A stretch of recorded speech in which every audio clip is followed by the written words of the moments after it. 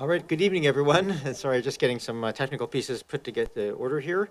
And welcome. This is our regularly scheduled meeting of Oak Bay Council. I'm Mayor Kevin Murdoch for November 27th. As we call the meeting to order, we just always like to acknowledge that we're holding this meeting and conducting our business on the traditional territories of the Coast and Straits Salish peoples, specifically the Lekwungen people known today as the Songhees and Esquimalt nations, and honoring that their connections to these lands and adjoining waters continues to this day. Up first on our agenda is approval of the agenda. Moved and seconded, thank you. Any discussion? All those in favor? Any opposed? None opposed. We have minutes of November 14th. Moved approval. Is there a seconder? Seconded, thank you. Any changes, corrections, or amendments to those minutes? Not seeing any. All those in favor? Any opposed? Not opposed. Mayor's remarks. I'm going to just keep these very brief, given that the length of meeting we have in front of us. We have, just want to express my appreciation to our Public Works staff and the Business Improvement Association for a fabulous Christmas light-up that happened over the weekend. Extremely well attended and came off without a hitch, and really, really nice to see all the smiling faces in the crowd. I'm also just going to say, because it's a long meeting and we have many things that allow for public input, I'm going to be calling for public input at the beginning. If anybody's online and watching and wishes to address council on a matter that allows for public input, I would just ask that you go in through the app, either through the 1-855 number or through the Zoom app, and just raise your hand at the beginning of that session, because I won't really have the ability to kind of wait and give kind of a minute or two of lag time just to get through all of the agenda items. People in the room, it's very easy. You just stick up your hand and we'll call you forward if there's matters of interest. That concludes my remarks as we move on to the business of the day. Up first is our public comment and question period. So this is a chance for anybody in the audience or online who wishes to talk to council about matters not on the agenda. So there's items on the agenda that are here for public input. We'll deal with those in the order of business. But if there's items that are just of general interest to the community that people wish to speak to us about, this is the chance to come forward and speak to us. We have a total of 30 minutes allowed in this session, maximum of 30 minutes and a maximum of 3 minutes per person speaking.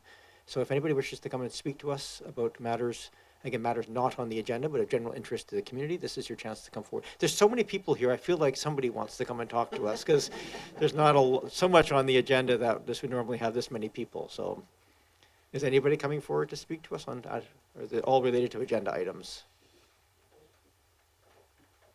We're good?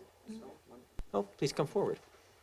So our matter process, come forward, just have a seat at the desk. You'll have to turn on the microphone. If I can just ask you to state your name, municipality of residence, and then you have 3 minutes, and just address your comments through me. One question first. Go ahead. On time? You're on, when you start talking, we have 3 minutes total. So have I started yet? No. Okay. Is there a timer? There is not. If you want, I can give you a 30-second heads up if you wish. No. I just wanted to know, because in Saanich we have a timer, but that's good. Okay. Thank you. Yep. Perfect. Thank you. Hello, Oak Bay Council and public. My name is Sasha Izard. I reside in Saanich.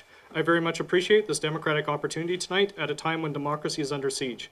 It is under siege from the provincial government headed by the NDP, which answers to the development industry when it comes to housing policy. The development and real estate lobby that seems to have the most influence on the government is the Urban Development Institute, aka the UDI. They are behind the new forced housing targets from the province and behind getting rid of public hearings on zoning. I have documented this extensively, and it is posted on my website sashaizard.com under section articles. Numerous members of the public have voiced potential conflict of interest concerns regarding the organization. As a result, this year Saanich Council voted unanimously to withdraw its paid membership from the lobby, and this was covered in a Times Colonist article titled Saanich Bails on Developers Organization. A week and a half ago, the Council of View Royal also voted unanimously to withdraw the township's UDI membership. Make no mistake about it, the UDI is a legally registered lobby on the BC Lobbyist Registry, and the Mayor of View Royal explicitly stated that it is a lobby. The UDI hold pretense of being a mere educational institution so that they can educate government staff, including elected officials, often on the taxpayer's dime. Yet Saanich's CAO hasn't been able to determine if they are even accredited.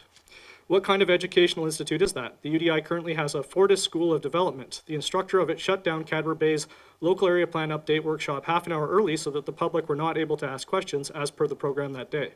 One presentation given by the so-called dean/head of faculty at the UDI Capital Region proposed that clear-cutting could be good land use policy and used vintage photos of clear-cuts in Oak Bay to justify that. Mayor Murdoch, I know that you are aware of the UDI from your time on the CRD board. Mayor Murdoch, in the video you made responding to the current threat to democracy, you mentioned that the council is nonpartisan and transparent.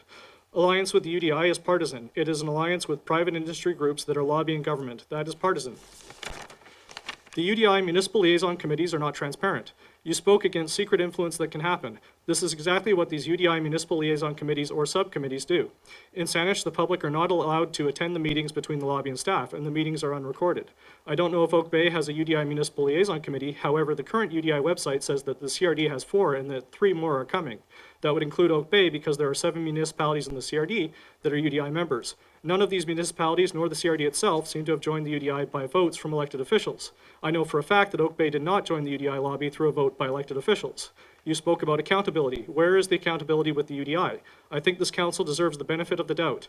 I think that you will agree that good governance is not partnering with, funding, and harboring undue influence within the government system. I ask that Oak Bay stand up for public input on zoning and turn a new leaf by breaking its bonds with the development lobby through withdrawing its paid UDI membership immediately. Thank you. Thank you very much, Mr. Izard. Your very speedy speaking got you in there 15 seconds under the time. Perfect. Thank you. Thank you. Is there anybody else who wishes to address council? Yes, please come forward. Hello, my Same. name is, can you hear me if I say We can, absolutely. Go ahead. Hi, my name is Alison Culber, and I just want to, I live in Fernwood. My business is just down the street, bordering South Jubilee, Oak Bay. And I just wanted to speak in support of what Sasha just said. I'll just be much more brief, I think. Just in saying that this is not about whether development should occur or not occur, but that the mayor and council are elected representatives of the area and so should be accountable, and all decisions should be made at this level. And the province is trying to bring in Bill 44, which basically overrides that. They want to, through a provincial level, force all areas and municipalities to do as they're told. And there are other several other councils and mayors speaking out against this. View Royal, they've written an excellent letter, and I think they are understanding the threat to democracy that this poses, and that councils should be accountable to their citizens who elected them, and that this is really an unjust system that is trampling on rights. And we do not want to see our democracy eroded further, as they are doing with taking over professional bodies as well. So I hope that you will be brave. I hope you will be brave, speak out, and understand your position as democratically elected officials representing your constituents of Oak Bay. Thank you. Thank you very much. And just so everybody understands, we were going to listen to all of you that has to bring forward. Procedurally here, we don't make motions following presentations. They just come through a notice of motion process after the fact if anybody wishes to later in the meeting or at a future meeting. So just for, because sometimes people say things and expect an immediate response, and just so you understand our routine on these pieces. Is there anybody else who wishes to address council at this time? Call again. Anybody online who wishes to address council on matters not on the agenda tonight? I do not see any other hands being raised, so I'm ready to call this portion of the meeting to a close, and we'll move on to other agenda items. Thank you very much. Thank you, Mr. Izard and Mr. and Ms. Gilbert, for those comments, and we will move forward. We have up next item 6.1, a regional water supply service development cost charge, Capital Regional District. This is so we have representation here, so if you wish to come forward. We do have a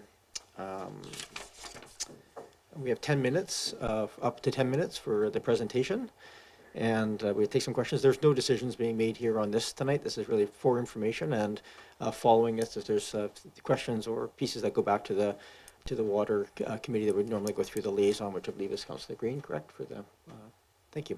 So with that, please just go ahead and introduce yourself, and I'll keep track of the time. I'll give you just a heads up when there's about a minute left in case you're running past, getting close to the end. Otherwise, welcome. Great, thank you very much. And we have our slideshow here as well.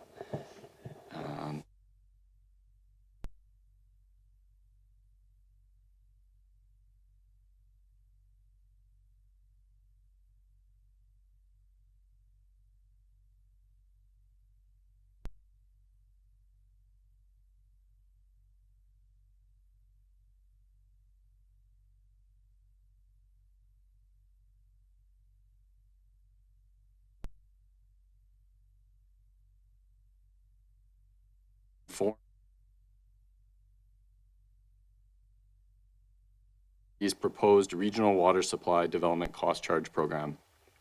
Any feedback received tonight will be compiled and presented to the Regional Water Supply Commission in early 2024. We ask that any follow-up questions, concerns, or comments be communicated to our project team through Oak Bay staff or brought forward through your representation on the Regional Water Supply Commission.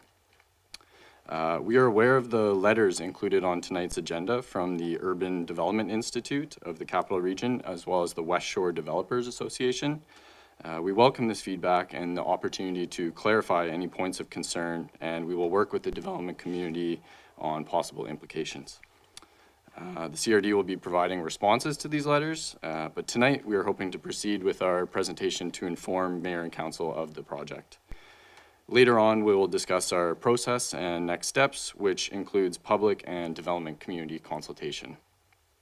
The CRD has been working alongside Urban Systems for some time to develop the draft DCC program and bylaw for the Regional Water Supply Service. The project was first identified to be explored through the Regional Water Supply 2017 Strategic Plan, and then it was identified as a priority by the CRD Board in the CRD's 2023-2026 Capital Plan, with the intent of implementing the Regional Water DCC bylaw and program.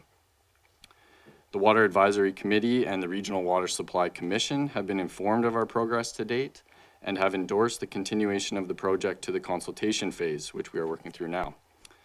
The Regional Water Supply Commission will be responsible for providing a recommendation to the CRD Board to finalize program details and adopt a new DCC bylaw. Next slide, please. For those who are unfamiliar, the CRD's Regional Water Supply Service provides bulk drinking water to the municipalities and First Nations in the Greater Victoria area. The primary water source is the Souk Lake Reservoir, and major components of the system include 3 watersheds, 15 dams, 2 tunnels, 2 disinfection facilities, and nearly 120 kilometers of transmission mains. I will now hand the presentation over to Urban Systems to continue. Welcome. Thank you, Mayor and Council, for having us tonight. So I'm just going to walk through, I guess, next slide, please. So a quick agenda here. We're going to walk through just an overview of what DCCs are, how DCCs will apply, the proposed regional water supply DCCs, how the program is developed, different policy considerations, and then we'll go through the proposed program and rates. Next slide, please. So just quickly, DCCs are fees that are regulated by the province under Section 14 of the Local Government Act and through the Provincial DCC Best Practices Guide. They're fees to help communities recover the cost of off-site infrastructure required to support new growth and development. They are regulated by the province and require ministerial approval. So next slide, please. The overarching philosophy of DCCs is to foster fairness, ensure consistency, to minimize financial risk to the CRD, to ensure certainty to the development community through a clear policy framework, and that ensure the services support growth and development. It's also to promote transparency and equitability, ensure the timely processing of development applications. Next slide, please.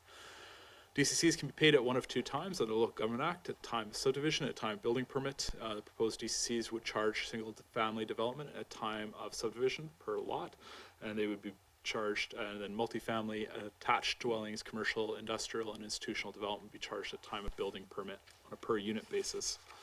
Next slide, please.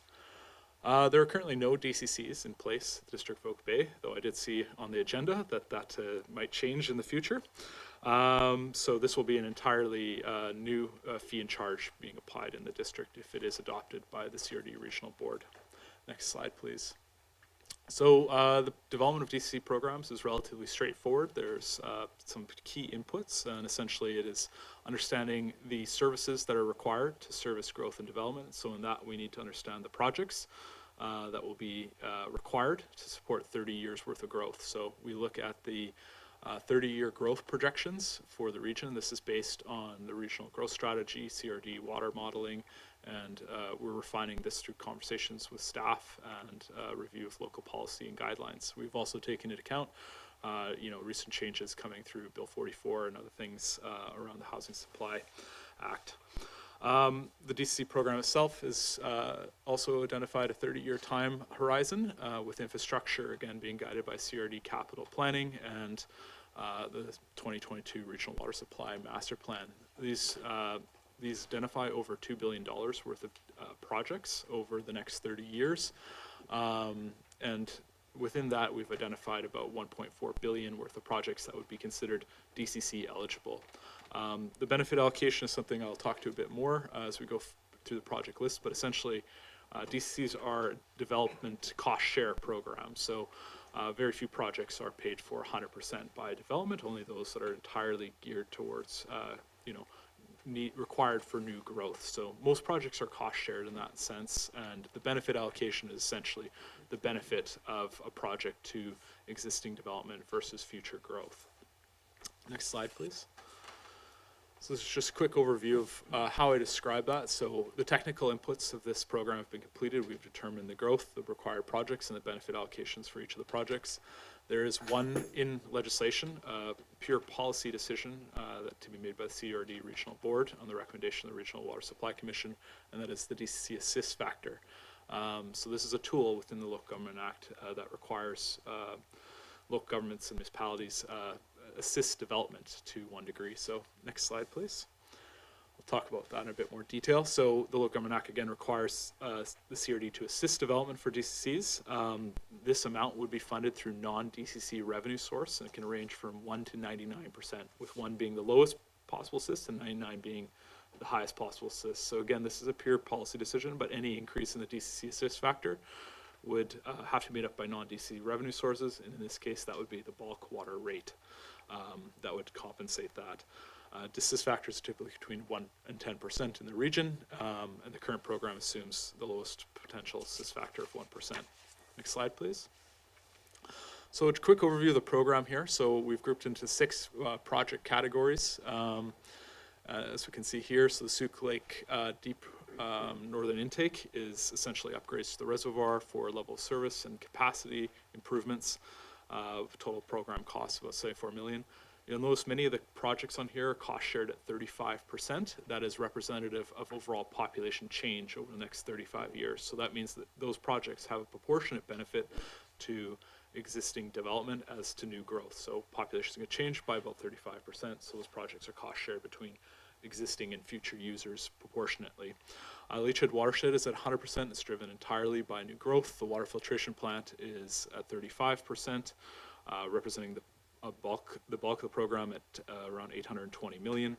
Within there is a number of transmission mains, the Smith Hill storage tank, and studies and modeling. So overall, from the $2 billion worth of projects identified in the master plan and capital plans, we've identified 1.4 billion worth of DCC eligible projects.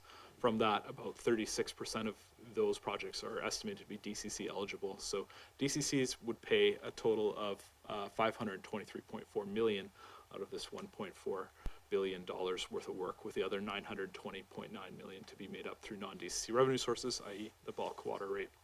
Next slide, please. The current municipal assist factor of 1%, the proposed DCC rate, and these are draft rates. They'll be adjusted as we refine growth and generate inputs from our conversations with councils across the region, are currently sitting at $9,000 per single family lot, $7,900 per medium density unit. So that'd be like a townhouse, a plex, a duplex, and then 5,000, just over 5,000 for high density multifamily, 33.92 for commercial, 16.96 for industrial, and 17.48 for institutional. Next slide, please.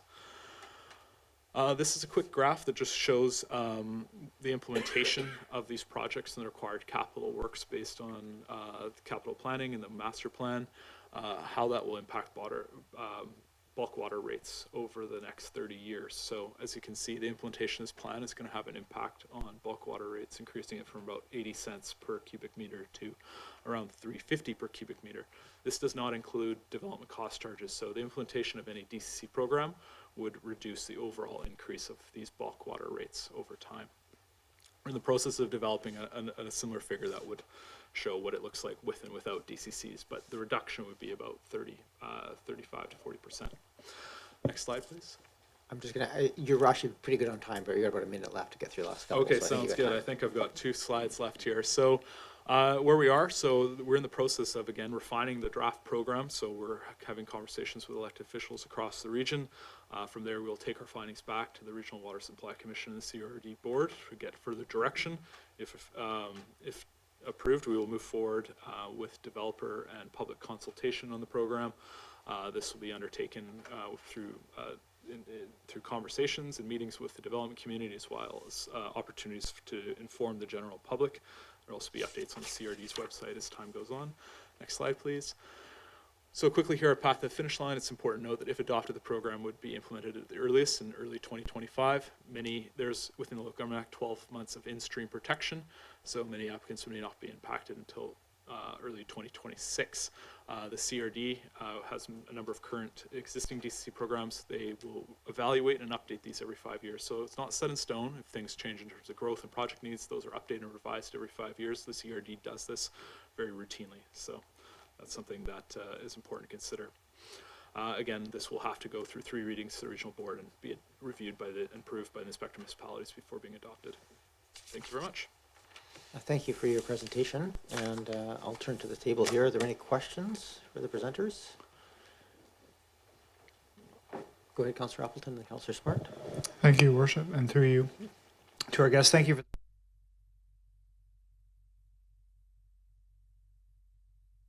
the game, but is the DCC payable to the CRD directly through a mechanism that would be created by the CRD, or is it collected by the municipality and then payable to the CRD indirectly? Through the chair.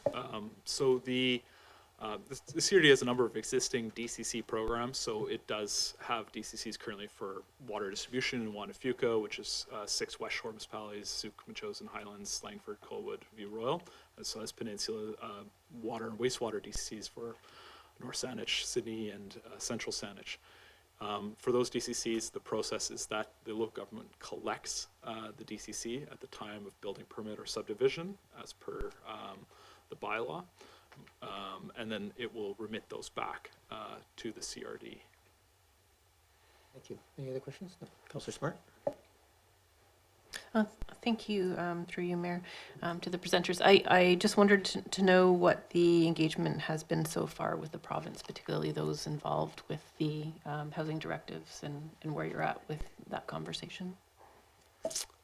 Through the chair, there's been no consultation with the province. This is, they will review, and ultimately the bylaw will have to be approved by the inspector municipalities, but DCCs are an eligible tool under the Local Government Act. It doesn't require consultation with the province. Smart? Sorry, I just meant conversation, but if you could just clarify if there's been no conversation or communication. Through the chair, no, there's not been any conversation with the province regarding these DCCs at this point in time. Great, thank you. Go ahead, Councillor Watson. Yes, thank you through you, Chair, to our presenters, Urban Systems, or the CRD staff. How does the development of the DCC proposal line up with the development and the approval of the capital plan? So we're doing the DCCs to fund that, but if you could just comment on that, please. Yes, through the chair. The Regional Water Supply Master Plan and the Capital Plan are basically the tools that identify the projects that are required to support the overall, implementation of the infrastructure required to support that future growth. So those are, reviewed and approved by the Regional Water Commission and Board, but the adoption of the Regional Water Master Plan, in that process, the Regional Water Supply Master Plan, through that conversation, was identified that a number of funding opportunities exist in order to fund those works, and DCCs were identified as one of the tools at that time to be used to support the implementation of the master plan itself. So DCCs are purely a funding tool, so they're not guiding any master capital planning themselves. There's no obligation to construct projects on a DCC project list, but it has to be guided by something such as the Regional Water Supply Master Plan. And as those projects, again, as I said, evolve over time, some are, planned for 20 years in the future, through the different updates that will happen over the next every 5 years. Those projects will be refined, the details can be updated if there's changes in the growth projections and how things are evolving in the region in terms of overall population change, then those will be amended and adjusted as you get closer and closer to implementing certain projects. Thank you for that. Go ahead, Councillor Patterson. Yes, thank you. Thanks for the presentation. I'm just wondering, as you've said, there will be a number of projects that could qualify for this, and they will be spread out throughout the region. So I'm wondering what the mechanism is for reporting, compiling the information as to how the DCC charge is arrived at, what it's applicable to, and then how the transparency around all of the reporting of that, so that all municipalities understand where the DCCs are being attributed to and how it affects the entire region. Through the chair. So in terms of the background information, again, like within the project website that it's being developed and refined, is it? Yeah, it's live. It's live now, yeah, and I think some of this background's been provided as well prior to this. You can see the capital planning and the master planning that has been used to inform the DCC program. From there, it's a technical exercise to identify which projects are DCC eligible and meet the criteria of the Local Government Act to be a DCC project. Once those projects are identified, we assign benefit allocation as I described in the presentation, and that is essentially for most projects based on overall population change. So determining on who will benefit, what is driving the project. I did identify one project in there at 100% because it wouldn't be needed if there was no growth or growth stopped today. So there's kind of a technical assessment of the validity of these projects. Growth is something that is, again, a technical exercise based on, again, the regional growth strategy, water modeling, other planning and policy documents, as well as consultation with each of the local governments. So those things combined, again, it's a simple equation. It's essentially the total value of those projects or the DCC proportionate benefit of those projects divided by the overall growth. So that's something that will be outlined too in a background report that is required to submit to the ministry. So once the program is finalized, so if we go forward and we receive new direction or we're making refinements to the program as we go towards stakeholder consultation, once the rates are finalized, we will finalize the DCC background report, and that'll be something that you'll be able to access in terms of background to the development of the program. And within that today, I mean, essentially is what we described here, those 6 project groupings that we listed in the presentation, like those are the projects that come, again, from the capital plan, regional water supply master plan. So that will be all laid out, and that's required as part of that reporting to the ministry as well. Thank you. Councillor Patterson, then back. Yes, thanks. And just to follow up to that, is there a mechanism, should there be a challenge against an assessed DCC charge? Through the chair, if it gets me challenged, like, if someone's unwilling to pay a DCC or feel that the project's not valid in that regard, there is, it's to the ministry to review and approve. They have ultimate kind of say. If they feel the project is not valid, then they wouldn't allow it, essentially. So, that process would probably involve, determining whether or not the project was valid. I guess, there can be legal challenges around development cost charges if there is, something within that's not valid. But within this, I mean, these are all projects that are of a pretty large scale and magnitude with a fairly, I'd say, clear benefit to all users of the regional water supply system. If you're receiving water to your development, then you're going to be benefiting from these works. Thank you. I'm going to go to second speakers in a second. Is there any other first time? I'm going to ask you a couple quick questions, and I'll review again, Councillor Smart. Just very, very briefly, the assist factor, they should have said between 1 and 10%. I'm not entirely clear on, so if there's is a higher assist factor, that does that increase the amount, or is a higher assist factor a lowering of the actual DCC charges on a piece of property? Great question, to your worship. The DCC assist factor, again, it's a pure policy tool. So again, the ultimate say will be to the regional board when they adopt it. The lower the assist factor is, the higher the DCC. So that's kind of 1% is the minimum, and legislation requires that 1% as the minimum. As that increases, it'll have the effect of reducing the overall DCC. So higher assist factor will mean lower DCCs.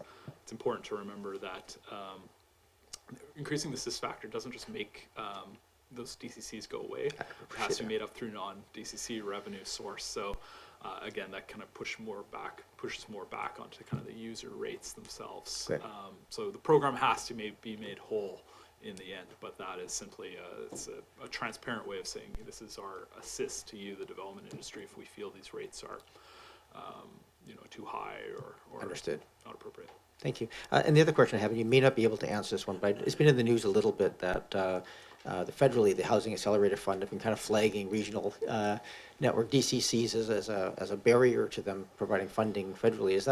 Do you have any comments on that, or is it any concern for us as this kind of moves forward? I appreciate this is still a couple of years away, so I'm curious if there's any sort of any input on that. Yeah, to your worship, not being a part of those conversations, but observationally, those DCCs that were discussed in the Lower Mainland were Metro Vancouver's DCCs, and they're being implemented at the time, and I guess Burnaby and Surrey applied for their Housing Accelerator Fund monies, and they said basically, this is a potential barrier. At the end, Metro Vancouver adopted those DCC programs, and they decided to allow that Housing Accelerator Fund to go forward. And I think it's different contexts too. Like in the Lower Mainland, DCCs are much higher. Like City of Coquitlam is like around $80,000 for like a single detached unit. Township of Langley is I think like almost 100. So there is no kind of current policy or again, they're regulated by the province, not the federal government, and they are a tool under legislation. There is no kind of limitation to them. I think within that, it's in the Local Government Act, they must be fair and reasonable, right? And they shall not impede development. So it comes down to a bit of a gray line. It's like, what is too high? And I think in this region, DCCs are much lower than across the strait. Okay. No, thanks for that clarification. That's helpful. I just want to go to first-time speakers first. So Councillor Braithwaite and then Smart. Thank you so much, and thanks for your presentation. We did receive a couple of pieces of correspondence on this, one from UDI, which actually asks us to decline the endorsement. I'm wondering if you've seen those pieces of correspondence and if you might want to comment on them. Yeah, through the chair. We're aware of the correspondence as well, and I believe there's a response forthcoming. But within that, I mean, they're no developer I think likes new fees, so there is definitely an incentive for them to be unsupportive of this. I think that's the opportunity for consultation though as we go forward. We intend to have those conversations with the development community and help to work with them to understand what those challenges are from an economic perspective, but also help them to understand the necessity of this program and why it's needed for the regional water supply system and how that benefits it. So it is about fairness and transparency, and at the end of the day, DCCs, especially with the new legislation, are a primary tool for funding infrastructure. Without them, it is all back onto the user rate. And so there's a lot of debate about affordability, but it's kind of like who pays in the end. Higher water rates aren't going to benefit people using water, which is everyone, and DCCs acknowledging there's economic challenges currently. They're not set in stone, and they will evolve too alongside changing economic conditions. Thank you. That's good. Thank you, Councillor Smart. Thank you. Through you, Mayor, to the presenters. I wondered, so my understanding is it net units? So for instance, if somebody demolishes a 20-unit apartment building and then builds a 40-unit apartment building, the DCCs would just be on the net units, is that correct? Through the chair, that's correct. And then my other question was just with regards to nonprofit and below market housing. Has there been discussions about exempting those from these charges? Through the chair, there is the option under the Local Government Act to create a DCC reduction bylaw. This is typically done as a separate separate bylaw after the DCCs have been completed, and that allows you to waive or reduce DCCs for 4 eligible categories of development, and those include not-for-profit affordable housing and for-profit affordable rental housing. That is something that we're kind of reviewing as part of this. The CRD doesn't currently have waivers and reductions, so that would be a separate process if desired by the board to undertake a look at review of waivers and reductions.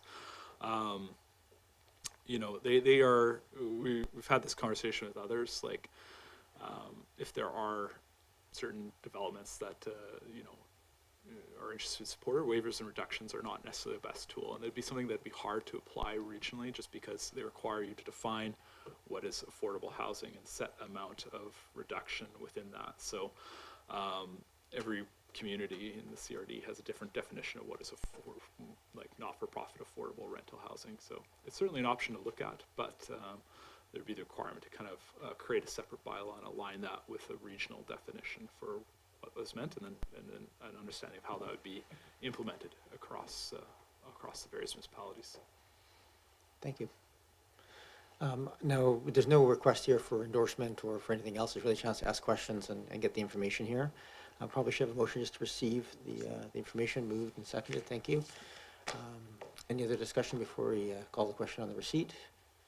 Not seeing any. All those in favor? Any opposed? None opposed. Thank you so much for your time, and good luck with the year and a half or so of work ahead of you to get it forward. Yeah, thank you so much. Thank you for That'll having free us. up a couple of seats at the front here for anybody else who's standing at the back wishes to sit down. You're more than welcome to come forward. We have section 7 now, which is this section does allow for public input. So if you're here to speak on either the 24 Sylvan Lane or the Ashdowne Road, this will be we'll call you forward at the appropriate time.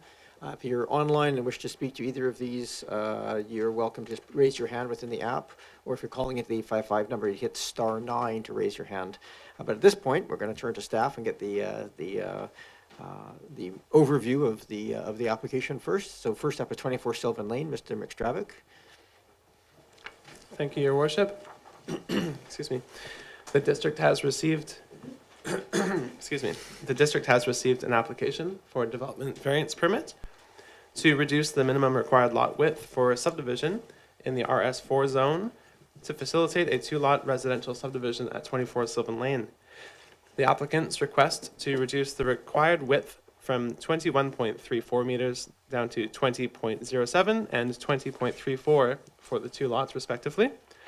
The intent of the subdivision is to build 2 new single-family dwellings for which additional variances are also requested to reduce various setback requirements and height maximums. In total, there are 15 variances included in the request as outlined in the staff report. Following this intended subdivision, the applicants have indicated that they may also intend to apply separately for a zoning bylaw amendment to increase the maximum permitted lot coverage on both of the new lots to facilitate the creation of swimming pools along with the proposed houses. The owners and the applicant are here tonight and they are available for questions. The owner has also prepared a verbal presentation which he wishes to deliver if there is an opportunity. Thank you. Okay, thank you very much. So just for our clarification on what's here for us tonight, there's a subdivision application going in. So any approvals tonight would be related to the lot widths, not to the siting of the buildings on the thing, because those are, we can't approve variances without the subdivisions being complete. Is that correct? Through your worship, that is correct. If the lot width variances are granted to facilitate that subdivision, the application for subdivision would proceed through the normal process. And subsequent to subdivision, then staff would bring back the other tranche of variances for the building design once the new lots have been created. Okay. So this is in many ways for feedback tonight, more if the main portion of it. Okay, thank you for that clarification. So with that in mind, to council, we're not maybe think of ways if you have some thoughts or ideas on some of the other not being asked for variances on that are here but not being considered for approval tonight. I believe the applicant is here. I think it's appropriate to have, we have multiple written submissions. We have the original letter of justification, and then there's a late letter that came on correspondence. We have both of those, and we've read them. So if the applicant wishes to come forward and just speak a bit more to the application, but I'd probably suggest we get to questions sooner rather than later, just so we can get to those pieces. So. Same process that we had for the public input portion, which is just you name municipality of residence, and then go ahead. Is it okay if I just have 5 minutes to get through my prepared statement? Yep. Great. I just ask that you don't repeat if there's something that we've already received in writing, because that's just that we already had a chance to read that. Sure. Honorable Mayor, counselors, and staff. My name is Neil Shaw, and I'm here with my husband Derek and our kids Oliver and Amelia as owners of the lot at 24 Sylvan Lane. We are joined by Paul from our design team, as well as some wonderful members of the community who have come to lend their support to our family and to our application. I'd like to take a few minutes to offer a personal perspective, which I feel is especially important in a case like this, where the discussion is primarily centered around zoning and bylaws, and the size and number of variances being considered. As there are a number of confounding issues at play here, and the impact of your vote so important to the future of our family, we ask that you consider what's being presented with an open mind and take care to clarify any issues that you consider relevant to informing how you vote.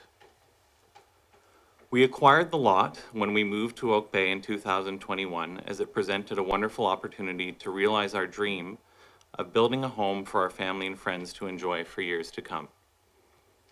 If we were in a different financial position, we may have, like so many others in Oak Bay, torn down the existing sprawling house and replaced it with a new one.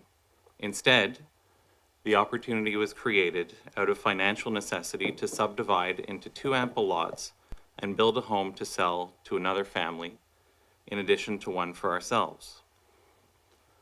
We are here today not because we are cowboys looking to work the system or rewrite rules, but because we were advised in an August 2022 meeting with members of the planning team that this was the best path forward. We were informed by the approving officer at the time that we'd need to give up land for a road dedication, and when we expressed concern over the design implications of working with smaller, steeply sloping lots, it was communicated by staff that it was reasonable to expect support from planning on a package of building variances. We were then provided with a checklist of items to submit as part of the DVP application and sought guidance from planning staff on a number of questions that came up as we worked to assemble the required documentation. After spending 2 years and hundreds of thousands of dollars working toward what we thought to be a reasonable proposal, we were terribly disappointed to learn in the last few weeks that planning would be advising against the approval of our DVP application and suggest that we spend more time and more money reworking our designs. I'd like to outline what we are asking for in the simplest and most relevant of terms. We are asking to create 2 thoughtfully designed single-family homes on an oversized lot where there previously was 1 home. Each of these homes is designed on a scale where the lower levels could be easily built or later converted to house secondary suites or to accommodate multi-generational families. We are asking to build homes with road setback and roof height dimensions that are within inches of those occupied by the house that previously stood unoffensively on the lot for over 100 years. Aside from the setback variance, which is large in value but in character with the neighborhood, all other variances are relatively minor and would have no perceivable impact on surrounding properties. We are asking for an acknowledgement from Planning and Council that the demand for 3 meters of land, in addition to the 4.8 meter boulevard already in place, represents an asset of significant value and has significant implications for the design of homes on these lots. We wouldn't be asking for most of these variances had we not been required to donate land to the district. I can't think of any other context aside from Oak Bay's zoning and bylaw system where it is considered reasonable for a family to be required to give up something of great value and be made worse off in doing so. This is to say that the bylaw as written would favor someone of greater means by not requiring additional land and allowing the design of a home that is taller and closer to the road than what we would be permitted to build without these variances. And finally, we are asking to replace a poorly maintained environmental disaster of a house with 2 new homes that employ the latest in solar and green building technology, and to plant dozens of new trees and shrubs on a lot that is mostly barren and contains a small stock of low-value trees. Honorable Mayor, you spoke at the November 14th council meeting about the proposed provincial housing legislation and its threat to the democratic accountability of this level of government.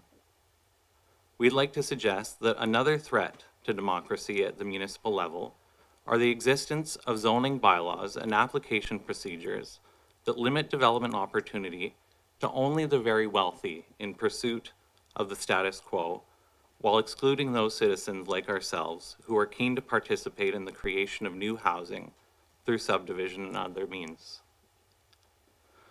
Though upcoming provincial housing legislation might present an opportunity for us to pursue a more profitable venture in developing multiple units on the lot, that would not align with the character of Sylvan Lane, nor would it with our vision to raise our family in Oak Bay as contributing members of the vibrant Gonzales Hill community. We believe strongly in the importance of maintaining accountability for land use decisions at the municipal level, and hope Council will support our vision for this lot and see the opportunity to set a precedent for those landowners who might consider putting forth thoughtful proposals for similar types of development in the future. Thank you. Thank you very much, Mr. Shaw. So we have the package here in front. I think most of what you covered off there is fairly clear within the documentation here, but we have some limitations in terms of what we can give some sort of direction at this table, but because we are somewhat limited in terms of our approvals before subdivision happens, I think what you're trying to get is the clearest understanding of what would be acceptable going forward. I think is that essentially your ask here tonight? That, and also we were under the impression that you would vote on the subdivision as well as the DVP application tonight. No, we don't. Council's removed the subdivision process is a totally technical process. If it meets the criteria of subdivision, then the subdivision approving officer manages that. It's not a political decision. Okay. So we don't ever touch those. But I think what's happening here is the subdivision approving officer cannot approve it without a variance because the frontage doesn't meet the bylaws and they're not allowed to make those decisions. So that's what's in front of us today is to allow the subdivision, we have to approve the variance on the frontage. That helps the clarification of our job here tonight. It's a little bit different than the staff's. Okay. Are there questions for the applicant or staff on this one?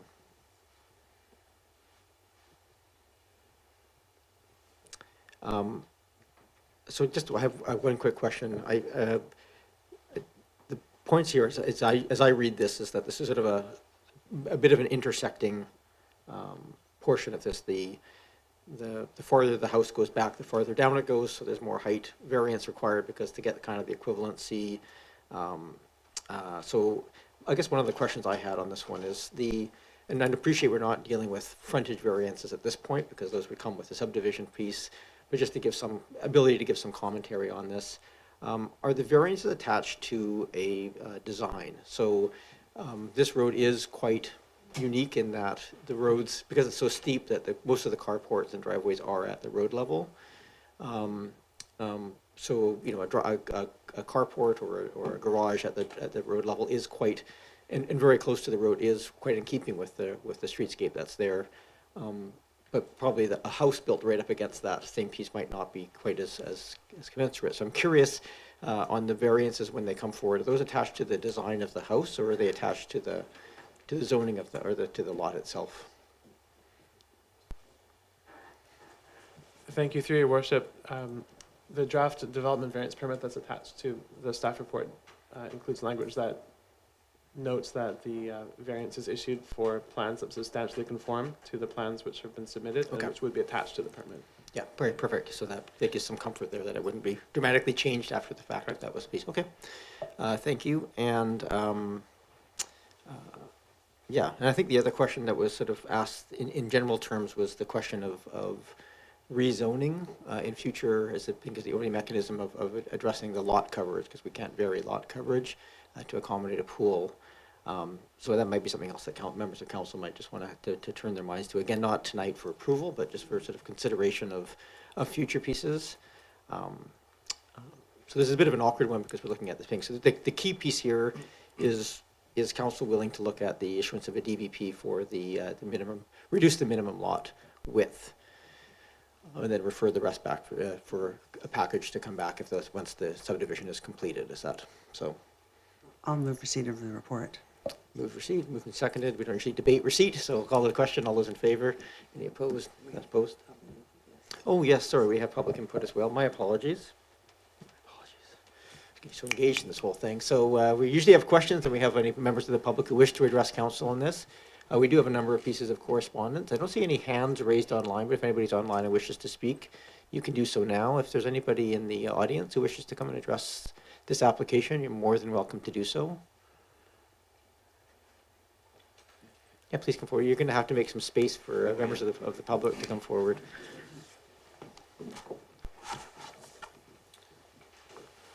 Hi, I'm Steve Baker. I live at 20 Sylvan Lane, directly across the street from this proposed subdivision. First of all, I guess if we're discussing tonight, we're talking about 5 feet that this lot is short of being able to subdivide into 2.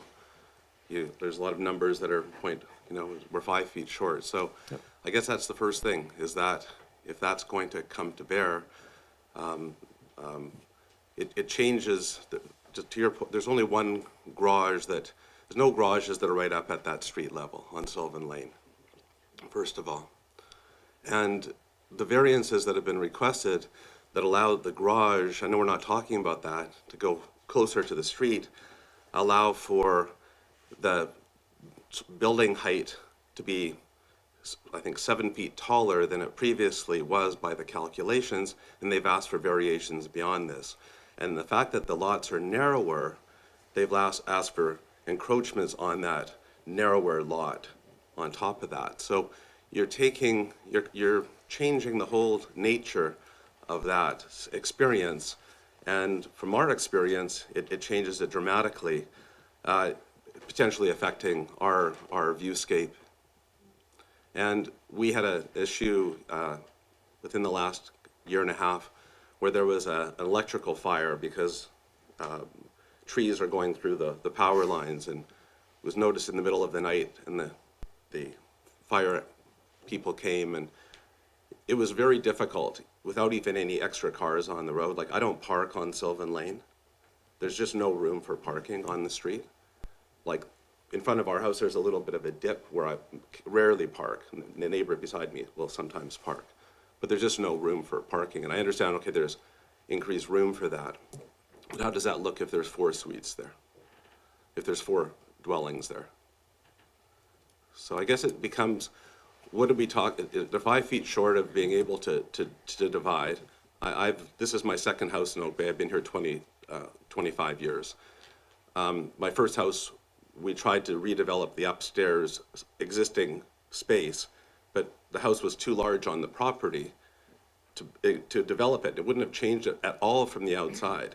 So we had to dig the basement 4 feet deeper and end up into a water spring and blasting and hundreds of thousands of dollars to conform to Oak Bay bylaws. And the bylaws are there, they're harsh, but the area is beautiful because of that. And lots of people, myself and other people included, have had to comply with those. From anything from the fence being 6 inches too high and it has to be taken down. This is like a very major thing. This is, instead of one house being there, there's going to be 2 houses there, taller than with these other variances, and more crouched into that, more crowded into that space. So we don't approve of it. Thank you, Mr. Baker. Yeah. Anybody else from the public who wishes to talk to us about the application and the various ask that's in front of us tonight? Come forward, please.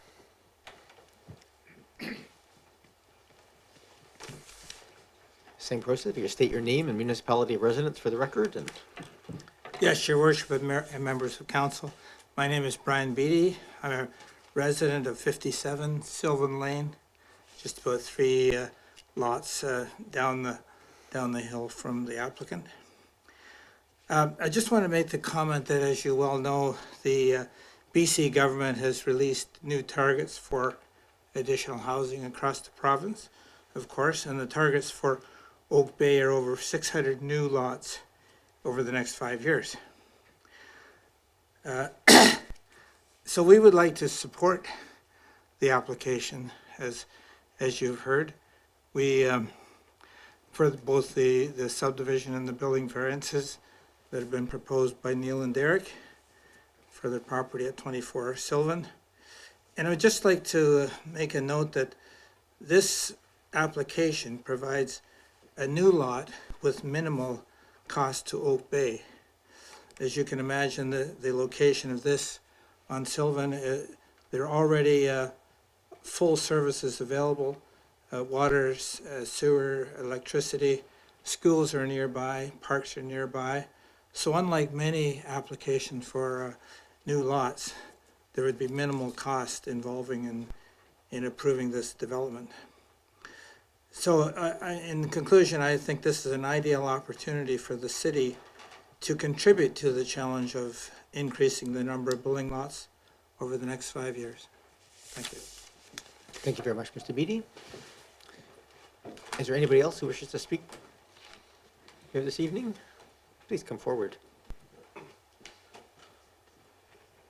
Thanks for having me. My name's Scott Naismith. I grew up in Oak Bay. I went to Monterey K-7 and Oak Bay High School from 8 to 12. Happy to be back in Oak Bay as a resident. Happy to be on Gonzales Hill, close to my friends Neil and Derek. And I just want to speak on behalf of supporting this.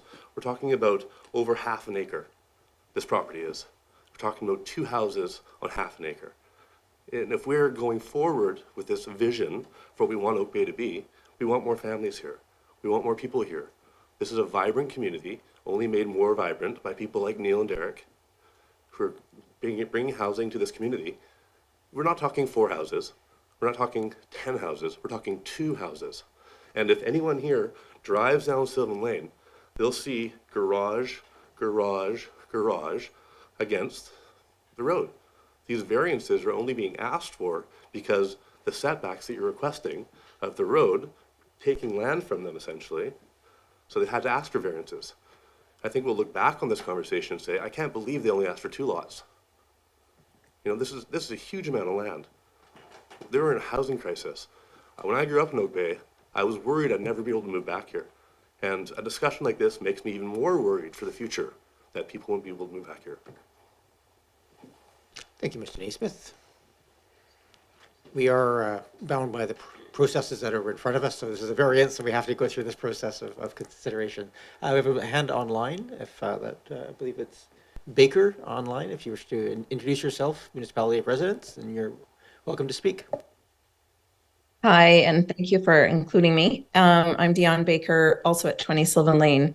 My husband spoke earlier, and we welcome Neil and Derek to our community, and we're excited to have them as neighbors, and we've always been excited. I think we were a little taken aback when we saw that the plans were requiring so many variances. And like my husband said, we have built homes in the past, or we've renovated homes, and we've always complied. And that's what we're hoping for, is that they'll just, you know, be able to comply with the rules that are in place that we've all had to comply with in the past. We know that one of our neighbors had requested to move their garage closer to the road, and they were not allowed to. In fact, they had to cut their garage and put their door sideways because entrance into their garage, because they couldn't go any closer to the road. And that's, I think, the neighbor of Neil and Derek. So we do welcome them, and we are excited about families coming into our community. I think what our community are very concerned about is that this is a lane. This is a very special laneway. And we cherish that laneway. And like my husband said, when we had fire trucks coming in, there was a lot of trouble for them to get in when we almost lost our houses a while ago because of that fire. And so we have a lot of concerns. And of course, we'd love for them to build a house, and we want it to be affordable for them and for others. But, you know, there are rules, and we've had to comply with them, whether we wanted to or not, in the past. And that's our concern. So we welcome them. We'd love to have them as neighbors. We just hope that they can come up with something that fits within the guidelines of what's able and available to them in our community. Thank you for letting me speak. Thank you very much, Ms. Baker. Is there anybody else who wishes to speak tonight? I don't see any other hands popping up, so I think we're going to come back to this table So we've had the motion to receive, so we're really back to the main part of the question here, which is the ask, which is the DVP for the minimum lot width, which of course the result of that would essentially result in facilitating the subdivision of this one lot into two, which is in the RS4 zone. So I'll turn to this body. Are there any, I'm happy to take a motion or any further questions? I'll move the DVP 00135 to subdivide the lot. Move, is there a seconded? Thank you. Go ahead, you wish to speak. Thanks so much. I think that subdividing this lot is a good idea. It is a very large lot. I do hope, though, that as we do ask a lot of people who have taken houses down on lots, that people try and work within the variances, because I think that's very, very important for the streetscape for our neighborhoods. And I think that for me as a councillor, that's something that I really do look at, is how that house will fit on the lot and coming to us with the minimal amount of variances that they can, because I don't want to see something that's too large for this lot. I don't want to see something that's, you know, taking over more of the lot than is allowed, because I would have difficulty approving something like that. But I'm happy to approve a subdivision, because I think it's a great piece of land that could be subdivided and could have two lovely houses on it. Thanks, Councillor Braithwaite. Go ahead, Councillor Watson. Thank you, Mayor. My comment would be that, yes, I think this is a great opportunity to take a piece of land and create opportunities for more housing. And I would echo Councillor Braithwaite's view that I feel that it's reasonable and possible to develop good and adequate family housing on these lots within the, well, maybe not every one of the requirements, but at least some of them, and not with the extent of the variance requirements that may be coming forward. And just one other thing, there was some mention from the applicant about the idea of other living space inside these homes, including secondary suites. And I think it would be really wonderful to see a proposal that came forward with secondary suites in each of those homes, so that we get more than just 2 new homes, that we would get at least 4. Thank you. Thank you, Councillor Watson. Is there any other comments at this point for the motion? Councillor Appleton. Thank you, Your Worship, and through you to staff on this one, I think. I do note in the staff report that it does make note, and as you referenced, Your Worship, about the need for, or the intent for future rezoning application to vary the lot coverage for some of the things that are included in the design. Because of the limitations of the RS zone in this case, then I would assume that any rezoning, should it be entertained, would be to a comprehensive development zone. That would be the only option for in that regard. Mr. Fitzgerald. Thank you, through your worship. I think rather than a comprehensive development zone, we would probably treat such a rezoning request as what we call a spot zoning or a text amendment to the RS4 zone, where we would simply add a line at the end of that zone saying, for the lot at 24 Sylvan Lane, the maximum lot coverage is X, rather than the standard measurement. Thank you. Anything else, Councillor Appleton? Just speaking to the matter before us, Your Worship, I would say that I concur that the subdivision is a good idea to make the best use of this lot. I concur with the intent and with the desire to minimize variances whenever possible, and I do have some fairly significant misgivings about spot zoning for residential development on a bare lot. Thank you. Thank you, Councillor Green. Yes, thank you, and I do echo the comments of my colleagues. I'm very supportive of the subdivision. A half acre is a generous lot size, and probably begs for subdivision, in fact. But I do feel that the streetscape and the setbacks at the moment are important, and I think a minimum of variances in the future would be welcome, and you would still achieve the 2 homes with suites. That would be great also, and so those are my comments. Thank you. Thank you. Any other comments? Councillor Smart. Yeah, thank you. Yeah, I just want to echo a lot of the comments around the table. I think subdivision is extremely reasonable at 5 feet short. I also would love to see these future-proofed with the possibility of having secondary suites. And I guess I just, while I agree with trying to have the least amount of variance as possible, I can see how most of these variances exist because of the ask to move the whole project further away from the street. And so I think a lot of them, the variances asked for are actually reasonable.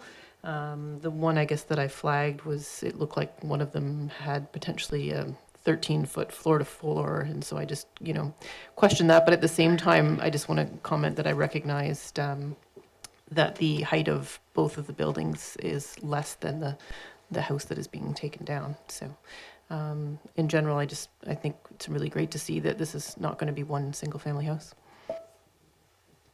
Thank you. I'll just add my comments to this as well. So supportive of this subdivision and the variance motion that's in the front of us here, but to give some additional context for future pieces that may come back.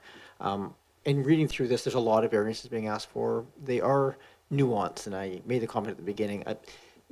By the nature of steep sloping things, we often have variances, and this is not unusual even for new builds that require variances, because essentially our zoning bylaw, like most, is built around the footprint of the house, and it's just not well suited for very steep slopes. It just often just kicks things like occupiable height out of whack, and so generally speaking, these sorts of variances are reasonably supportable within that context on steep sloping slots. Many houses are living in this kind of variance ranges, and they're not major. The setback piece of it, again, contingent upon the design of the building. I think if the house was that close to the land, it would have a significant impact. If it's a carport or a garage that's in front, that's aligned with the road, then it's very supportable. It doesn't have the same streetscape piece of it. And I know this is a balance between getting a view and getting a thing and freeing up land in behind. And like many of my counterparts here, I would have a harder time with allowing for sort of increases to site coverage and those sorts of things after the fact. So if there's mechanisms for in the design work of looking at the totality of the need for the land and including that in the final design that comes back, it's a significantly preferred model to my mind than it is going through a rezoning process, and certainly much simpler from a procedural piece. So those are my comments for what they're worth as this goes through the process. But from the sounds of it, the variance is likely to pass when I call the question. I don't see any other hands popping up on this one, so I'm going to call the question on the approval of the variance for the lot width. All those in favor? Any opposed? None opposed. That frees up the procedure, the technical procedure of the rezoning, which is, again, not a political decision outside of the variance question. And I guess we may or may not see this come back, depending on whether if variances continue. Yes, yeah. So the second portion of this is, if you can maybe read that out. Yeah, I move that council refer the remainder of the requested variances back to staff to work with the applicant on revised building designs that would avoid the need for variances following subdivision approval and registration of the lots. Moved and seconded. Now, that motion does say avoid the need for variances, but I think we've heard around this table that there's an understanding that there may be some necessity for some variances. So I think it's worth just counting the totality of the comments here. But council at this point is, without seeing final designs and the final pieces, it's very hard for us to make comments on this until it comes back. So, okay, motion's on the floor. All those in favor? Sorry, yeah. And any opposed? None opposed. That carries. So it'll go back to staff to work out and with the applicant to move it forward. All of you who came out for this, you're more than welcome to stick around for the balance of the meeting. But if you do wish to get up and leave, you're more than welcome to do so. We are going to move on to item number 7.2. Another development variance permit for 2976 Ashdowne Road. And I think we can probably get Mr. Muller to do the introduction, even if people are filtering out. Thank you very much for coming out tonight, everyone. Thank you, Council. Thank you, Mayor. The district has received an application for the development variance permit for the property located at 2976 Ashdowne Road. The applicant is proposing the construction of a roughly 111 square meter addition to the back of the property, to the back of the existing single-family dwelling. The addition's lower level contains a gym, office, and storage, and a mudroom. The first story contains a bedroom, back deck, and kitchen deck. The applicant is requiring 2 variances. The first to section 6.447 of the zoning bylaw to reduce the clear spaces between building and structures from 3 meters to 2.03 meters. And the second is to bring into compliance the existing legal non-conforming siding of the principal building. The requirement for combined side yard setbacks is 4.57 meters. They currently have a difference of 0.22 meters. A review of the building plans and all other supporting documents was conducted by staff, and there's no foreseeable significant impacts to neighboring properties likely to be caused by these requested variances. And Jonathan Edkins and one of the homeowners is in the audience today if there's any questions. Great. Thank you very much. I think this generally falls into one of those more simple asks for variances, but I'll turn it to members of council. If anybody is in the audience that wishes, or online that wishes to speak to this matter, I would ask that you raise your hand now, because I think we'll probably get to you fairly quickly. Are there any questions of the applicant or staff on this application? Oh, Councillor Smart. Yeah, thank you. Through you, Mayor, to the applicant. I just had a question, or actually perhaps this is more of a question for staff. With regards to firefighting access, because I understand that the usual setback provided between a house and the rear yard and other structures is for firefighting access, and if that was discussed, if there were any concerns. Mr. Muller? There was no discussion about firefighting access. It's between the setback variance is between the pool and the mudroom in the back kitchen deck. And so I would imagine fire risk would be low, but I can't say that for certain. Your worship, but we would have consulted the fire department as part of this application, and don't believe we received any comments from the fire department or concerns. Thank you. I don't see any other questions popping up. Ms. Bay, you can leave the door open now. I think there was just people in the hallway that were talking, so we just kept it closed to keep the noise down. Thank you. I don't see any hands raised online. Is there anybody in the room who wishes to address us on this matter before we consider the application? I'll move receipt. Moved and seconded. All those in favor of receipt? Any opposed? Unopposed?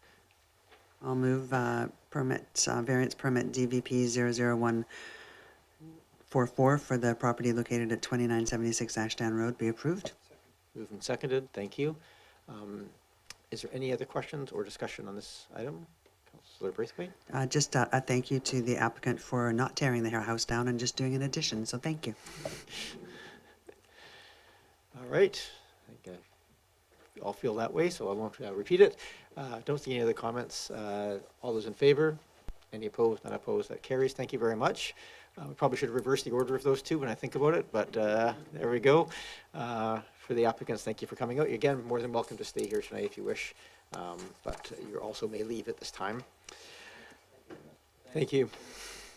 We have up next our Fire Chief and Deputy Chief here with the 2024 Provisional Police Budget.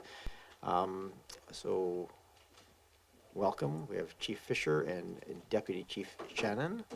And I believe you have a presentation, and then we'll take questions from members of council. This is available for comments or questions from the public as well. And we will, so if anybody online is wishing to comment or question, you're more than welcome to raise your hand at this time.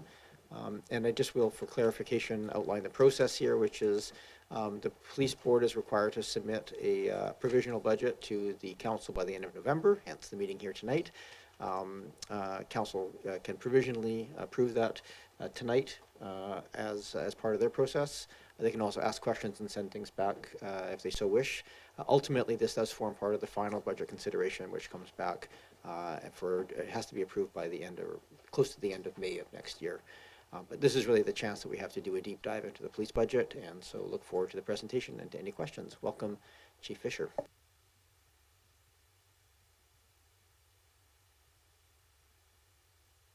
Please turn on your microphone. Good evening. For our submission for the 2024 police provisional budget, we're requesting a budget of $6,330,300. In the memo that I sent to council, that was an increase of 7.2% over the 2023 budget that we had submitted. There is a point of clarification. I had a discussion this afternoon with the Director of Finance, and that is in regards to the 2023 retro that formed part of that budget ask. He confirmed for me that there is a retro contingency fund accrual of $158,300. So when we take that into consideration, the true percentage increase over the 2023 budget is 4.4%, just as a piece of clarification. When I did the calculations, I took it as the actual 2023 ask of last year compared to the 2024 ask, but there is, because we settled a new collective agreement for 2023-2024, we're still waiting for those wage numbers to settle because it's tied to another department settlement. So we did an anticipated wage increase based on the settlements that we saw in Saanich earlier this year. But the true percentage, as I said, is 4.4%. The majority of that, again, is attributable to wage and salary increases tied to that collective agreement and the anticipated increases. The officer salaries are tied to Vic PD, so we're waiting for a settlement, confirmed settlement out of Vancouver, which Vic PD is tied to. Hoping to see that sometime before the end of the year, but right now we don't have confirmation on that. So we based our figures on the Saanich figures, which were 4% for 2023, 4.5 for 2024 in our provisional. We are seeing some anticipated savings in phone costs and uniform costs compared to last year, about $21,000 total. Some shifts in our training budget. I spoke a bit about this last year, but the focus on resiliency training for some of our officers and employees, I think, is a really important piece. So we're continuing that focus this year. We sent a few members to a resiliency training course the Police Association had organized. It's an actual residency course for a week in the Lower Mainland, and had very good feedback on that. So we're looking to continue and send some other members on that based on the feedback that we've heard, as well as some additional leadership training for both our sergeants. There's an online course called Credible Leadership that we think would be very good for them, and then a couple that are going to a leadership conference in Vancouver this next year. Having said that, we're not requesting an increase to the training budget this year. There's 2 courses from last year that aren't required this year, so we've been able to balance that out with those new years, but still maintain that focus on wellness and leadership within a department. In our external service contracts, there's a significant increase to the e-com contract, and I know we talked about this last year and some concerns we had around e-com. That's for those that don't know, it's a dispatch service for police agencies in the province. They told us to anticipate a 22 to 26% increase this year. So I used the figure of 24%, which came out to about $86,000. That obviously causes us concern when we look at the other metrics that we're looking at and cost increases that we're asking for, that stands out as the highest increase in any category by far. They've had challenges on staffing in e-com. I don't think that's any secret. It's been in the media, and retention. They have come up with a new wage package to try and retain employees in e-com this year, which will obviously come into play for next year's budget. The retention of new trainees, they tell us, it was at about 50% last year, so cycling people through training and then losing 50% of them. They're now up to about 80%, but attrition still remains a challenge for them with competing agencies that offer dispatch services to other emergency service personnel, not police. Their performance has improved somewhat on call response. It was a big concern last year around non-emergency call response. We have seen some improvements on that front on the island here, which is encouraging.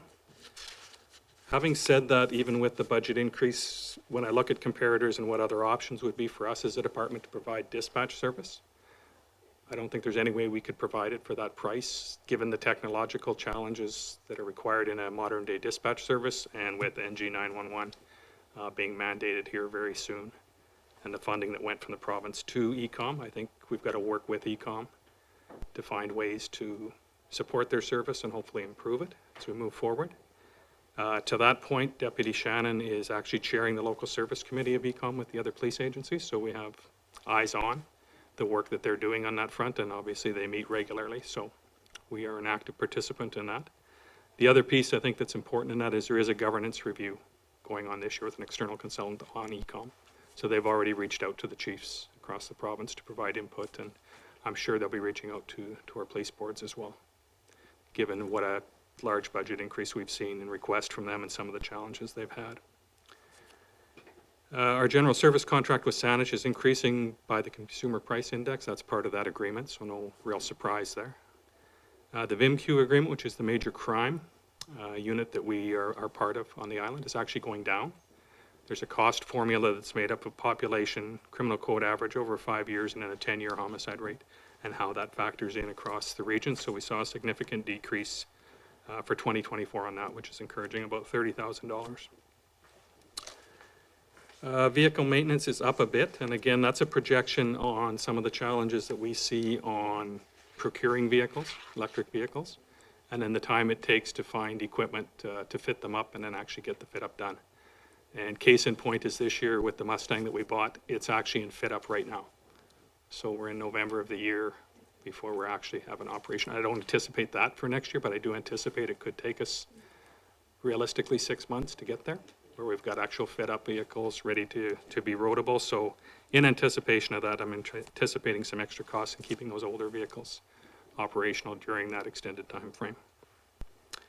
You'll see a slight decrease in the community program. I think it's important that we talk about that briefly, just so you know we're not looking at decreasing the service level in that program. It's simply a factor of the number of reserve constables that we think we'll be taking on, and the training costs associated with that in the next year will be less than what it was in the previous year. So I think there's about a $2,500 decrease there.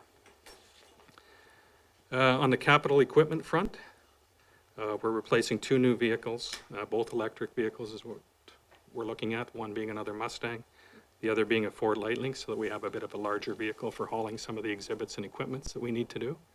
It's next to impossible to do that in the smaller cars that we have right now on the electric front. Some use of force simulation equipment for training, which is about $7,000, and some replacement sights for our patrol rifles. So our actual expenditures on the capital front, with the exception of the vehicles, are significantly lower than last year as well. But adding that extra vehicle in is what's bumped up the capital ask this year. The other discussion I've had with the Director of Finance is his suggestion is that we add an extra $30,000 to the reserve allocation on the vehicle and equipment account in anticipation of the increased costs that we're seeing on the vehicle cost front. So he thinks that would be a responsible thing to do this year, with the suggestion that we also, that I work with him over the next year to conduct a reserve account financial sustainability review on all of our capital assets, just to make sure that we're in line with our reserve accounts. The last piece I thought I would mention, I don't have a budget figure in here for this, and I'm not sure what it would be if it will be, but we're having some discussions with IT security. So Saanich Police IT Security runs our IT security for us. That's part of our contract with their department. And obviously they're aware of some of the changes on that front and cyber attacks on a variety of businesses and organizations, and that policing isn't immune from that. So he wanted to raise that with both Chief of Saanich and myself around some awareness around that, and a discussion on the fact that we may have to look at some options in 2024 at some point around a discussion on IT security. So we've started that discussion with the police board. We're actually having the Director of IT come and speak with the police board on December 5th. And right now we're at very early stages in that discussion and what it could look like, but I just bring that forward for awareness in case we come forward with something in the spring when we have a little more information on that front. That's my submission at this point, and I'm happy to take any questions. Thank you very much, Chief Fisher. I have Director Councillor Green, and then Braithwaite, and then Appleton. Through you, Mayor, to our Chief and Deputy Chief, thank you very much for the presentation and for being here tonight. Always good to see you. Just a question on the community program. That reduction that you referenced, would that in part be because of the loss of the school liaison position, or the lack of involvement now on the part of the school district? Thank you. Chief Fisher? Through you, Your Worship. No. We've reassigned the person in that position to a community liaison position, and I would argue she's almost as busy as she was in the community liaison and still dealing with youth and some of the challenges that certain youth in our community have. So we haven't reduced any of the budget pieces associated with the work that position or that individual does in the community. It's strictly around that reserve piece and the reserve constables, and the rest we've kept on par with the budget for it. So we're just anticipating taking on a few less reserve constables than what we had anticipated last year. And there's a training cost that's associated to each one that we take on. Thank you. Councillor Braithwaite, then Appleton and Patterson. Thanks. I'm assuming also that the community liaison officer would still work with our private schools as well as a community. Yes. Okay. Thank you. That wasn't my question, though. Number one, that's the best way ever to start a presentation, is to say it's not really 7.2, it's 4.4. So kudos to you for that. That just made me feel so much better right off the bat. So really, it's almost like, yay, whatever you want, you can have, but maybe not. I did want to ask a question. What was our increase last year, if you recall? I don't have it, but I think it was around 3.6. Because I think that, I seem to recall that the police budget is about a quarter of our overall budget for the district. So this 4.4, then I would assume would mean approximately a 1%, and maybe Director Payne could answer that question, but it'd be about a 1% increase in taxes is what I'm assuming, if it's about a 4.4 increase in your budget. I think I'll defer to Chris. Since Mr. Payne is with us, welcome to the meeting, Mr. Payne. And for those not familiar, Mr. Payne is our Director of Finance and Asset Management. Thank you. Thank you. Thank you, Your Worship. Yeah, it's about a 0.8% tax increase, so very close, about $266,000 if you include the contingency that was in a different budget last year. Thank you so much, and thank you for your report. Thank you. I have Councillor Appleton and then Patterson. Thank you, Your Worship, and through you to the Chief and Deputy Chief, thank you very much for being here. I really appreciate the further detail and the breakdown just in terms of the increase on the e-com side of things. That certainly brought me pause. I think it's honestly very, it's difficult to put you and the staff group in the position to have to come, to present a budget where the year-over-year increase is that high. So it makes me extremely pleased and very satisfied, very comfortable that Deputy Chief Shannon is involved in that process. And as you say, Chief has eyes on that process. That is an excellent outcome. I'm very, very pleased that that's the case. This may not be for you to answer at this stage of the game, but I mean, are we led to believe that this is going to be a consistent year-over-year increase of this magnitude? Like at what point is the delivery of the service considered stable, and have they given us any kind of sense of what a year-over-year increase would look like if there weren't these constant, or what I'm understanding to be disruptions or difficulties in the implementation of the service and new standards? So I'm not sure you're in a position to answer that, but I'm just trying to look long-term. What can the community expect to eventually get out of this service, and is it eventually going to become more normalized, if we put it that way? Yeah, Chief Fisher. Through Your Worship. We asked the same question about 2 weeks ago as the Chiefs at a BC Chiefs conference to the directors of ECOM. We did get an assurance that we will not be looking at that type of an increase next year, although we didn't get a firm figure on what increase we would be looking at. The other thing that they're doing, and they've been doing this now for a few months, is piloting some additional automated tools in Vancouver Police Department at the outset. So your first point of contact with that, to work on some call diversion on calls that are coming in and occupying dispatch time that aren't police-related calls. And using this tool, they've been able to divert, I think it was about 21% of calls, to other departments more appropriately before they even got on to the dispatch center. They're looking for two additional additions to that service, one being an automated process whereby people would be told their call wait time at the outset, as soon as that call is answered. If it's not this is on non-emergency calls, I should clarify. Obviously the 911s go directly to an operator. So if they have some sense, am I waiting on the line for 3 minutes or am I waiting on the line for 15? Because dropped calls have been a major concern for several of the departments. Less so on the island, but still a concern, but a major concern on Lower Mainland. So hoping to mitigate some of that piece so that people have some sense when the phone is answered around that. Also, an option for a callback service at the outset, so people could opt into that option at the early stage, hoping that that would help create some efficiencies. Again, that's at early stages being piloted.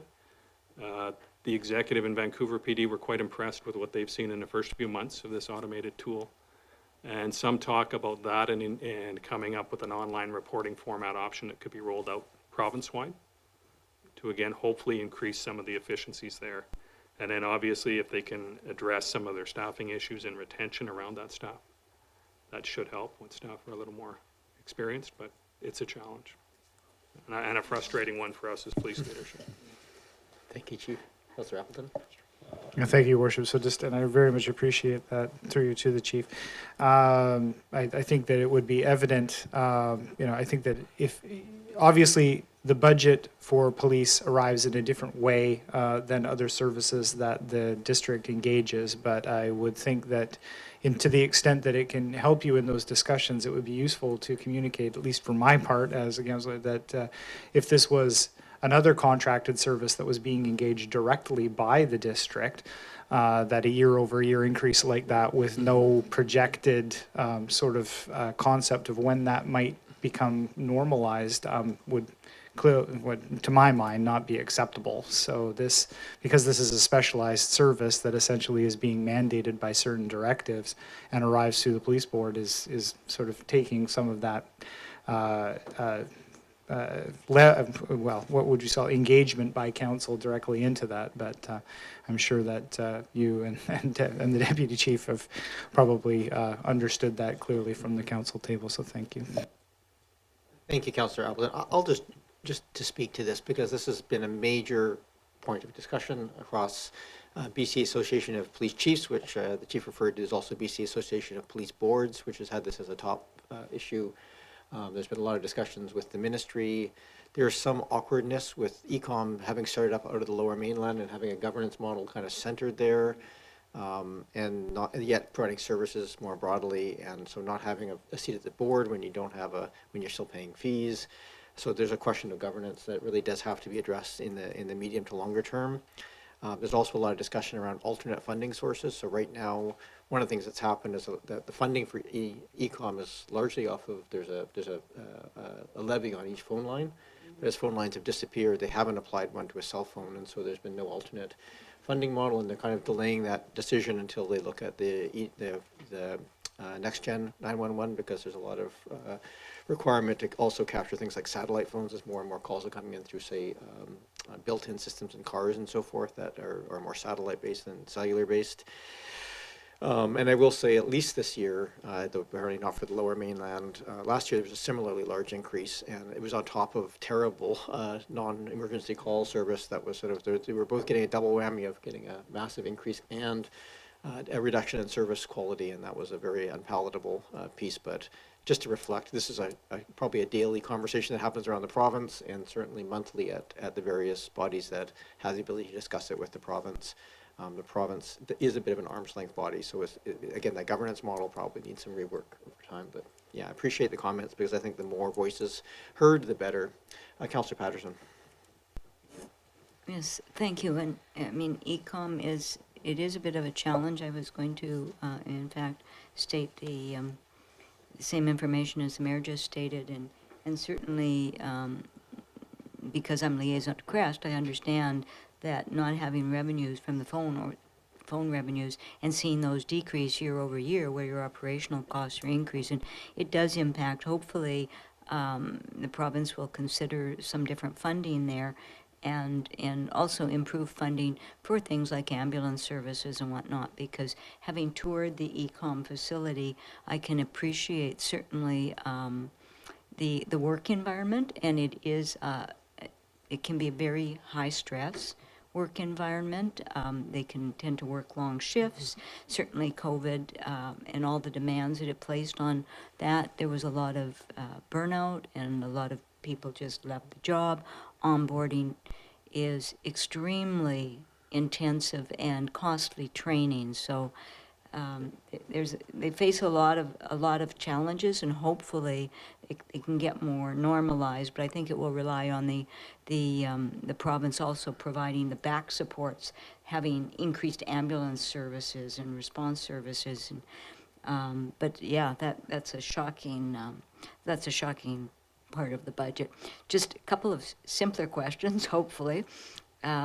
The reduction in phone cost, is that because we're not replacing equipment? It's just that we have existing, so we don't need to replace? Through the chair to Councillor Patterson. Yes, last year we replaced our cell phones. So a reduction in that this year, obviously we don't have to replace those. And the same then for, we're projecting for fewer reserve constables. Has there been a shift in work or workload, or just the need? Do we have access to others that are trained? What, I'm not quite clear on why we're reducing. Chief? So less than what we anticipated taking on last year. We're anticipating this year possibly sending 2 through the training. Last year I think we were looking at 3 or 4. There's less applicants is one. And the other challenge, which I wasn't aware of, but I've just learned a little more about, was around the timing of the course, and some university students who don't work in the CRD and have to leave the area for summer jobs can't quite complete the training in the time they have to. I just talked to a candidate the other day who was a great candidate that ran into this, and I was trying to understand why they're not getting into this program as an entry point to policing. And then they laid it out for me, well, I have to leave for my summer job as of this day, and it's in northern BC. So I would miss the last, I think it was 2 weeks or 3 weeks of this training program in the grad, so not able to do it this year. So that's another factor, but there are less applicants, and that's not unique to Oak Bay. It's just nature of the way it is right now. Thank you. So just a follow-up to that then, will that impact in any way on operational planning within this community? Chief? It does impact us in some of the special events and the management of particularly traffic control around special events. And I know this is something we've discussed amongst the other managers in the municipality, but is beautiful and as nice as those events are to have, they come with a resource piece, both in the planning portion of making them happen safely, and then obviously in the operational portion when it comes to safely closing intersections and keeping people's safety front of mind. So we do rely heavily on our reserve constables to assist with community events and with special events. So when there is a drop either in the number of the reserves or their availability, then there are potential cost implications, because obviously somebody has to do that work, in which case requires more officers. Having said that, we do work closely with Saanich Police and Victoria on their reserves, and you'll see often, well, pretty much every tea party, we have our reserve constables, our regular members, and reserve constables from other jurisdictions that come and help. And we're always open to have our reserve constables go and help in those other municipalities for special events. I think it's a great experience for them. So we do work well collaboratively, but again, some of these are CRD-wide events, so those other municipalities need their reserves to police their portion of their events as well. Thank you, Chief. You can leave the door open there, it's fine. Thanks. No further questions, thank you. Councillor Patterson. I don't see hands up online for anybody. Is there anybody in the audience that wishes to talk, address the matter of the police budget? I don't see anybody jumping to come forward, so I'll come back to this table. Any other questions of, yeah, Councillor Green? Excuse me. Yes, through you to the chief. Excuse me. I really like the idea of wellness, and you've talked about the fitness programming and bringing in equipment. But my question is, do you have facilities there for showers and so on? That was just a question, because the building is quite interesting. Yes, we do. Yeah, there's a male and a female shower. And again, policing is challenging. I mean, fitness is obviously extremely important in policing, given the nature of the work that we do, and not only from a physical aspect, but from a mental health aspect. Being fit is very important in helping them be resilient and manage the stress associated to it. So I think this is something that's long overdue within the department, to have a couple pieces of equipment down there that not only the members but the civilian employees can access. And it's much easier to drop a gun belt and do that for a short period of time than it is to logistically go to the rec facility or somewhere else and try to fit in some fitness. It's, our complement is relatively small, and you are tied to a radio as you should be for most of the time, so it's much easier to do that internally. Well, I commend you on the emphasis on wellness and fitness. That's great. Thank you. Councillor Watson? Yes, thank you, Mayor. And just through you, just to go back to the e-com issue, and this is really just for my information and curiosity, but is it the case right now that throughout BC every 911 call gets dispatched through e-com? Or are there any regional groups where there's different dispatch services? Go ahead, Chief. Through you, Your Worship. All of the municipal agencies are using ECOM. That being said, there are a number, I think there's something in the neighborhood of 14 or 18 at least agencies that do not, that use them for other things around the province. So there's some very, very localized dispatches that, again, to take Chief's point, probably won't survive the conversion to next generation 911 because the requirements are, like the implementation of technology is so high. Which I guess goes back to your point, Chief Fisher, that we couldn't afford to do, with the cost we're paying to e-com, we couldn't possibly try to replicate these services. So I guess everybody's sort of into this monopoly structure, whether they want to be or not, right? Okay, thank you. Chief? Probably one. I think that's the road we're on right now. Oh, your microphone's off. That is the road we're on right now. I think with the increase in technology and text and video image transfer and how that plays a role in policing, I just don't see how we could possibly keep up on the tech side, aside from the staffing side with staffing and HR challenges and managing that extra HR footprint. I seem to have exhausted questions, so we can have a motion perhaps on the floor and then to talk to it. Go ahead, Councillor Appleton. Yes, Your Worship, I would make the motion that Council approve the 2024 provisional budget as recommended by the Oak Bay Police Board and instruct staff to incorporate it into the 2024 municipal financial plan. Second. Moved and seconded. Any other discussion? Seeing none, I will just speak on behalf of or put my police board hat on here briefly and just express my appreciation for this body. Certainly also reflecting back, this is the first budget kind of under the new strategic plan that the board has put forward, and so some of these initiatives and so forth are being driven out of that, and I'm very excited to see that sort of play out over the coming 5 years as well. So, thank you. No other discussion here. I'll call the question. All those in favor? Any opposed? None opposed. That carries. Thank you very much. Chief, Deputy Chief, enjoy the balance of your evening. Again, the offer stays. If you wish to stay for the balance, you're more than welcome to. We are on to council priorities, which is kind of the meat of the balance of the meeting here. So with that, we have Ms. Bay, our Director of Strategic Initiatives, and Ms. Williams, our Chief Administrative Officer, to provide an introductory piece of this. So why don't I just hand it over to Ms. Williams. Welcome. Thank you, Your Worship. I'll be quite brief. I think we're all very familiar with this document by now. So just wanted to touch base. This is our update that we promise that we'll bring to you every year, and we're nearing the end of the first year of the council priority plan for this council term. And you'll recall that council and staff were very focused out of the gate in November, and from November to May we really worked hard on developing the council priority plan and funding the plan. On May the 8th, the plan was officially funded with the adoption of the financial plan bylaw, and so that gave staff the thumbs up to proceed and to start to implement.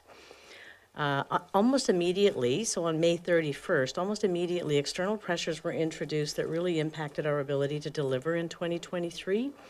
On May 31st, we were advised that we were a member of the Housing Target Order group, the first cohort to go through for the province.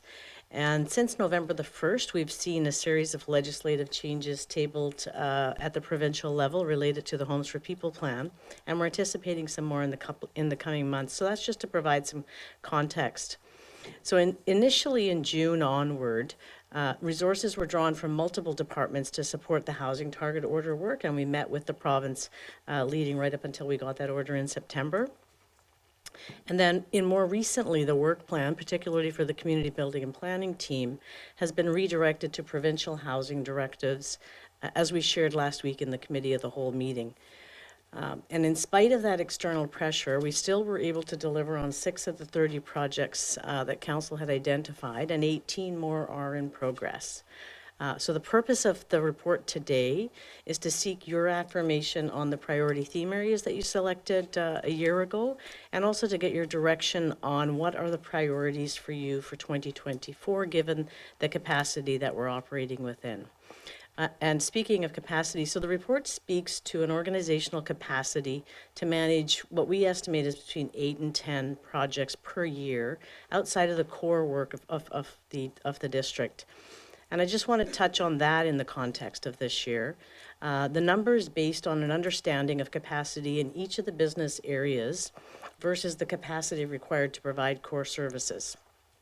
And when we do that assessment, we can determine how much capacity or how much staff time we can dedicate to council priority projects in each of the business areas. And that typically equates to 8 to 10 projects per year. Keep in mind that not all staff work on council priority projects. A lot of staff work on core work only. So in a typical year, our community building and planning team would take on 2 of those 10 projects.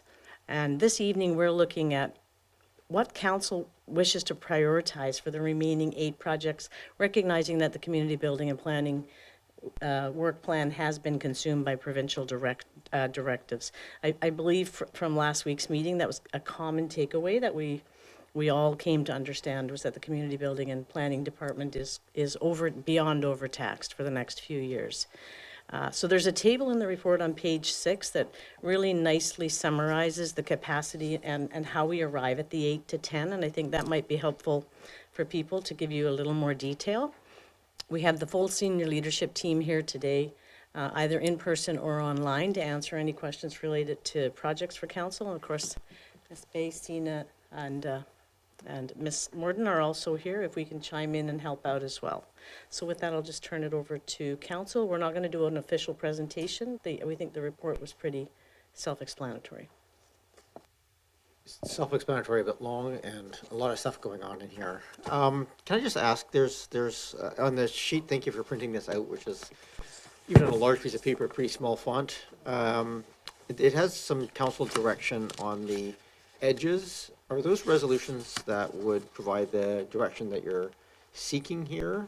Or is the resolution that's being at the top of this, the priority themes as referenced and et cetera, and attachment 3, that's all you need? It's just basically the wording that's in the report? Thank you, Your Worship. Yes, if you look at the text in green in that attachment 4, it does provide some potential resolution wording. In some cases, there is a bit of a pick list embedded in that, so that's the part where we're looking for some direction from council as to whether you agree with the inclusion of all of those project references that are noted in that green text. And it's really designed to be contemplated from the top moving down. So looking at the completed projects, we'd recommend you tackle that first and then move sequentially down by grouping. And those project numbers that are referenced in the green text refer to the numbers that are in the colored column on the first column on those sheets. They've been designed so that they are mutually complementary, and between them all should have covered off all of the projects that have been previously contemplated. Thank you, Your Worship. Thank you, Ms. Bay. And just also just for clarification for this body's contemplation, we had a committee of the whole last week which looked at really a focus on housing because of the high impact of things. There was a resolution that came out of that, and I noticed that there was one aspect of that in terms of the village planning. So there's aspects here. I just want to make sure I'm clear about what these resolutions include. So if this goes through as laid out here, and we adopt the resolution that came from committee of the whole in the following piece, does that essentially cover those pieces that are sort of foundational pieces, but not in the memorandum that's attached to that? I want to make sure everybody's had a chance to read the memorandum attached to 8.3, which is attached. So there's a memorandum that was a late addition to the agenda. That came from Mr. Bowl, which should have summarized the some offline feedback that came from council to staff on the village plan. So I just want to make sure that we're all in the same boat here, and I'm managing this meeting effectively. if we go through this and that passes, that we are essentially doing foundational work, but not the detailed work of the village area plan at this point. Is that a fair summary? Maybe I'll let you word it, the impact of these pieces. I don't want to spend our time on housing so much because we delved into in great detail. I just want to make sure that we're all on the same page given the feedback that came on. Because it says 475 in here, and it's only say 325. So that's Ms. Bay. Your Worship, I believe what's being asked there is whether the green text in section 2 would potentially be at odds with the direction that Council gave last week at the Committee of the Whole meeting and is in the subsequent report item. So if, and I'll just note that it's not that we're being deliberately thick-headed here in terms of having planted this regardless of what Council said last week. It was really, this report was put together before last week's Committee of the Whole, and this was our original recommendation, and Council subsequently changed that at last week's meeting. So what Council could do is if you wanted to have that discussion at the next item, you could simply skip that section 2 piece and start with 1 and then move on to number 3, and then you could come back to number 2 at a later point, so you've had a full discussion of the village area plan as part of the next item on the agenda. Okay, so procedurally here, if I'm just going to highlight here, that because that reflects the original recommendation from last week, if we want to see changes to that, we would basically go to 8.3. But I don't mind us talking about it here, just in this section, just so people are clear. I just think we want to make sure we're considering that. I want to consider the whole before we get to section 8.3. Councillor Patterson, and then Councillor Watson and Green. Yeah, thank you, Mayor, and I apologize. I had difficulty reading this online. I've been trying to go through it now.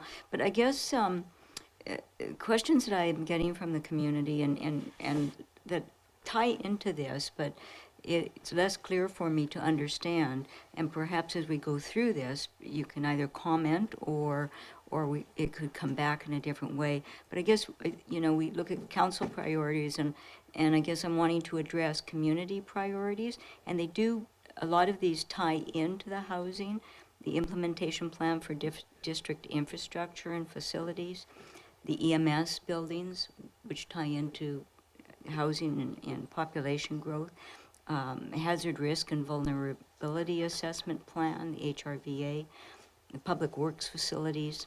And then aside from that, the major questions are on planning for the marina and the Monterey property. And sort of there's bits and pieces in here, but those are sort of big, kind of broad picture community items. And it's very hard to take these priorities and piece them all together into those plans.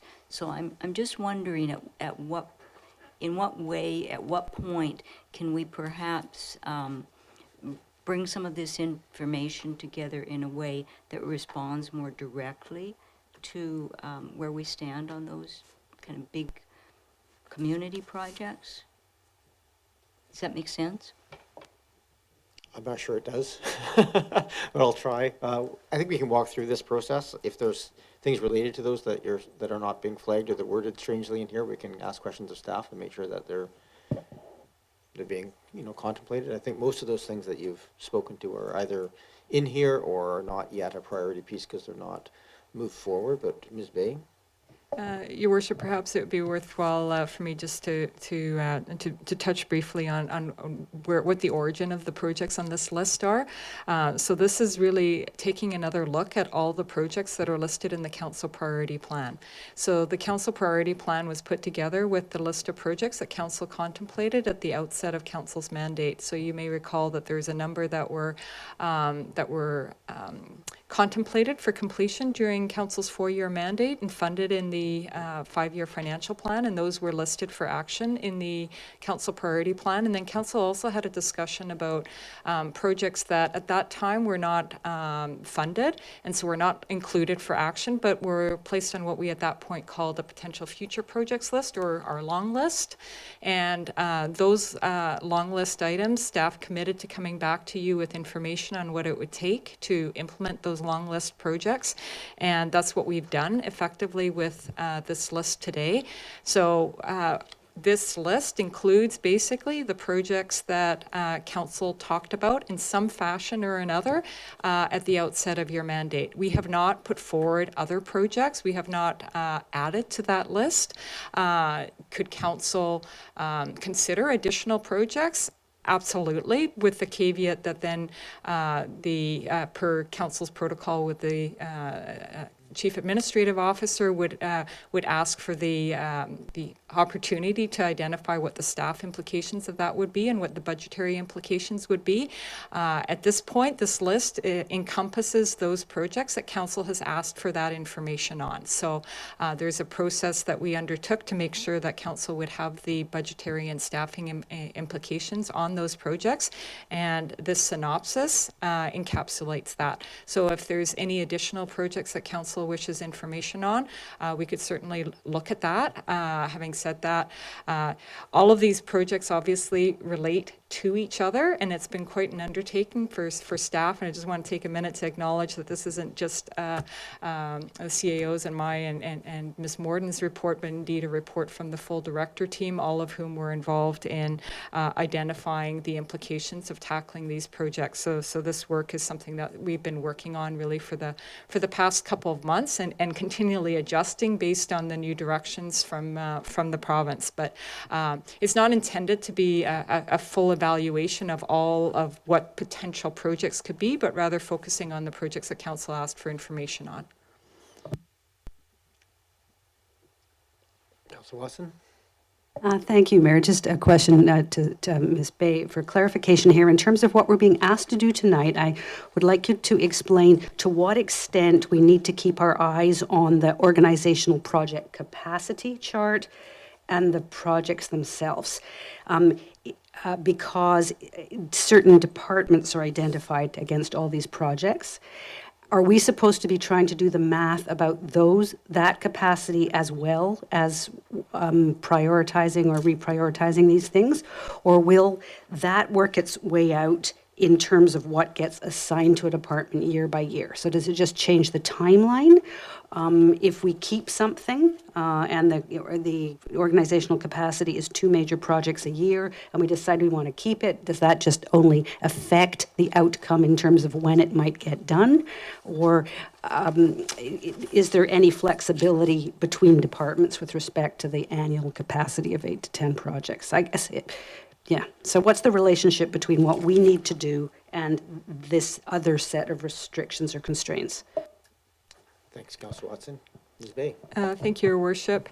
The way we designed this was looking at the overall capacity within the organization right now. And so on that page 6 that Ms. Williams alluded to earlier on, we've identified that if Council wants us to continue with the projects that are currently in progress, that Council has previously assigned, that will carry through into 2024 because they're not yet complete, then effectively we have capacity for one more project within the Parks, Recreation and Culture Department and one more project with the Engineering and Public Works Department.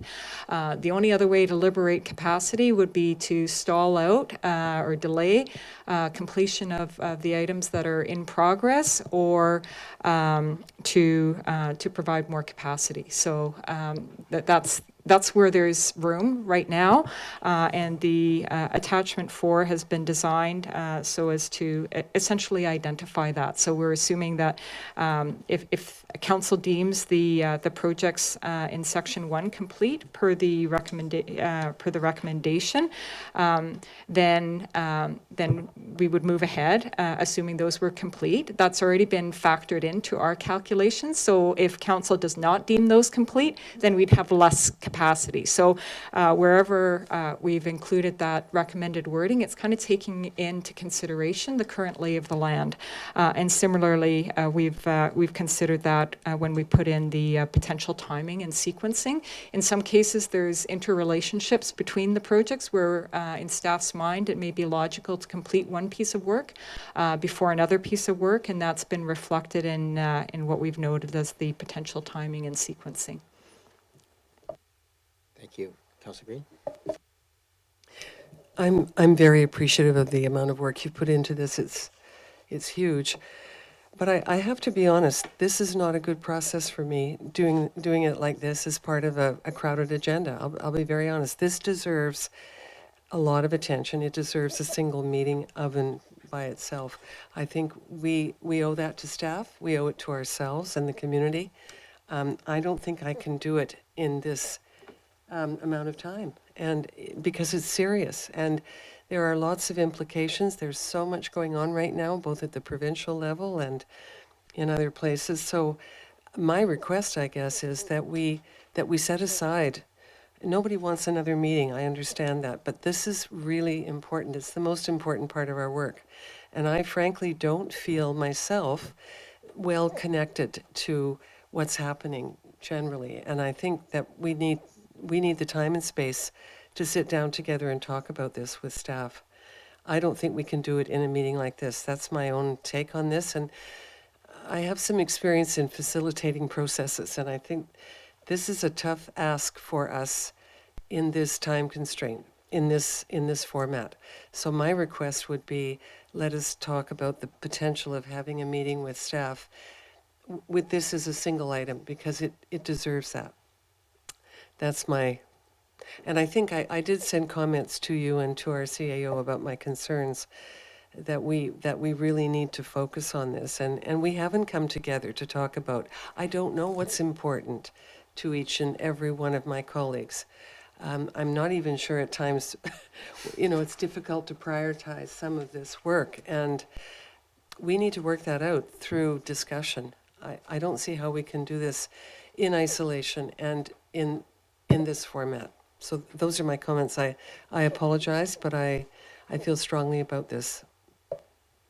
Thank you, Councillor Green. What I might suggest, and depending how other people feel, I think we should make an attempt to get through at least some of the procedural pieces that would allow staff to kind of take some of the things off the list and move them forward. And if we get to this and we feel like there's more time required for some of this, then perhaps a motion to refer to a special meeting would be in order. But if you don't mind giving us a little bit of time to have a bit of a conversation and try the process, and we'll just see how far we get, and then that would, I think, free us up to have a more focused discussion in a special meeting if that's required. So I'll take that. Councillor Appleton? Thank you, Your Worship. And this sort of picks up on this discussion and essentially what's going on here. And there is a large amount of information to digest, but this through you to staff. Essentially, I mean, there is an extensive list of existing and prospective council priority projects that's included here, but really what is the major decision point as far as this longer list of projects is essentially what we're being told is that we really have the operational capacity to implement 2 projects out of lists 6 and 7, and those things must be confined or ought to be confined to the Engineering and Public Works and Parks, Rec, and Culture departments. If I get that right, that's actually what we're choosing from here. We have a long list of projects under Section 6 and 7, 1 project each from Parks, Rec, and Culture and Engineering for the immediate term. And so that's essentially what we're making the decision on right now. And I do have a bit of a follow-up question on that, because the language that's used under council direction for Section 6, for instance, says all projects in this section should be identified for either advancement or removal. And I understand the council's ability to remove a project off of the priority list and just delete it for future reference. I would have thought that if we did not specifically identify those projects, assuming 1 for Parks, Rec, and Culture and 1 for Engineering, Public Works from lists 6 and 7, if we don't, any project that isn't those 2 projects would remain on the long list under 6 and 7. until such time as directed otherwise. So if in fact what we're being asked to do here is to decide whether or not we're going to, I can see our way clear to selecting a project under Parks, Rec and Culture and selecting a project under Engineering Public Works for the near term. But decision making about the balance of the projects under sections 6 and 7, deciding whether each one of those should advance or be removed, that I think is a challenging in terms of time scope. So maybe staff can clarify that point for us. Ms. Bay. Thank you, Your Worship. Yes, with respect to through the chair, Councillor Appleton's comments as they pertain to Section 7. With respect to Section 6, our suggestion there was for Council to potentially consider these as operationalized projects so that they would in fact be continued and be worked on by staff, but not as Council priorities, more as staff time and resources allow. Really with the notion that many of these are more of an operational nature. They kind of made their way onto the Council priority plan despite perhaps not quite meeting the criteria of what is considered a Council priority project, but that doesn't mean that they're not important or that they cannot be advanced by staff. They would just be considered ones that we would move ahead as resources allow. So the note with respect to all projects in this section should be identified for either advancement or removal is really that they would fit into one of those two categories. If Council did not wish us to proceed with those projects as resources allowed, there's an opportunity now to tell us that you're no longer interested in those items, in which case we would not proceed with them. And if you were interested in them, then you could tell us to go ahead and implement those as resources allow. Thanks for that clarification, Ms. Bay. Anything else, Councillor Appleton? Yeah, continue, please. Thank you, Your Worship. So thank you for that. So through you to staff, then I would see, in terms of the components on list 6, there are some which are in some way, shape, or form underway. Some of them have budget assigned, some do not. For instance, I'm a little, and I understand the context of that. Some of these things I would see as being underway, like in terms of all of the components under the reconciliation element, for instance. I would be, in terms of training for staff and council, some of that I understand is already underway with budget assigned. Some of the dialogue pieces with First Nations are unclear as far as the way forward. And these pieces. So I would be uncomfortable assigning elements like this, say under the reconciliation category, to as time and resources allow, because it is a council. It is reconciliation as a whole is a part of a council priority. So I'm just wondering how we might rectify those things, or how we might rationalize those pieces, move them essentially off of list 6 and up the list, as it were, or onto a different list, because I think some of these are actually already underway, and I would not want them to sort of just rest as resources allow, with the understanding that resources are finite. Thanks, Councillor Appleton. I think some helpful would be just understanding how reporting would happen on those if they were to move in, because operational trigger thing for us, a lot of the concerns about whether that just disappears and we don't have any oversight anymore. Ms. Bay? Thank you, Your Worship. Harkening back to Council's priorities, there's all manner of work that happens at an operational level that supports Council's priorities, and I think that is addressed in the Council priority plan, where we have a section of it that talks about the kinds of services that the district provides that directly supports Council's priorities. So operationalizing it certainly to staff doesn't signal that it's any less important to Council in terms of advancing Council's priorities. It still is work work that needs to be done.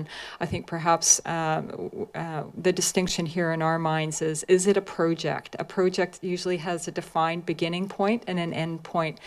Something like training regarding reconciliation is probably something that will be going on for a very long time. It's not something that's intended to be a once and done type of an approach. And similarly, exploring ways to increase economic prosperity for First Nations, also likely not a once and done type of an approach. So I think it's really looking at this from the perspective of, is it a project? And that's why some of these initiatives ended up being listed in Section 6, because they were not seen to be necessarily a project type, or they were of fairly limited scope, and so not involving a lot of departments or really super complicated work. Just really like council resolutions, regularly council passes resolutions that directs staff's work, and these would then really fall into a similar category to council resolutions. You pass a resolution and you ask us to do the work. It's not necessarily a council priority project, and as alluded to in the staff report, we recognize that there's an opportunity there for us to tighten up that reporting back to council on our progress on council resolutions. And staff's proposal is that the CAO would come back on a quarterly basis to report to council on our progress on the council resolutions. And then if you're not satisfied with that, or want to provide clarity to us in terms of which of those council resolutions should be elevated in priority, then there would be an opportunity to do that on a quarterly basis. And similarly, I can see some of the potential for that to be similarly done with some of these operational components. Thanks for that, Ms. Bay. Councillor Appleton, do you want anything else to follow up for now? Okay. I don't have other speakers at this point or questions to start with, so I'm kind of leaning towards trying to go through the, there will be an opportunity for public input on this matter. Nope, not yet. But I just want to kind of just go through this very step by step and just sort of see where we're at and see if there are things that we can parse out. And I appreciate, I'm just looking at the time here as well and trying to get through this meeting in a timely fashion and get to the meat of the piece. So I hear your point, Councillor Green, that we may be hard pressed on some of these things, but perhaps we can get through some of this and get to leave some of the meat of it to a later meeting if that's required. I would like to give as much direction to staff as possible tonight if we can. So let's just try those pieces. And in fact, maybe what I will do is, just so we make sure that the members of the public who do wish to talk to us can do so now, and then we can come back and go through this in a more detailed fashion. So at this point, I'll invite anybody online who wishes to address us on the strategic planning process to please raise your hand. If people in the room, please come forward. And it's exactly the same process we had before. Just state your name and municipality of residence, and just address your comments through me. Okay. Thank you. I'm Jane Evans. I live in Oak Bay. First of all, I'd like to acknowledge that, thank you, Your Worship and council members. We'd like to acknowledge that staff and council are faced with many competing priorities and pressures as we are looking at this priority project. But I am speaking on behalf of Bowker B Coolkit Group and Friends of Bowker Creek. And I would like to encourage council and staff to continue to include Bowker Creek naturalization and enhancement within the council priority plan. I believe the project number 37 in attachment 4, attachment 4 of the council priority plan to be presented tonight is intended to include the ideas outlined in our Bowker at B Coolkit project that we presented to council in January 2023. Stormwater management through creek restoration, tree planting, and rain garden installation is a key part of a community-generated Bowker at B concept plan. Natural assets like the creek and the hydrology of our watershed are essential considerations in stormwater management planning and climate mitigation.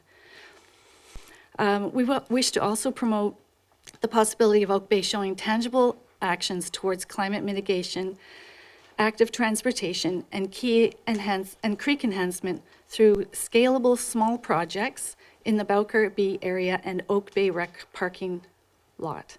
For example, the district could immediately focus on pedestrian safety and continuity of the greenway by reconfiguring the parking at the recreation center and dedicating some parking spaces to serve active transportation. And another action could be to install a rain garden in the parking area to collect water runoff and provide tree shade within that very large expanse of paving. Other groups in the community and the Bowker Creek Initiative are interested in partnering with the district to advance this project. I understand that the Bowker Creek Initiative is well positioned to help secure grant funding for a planning study to help translate the concept to shovel-ready status. So thank you very much for considering the importance of our natural asset, the creek in our watershed. Thank you. Thank you very much, Ms. Evans. Thanks for coming here tonight. Is there anybody else who wishes to address council on our priorities pieces? Please come forward. Same process, just name and municipality of residence. And Alison Culbert, resident of Fernwood and business bordering Oak Bay. Thank you, Mayor and Council. As basically, I would say an unsophisticated observer, I just had a question. It sounded like with these items that are being put forward for action, that with this list of items that could potentially be of interest, that if they're not removed, then it sounds like they either need to be removed, and if they're not, then it would be city staff that could decide upon when to put time and resources towards various projects. And it sounds like it would be unelected bureaucrats making some decisions on what things to focus on and spend money on. And it doesn't sound like there would be a lot of oversight and accountability if that were the case. So I'm wondering, am I misunderstanding this? So thank you for the question. That's a good question. So in this list, there's 7 sections. One of the sections, section 6, essentially is sort of suggesting that they don't really meet the threshold of a project. And so basically that if council's comfortable, they would essentially go into the staff's work orders, and they would be reported on quarterly to council and to the public about the status of them. So it takes a little bit different process so essentially it's approving it, but treats them in a way that they're essentially managed at a staff level. So if things change, if there's a direction of pieces, then staff essentially have the delegated authority to just deal with that and move them forward. It's sort of the rationale. So it does to take it slightly out of the public realm, because we're not directing it quite to such a level, but it doesn't take it completely out of the public realm and that they're still reported on a quarterly basis. Is that a fair? No, I've got it wrong. Okay, then I will stop talking and let staff answer the question. Yeah, thank you, Your Worship.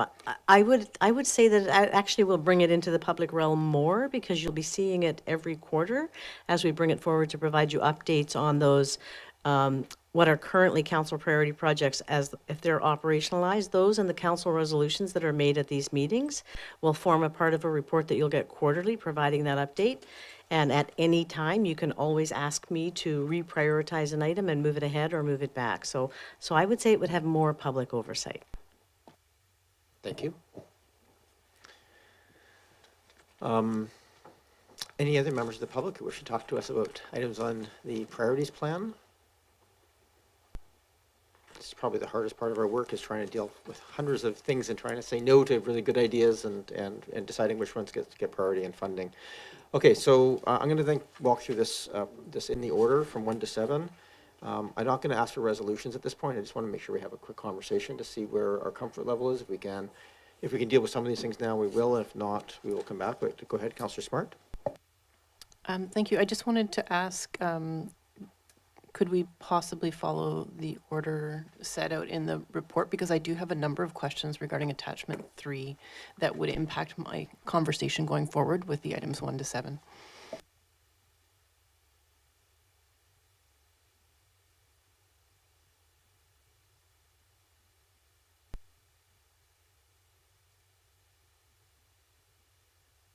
Speaking to the first part of the written staff report, is that correct? Like So the recommendation starting with receipt, but then go to actually confirming the council priority themes, and then go to discussing attachment 3 before we even get to attachment 4, which has items 1 to 7.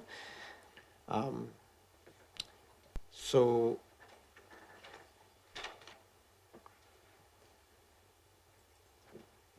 I'm just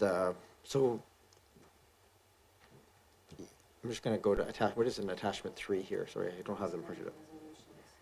What are we looking at? Yeah, Attachment 3. Oh, outstanding resolutions. So I don't want to have any resolutions at this point in terms of the first part of that receipt or the priority themes, just because I think if we're going to have a broader conversation, I think it's helpful to just make sure those are not there. So how about we go to attachment 3, and if there's things that you wish to speak to on that, I'm happy to go to that before you go to attachment 4. That's in the order of the report, so I think probably reasonable. So if everybody wants to scroll over to attachment 3. So these are summary of outstanding resolutions.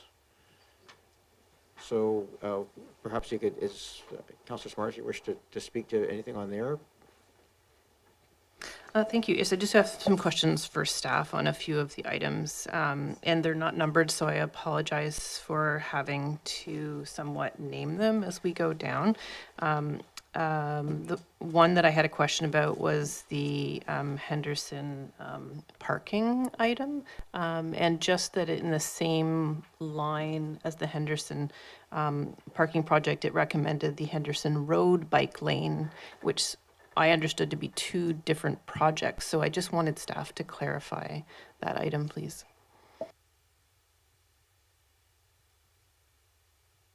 This is an engineering question. They're not here, so we've had a bit of a bug going through our engineering department and not able to be here. So, but those 2 projects, as I understand it, are both still moving forward. One is the Henderson bike lanes at the top end, and the other one is the Henderson bikeway, which is going through a detailed design process.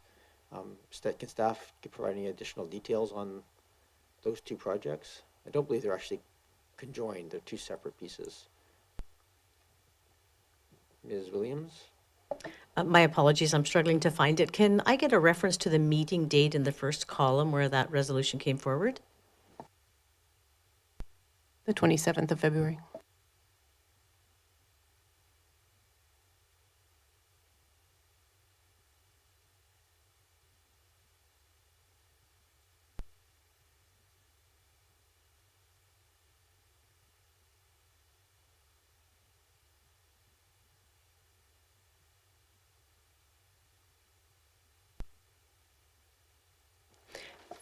And my apologies, there was a second one? In that particular one, it mentions the parking project, but then the answer to it, if you scroll all the way across, is actually that it was superseded to become the Henderson Road bike lane project, and that just didn't make sense to me. Yeah, thank you for that look there. Yeah, it does not seem accurate either.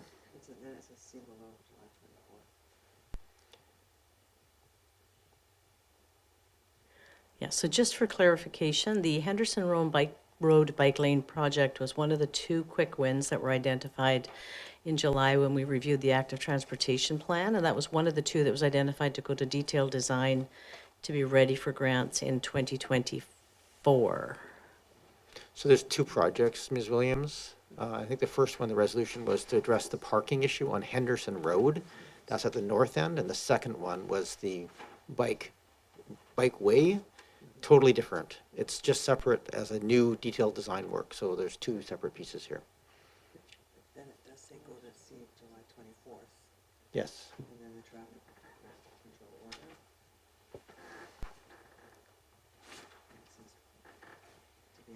So without getting back into the report, what I can share on that is the Henderson Road bike lane project where there's shared parking and bike lane is gone out to communications to the communities as directed by council. So that's gone out, I do believe, this week. Later on that. I signed off on the letter last week, so we'll be bringing that back to council early in the new year to make a decision on whether to create no parking on that in the 7 p.m. to 7 a.m. timeframe or leave things as they are. The other one is going out to RFP for detailed design so that we can be grant ready for 2024. I see. So on July 24th, there's actually 3 different directions. One of them is the detailed design, and then 2 down from that is a traffic control order, which has those pieces. And that's to be initiated now. So that's, as you point out, is underway at the moment. Is that sufficient, Councillor Smart? Yes, I did have one additional question on this attachment, and it was related to the greenhouse gas reduction program. And I just wanted to know, was that the correct date that council resolution first came in March of this year? Because I had understood that was priority that may have been put forward many years ago out of the Climate Action Working Group, and I just wanted to clarify that. Ms. Morden. Thank you, Your Worship. Yeah, that's correct. So the project itself was brought forward several years as part of the Community Climate Action Working Group. And then there was a resolution earlier this year that was just requesting sort of a status update on that project. And so that's why we've sort of rolled it together and said that status project, or sorry, the status update will come forward as part of that council priority project. Councillor Smart. Okay, I guess my comment on that is I think it's important actually to keep the original date to show how many years have passed since anything has happened on that project. We have to, I think if there's a council resolution, we'll mark that, but perhaps we can, in the footnotes, do that. Is there anything else on that attachment? No, that's fine for now. I guess I would just comment that there's probably many other things I would like to have the opportunity to discuss on this list, and I don't want to delay everyone tonight, but I think it just shows the potential for communication on a lot of these items, and I know a lot of us would be eager to have more discussion around them. Thank you. I think for clarification, attachment 3 were the council resolutions that lead to the priorities in the projects, and so these are the attachment 4 where we have potential priority projects. I think those are, except for the ones that are for Ms. Bay. I'm just trying to make sure that we're focusing on the right thing at this meeting, which I think is attachment 4, but perhaps there's some value in going back and looking at some of those resolutions. Go ahead. Thank you, Your Worship. A main rationale for having this report in conjunction with the council priorities discussion was really as the council resolutions themselves also obviously take the same staff capacity that council or need the same staff to deliver on them as the council priority projects. So we wanted to provide council with an indication of the relative amount of time that was involved in delivering on each of these council priorities. A lot of time spread over a long period of time is more manageable than a big chunk of time to be required to be completed within a month of 2, obviously. So these council resolutions kind of fall into that same category as that section 6 that we were talking about earlier on, about if council is okay with us tackling these projects as we have time available, then it doesn't take away from that capacity of our projects in the same way as a council priority project does. So I think just recognize the same people that are in this room are the ones delivering on these projects, and there's only so many of us, so obviously there's a limit to how many of these projects that we could take on. So what we've said is that if urgency is important to you and a project or an initiative in the council resolutions list here in attachment 3 is noted as having a high amount of time required, that is of equivalent magnitude to a council priority project, even if it isn't a council priority project. So just cautioning about assigning too many council resolutions for urgent completion, because it will just take away the capacity on the council priority projects. Having said that, if the council resolutions are more important to council, then by all means emphasize that to us, and it just reduces the ability to take on the project. So it's just, they kind of fall into the same impact category in terms of the demands on staff time. Thank you. Councillor Smart.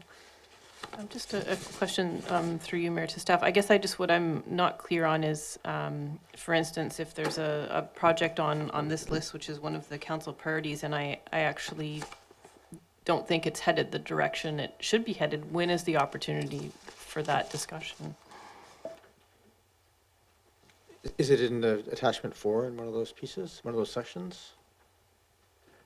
The one I'm particularly want to talk about is an attachment 4. Yes, it is. It's an attachment 4, part 3. Okay. Well, why don't we walk through these briefly, and I think I can see this being very difficult to get through this in a timely fashion in completion tonight.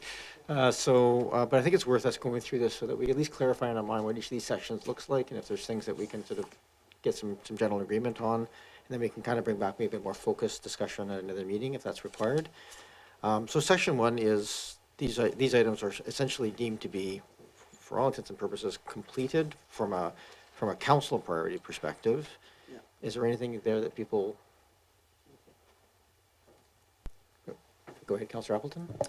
I don't have any issues with marking number 68 under climate sustainability projects completed in the sense of initiating the project, but I just wanted to clarify that, it does point to some related projects. There are other things that could be entrained in here. This would constitute complete as far as a launch of implementation through the potentially hiring on a staff person to support it, but it doesn't entrain all climate related initiatives. A lot of climate related initiatives through the balance of the project tables point back towards this one. So I just want to make it clear that this is specifically relating to initiation of a project that may coordinate other components, not necessarily that those other components are being set aside.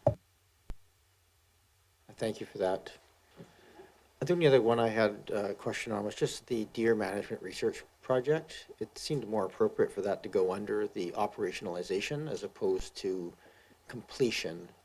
I think we're getting a report next meeting as terms of another application for another thing to try to wrap that up and move it to operational status, but it's not yet complete, and I think still a very high visibility project. So I'm wondering if that maybe should be more of a operationalization so we continue to have reporting on it. Is that to staff? Your Worship, either option works fine from staff's perspective. I think it gets us to the same outcome. So and effectively, as noted, there's ongoing work being undertaken there. Now that it's been continued for year after year after year, I think we've kind of gotten into the groove of there's a pattern there. And I think for that reason, we didn't feel that it was quite maybe meeting those criteria of a council priority project. Sure. Okay. Councillor Smart. Thank you. I guess a question maybe / comment to staff. And I'm excited to see 68 complete on this list, but the 2 projects that were previously directed as council priorities have now, 35 and 36, slipped to the maybe we'll include list on the page 7. And seeing that they're in the community building and planning and engineers and public works department are likely now not likely to proceed. So I guess I just see, I guess I just don't understand. It feels like direction from staff to not implement these projects, and yet we do have this new staff position. Can you clarify whether or not those 2 projects have the support to proceed, and then why are they on the list of maybe we can, maybe we can't? Sure, thank you. Ms. Bay? Thank you, Your Worship. Staff are assuming that those are a go because council has provided direction to fund those. So as noted in section 7, next to the first blob of green text under the council direction, there's a note there that number 35 and 36 will proceed as resourcing has been provided with new staff approval. So that's staff's understanding is that it's council's direction as already provided that you gave us the funding for that and that those projects were intended to be the focus of that new funding. Mr. Patterson? Clarification, please, Mayor, then on that. If we take it as this is completed because staff have been allocated to this, will we get the quarterly reports out on the status of what has, like, is it operationalized now? And so will we get quarterly reports out on work that is being completed in relation to this? How will it come back to council? Ms. Bay? Thank you, Your Worship. As long as number 35 and 36 continue to be on the list of funded initiatives, they would continue to be reported on as we report out on council priority project progress. Councillor Watson. Just a quick question through you, Mayor, just to help my full brain. Do we have a working title yet for this position? That will help me to keep these projects in a spot in my brain. So, yes. Mr. Bowl. Yeah, through the mayor, we have called this new position Senior Planner Climate Action, and it's just been posted over the last week. So hiring is in process. Thank you. Once again, grateful to that grant that allows for that funding. So go ahead. And just one follow-up. Are there any other items on any of the things in attachment 4 that would go to our new Senior Planner Climate Action? We've picked up 2 from item 7 and attachment 4. Are there any others that would go there? Through the mayor, yes, there is also the greenhouse gas retrofit project. I don't have the number readily available, but it's in the list. That one has been a contract assigned for that, to action that, so that's already starting up. But we anticipate that once the senior planner becomes available to us early in the next year, then the next stages or the second part of that project will probably be coordinated through the new senior planner rather than the current one, Ms. Rommel there at the back. So thank you. Lovely. And may I have a number for that project? It just helps me to keep them organized. Through the mayor, that's number 53.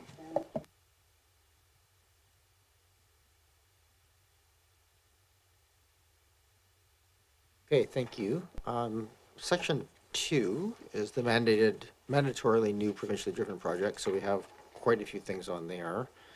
Now that resolution change is noted to change the number and add a couple of other pieces in there, otherwise substantively the same. Is there any other questions on that before we just go to the other non-housing, non-mandatory pieces?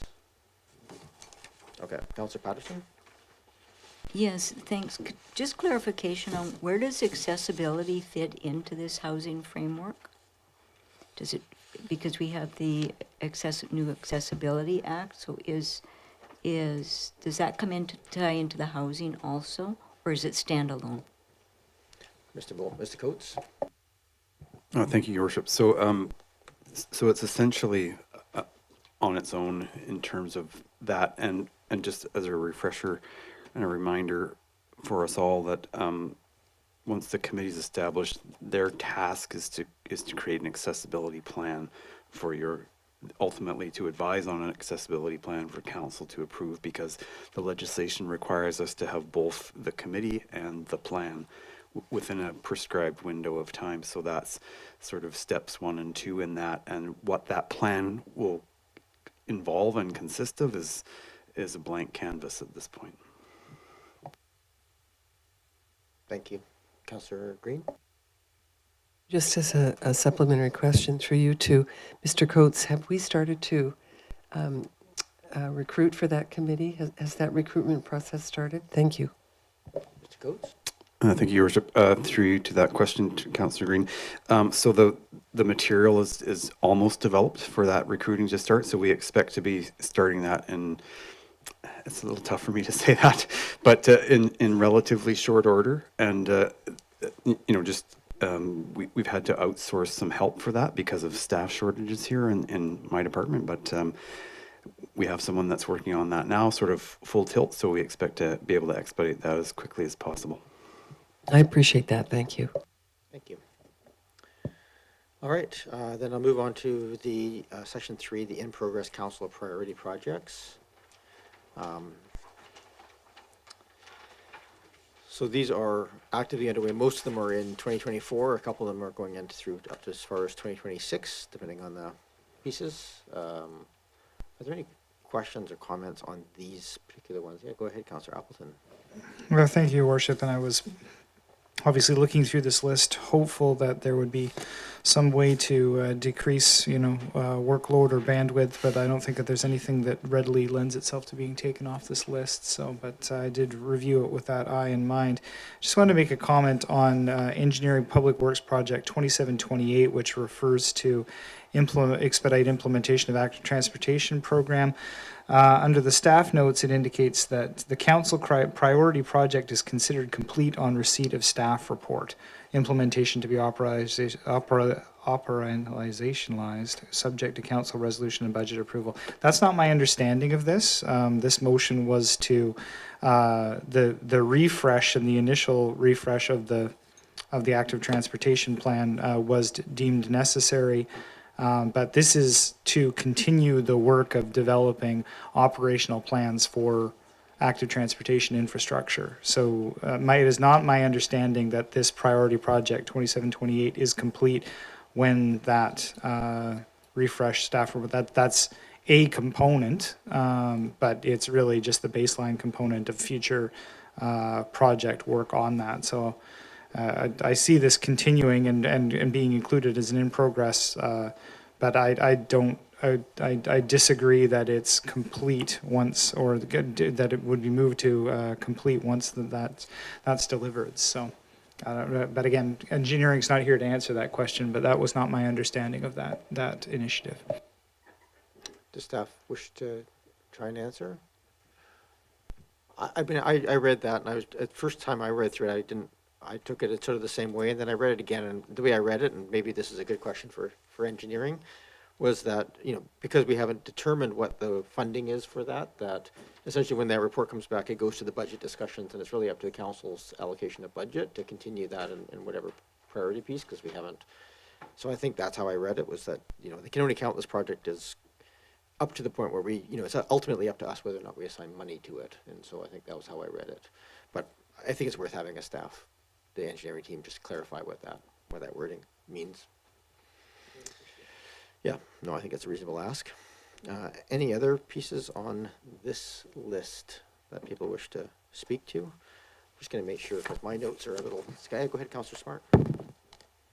Yeah, thank you. I too looked through this list hoping to find something to take off, but they are all such amazing projects. I just had one small comment, which won't be a surprise, I think, to staff around item number 53, just with regards to, I really hope that we can prioritize what could be a rather big project to just be around the governance decision of the zero carbon and energy step codes, because our municipality has fallen behind the other municipalities in the CRD and in making a simple governance decision that could have our buildings be built for the future. Thank you, Councillor Smart.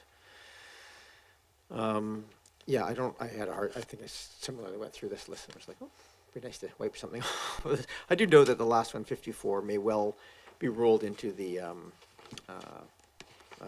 Sitchin Willow Shared Knowledge Planning Project, may be rolled into the Marina piece, but it doesn't change the impact of the work attached anyway.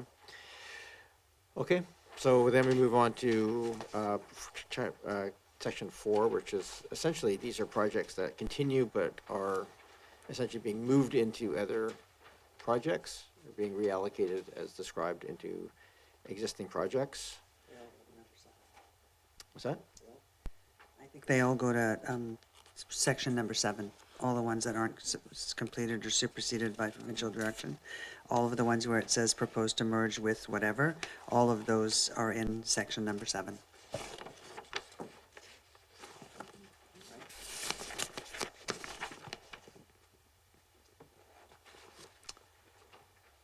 I didn't, so thank you for that comment. So it's like, so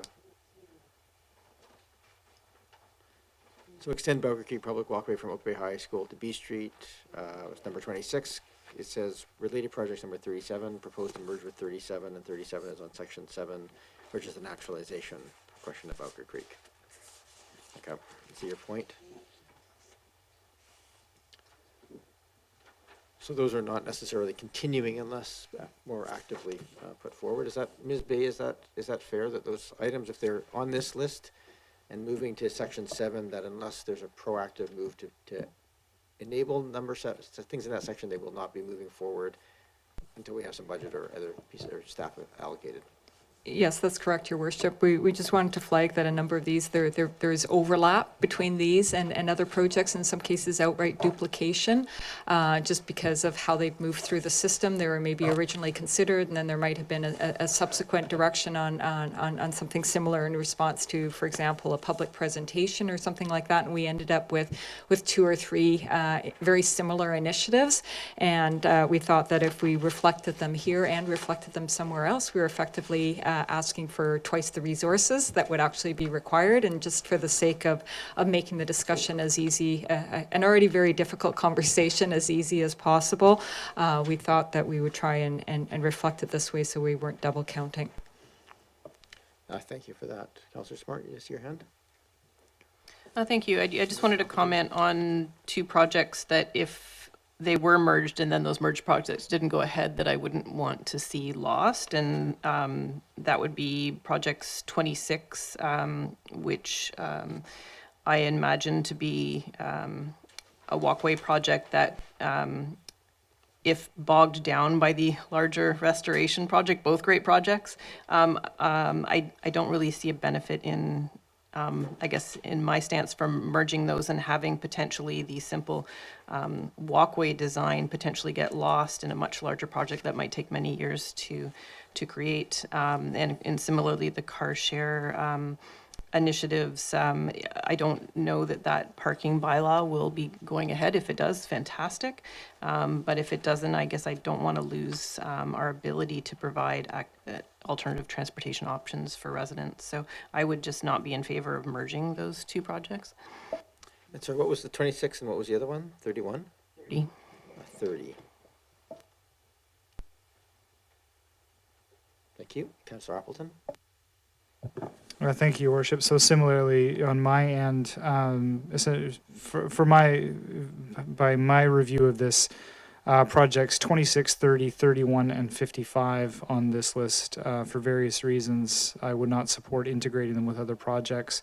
26 and 55 are related projects and are more related to each other in my mind than they are to 37. As Councillor Smart has alluded to, Project 37 is Bowker Creek Naturalization. The Bowker Creek Public Walkway and the vision for Bowker it be as shared by the Friends of Bowker Creek may include some naturalization components, but is to my mind an active transportation project first and foremost. It is an actual active transportation connection along next to the rec center and connecting to our existing system. So I would not seek to have that integrated with the larger naturalization element, which is viable and important, but extraordinarily expensive and very complicated to implement. It's not likely to happen in the near term.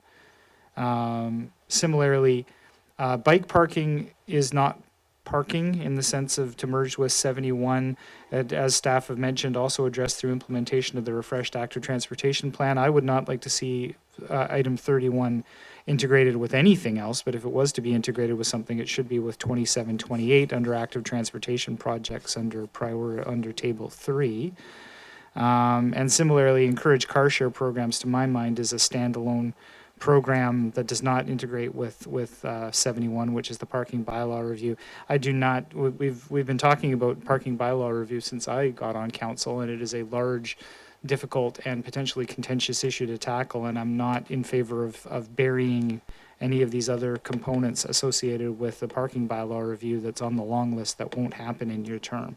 So if item 24 for survey of on-street parking, if that was to merge with item 71 on parking review, that may be informative for that component. But as far as the remaining other components here for engineering and public works, 26, 30, 31, 55, I would not seek to have those integrated. As far as all the purple projects for community building and planning, I can certainly see the logic in integrating those into the provincial directives pieces and those types of things. I see the connection there, so I don't have any issues with the purple projects under community building and planning.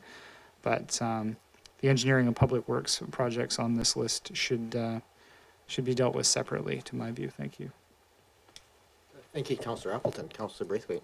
So I think what I'm hearing being said here is that those items 24, can go onto item and onto merge with 71, but 26, 30, 31, and 55, the suggestion is that they just get added to number 7, which is projects for possible inclusion in council priority plan.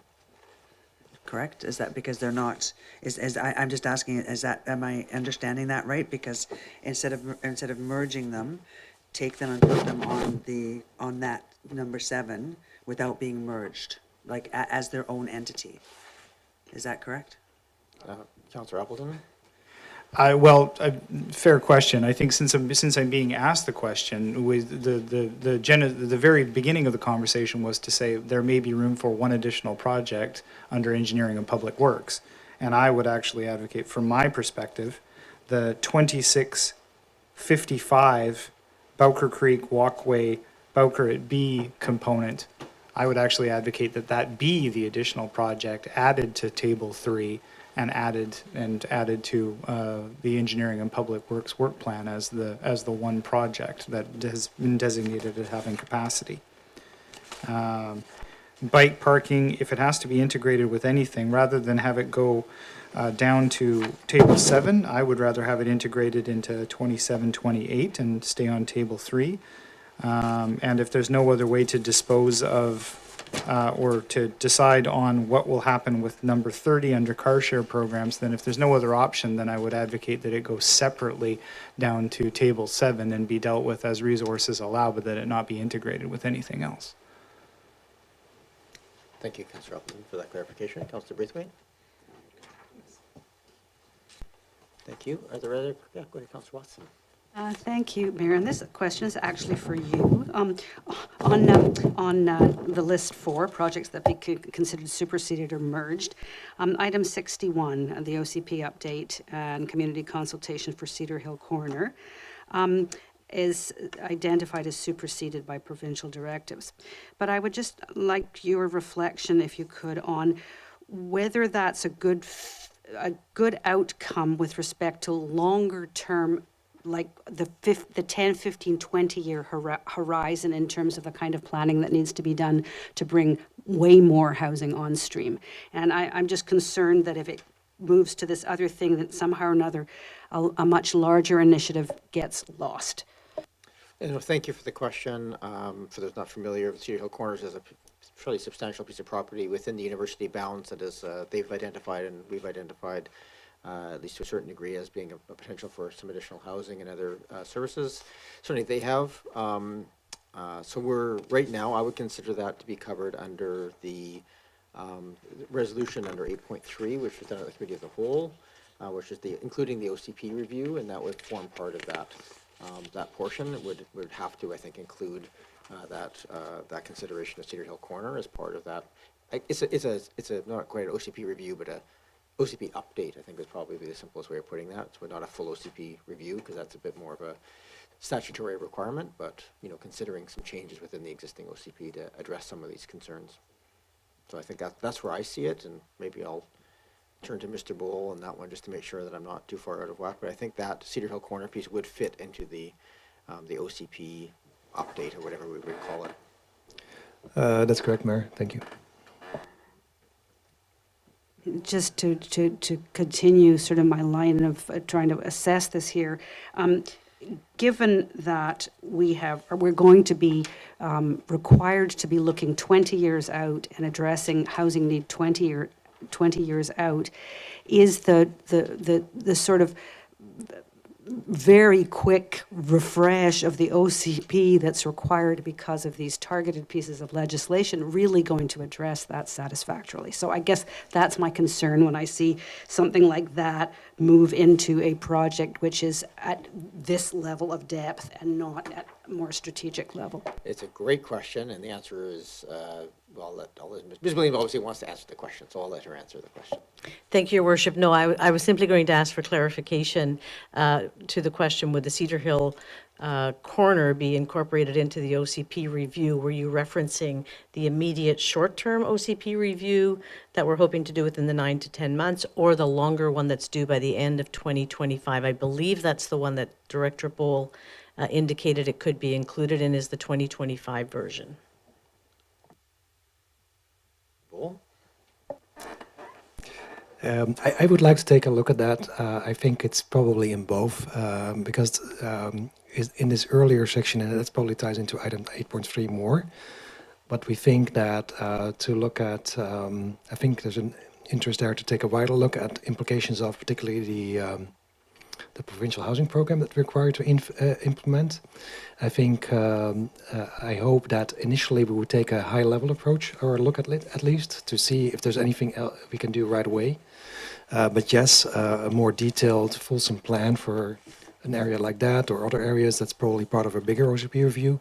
So my somewhat vague answer is probably in both, but it's something that we need to look at more closely. Thank you. Thank you. And just for those not clear, a full OCP review is quite a bit larger, and the province's mandate has some very specific pieces about looking at a longer time window and those sorts of things. So that is a much broader requirement than what we're talking about in the shorter term. Okay, I think just looking at the time here, I think we may just want to kind of go highlight a few other pieces that might need some additional conversation, but I think we're going to have to come back to this at a future meeting. But Councillor Smart. I'll be quick. Just one more question through you, Mayor, to planning staff. Just wondering why, with all of the parking components of the provincial directives, staff chose not to include 71 parking bylaw review sort of automatically in the things that were superseded by provincial directives. I just wondered if you could expand on that a bit so we can understand. Sure. Mr. Bull? Yeah, through the mayor, as was referenced by, I believe Councillor Appleton, definitely fulsome review is in order, but it touches on a lot of different things. I think our thinking was to keep that separate, is that our short-term goal is to implement the provincially required housing program for a single family or ground-oriented housing. We probably need to look at parking specifically for that program. In a shorter term, but the fulsome review ties into a lot of things. What about our transportation demand management measures, and also what are parking needs then? There's probably a more fulsome project there that we felt was a bit too big to fit into the housing piece, but it definitely has a bearing on it. So it's one of those topics, there's many of those around housing, where ideally we'd look at that right away at fulsome and then make housing decisions. But the way the province has set this up, it's a little bit the other way around. And so we'll probably end up putting in band-aids in place before we can do the fulsome review. Thank you. Thank you for that. Councillor Patterson? Yeah, thank you. Under section 6, number 41, prepare for climate-related emergencies. It also says that it is related to number 35, which is in section 7. But I see the preparation for climate-related emergencies. My understanding of that would tie into the HRVA program, the Emergency Preparedness Program, and not be directly linked to the climate action. I think they're separate issues. And I do want to see climate-related emergencies and the whole emergency risk assessment still continue as a council priority, because council has direct responsibility. We can't delegate that. We can delegate the work to the staff, but we can't delegate the authority for the program. And at this point in time, we don't have a hazard risk assessment for the community completed. So I do want to, and climate-related emergencies are a very real and fundamental part of that program now. So I want to see that continue as a council priority. Thanks. We're currently on section 4, but I take your point there on those two pieces. I'm just going to just highlight, I think the comments made here have been really good. I do think that the merger of 26 and 55 on this section of the Bowker Creek, as treating it as an active transportation and not the nationalization, makes a lot of sense as part of that piece, and probably would be a bit of a mix of engineering and park rec and culture to kind of look at that sort of pathway through along the edge of the creek there. And I think the 31 expand bike parking, this seems like one of those very small ones that should be almost just a standalone to do, which is just, because right now we have inadequate bike parking in our villages. It's just, can we not acquire some bike parking and put it in our villages as opposed to having it as a project piece of it? So that's, I think maybe there's an expectation there that maybe like, there's a bigger question in the village planning process, which is to design, optimal bike parking. But in the meantime, can we not just acquire some bike parking? So those are my 2 thoughts on those sections there. Projects, I'm just cognizant of time. I just want to capture the additional comments here before. I think I'm going to take a motion to refer this to a future meeting, just so we have that chance. Yeah, so I'm going to come back to the first part, and just because I think we can probably tackle that at least. But so section 6. We do have to have a motion to extend the meeting. Motion to extend 1 hour. Is there a seconder? Moved and seconded. Thank you. Call the question. All those in favor? Up to 1 hour. We don't have to take the full hour. If people have to leave, they can leave, of course. But we're trying to move this on. Okay, that passes. Councillor Appleton? Just a procedural question, Your Worship. So is it your intent to deal with, is it your intent to deal with tables 6 and 7, or to return to those at a later time? I think what I'd like to do is just do a high-level skim of 6 and 7, if people can just kind of highlight things that are if we have time. If not, I'm okay with just maybe referring the pieces here, but I might take a bit of advice from staff on this one as well. Certainly from my perspective, Your Worship, it might be good to complete at least an overview of table 6 and 7, so that if there's takeaways for staff. Yeah, I think that's worthwhile. Ms. Williams, did you want to add something on the bike parking piece of that? It's like you were going to raise your hand there. I was, Your Worship, just to say that, and we appreciate that the text may be small, but the projects that are listed in italics in that column are already underway. So the expanded bike parking is a project that I know the team is currently working on, and they have been for a little while. It's in italics.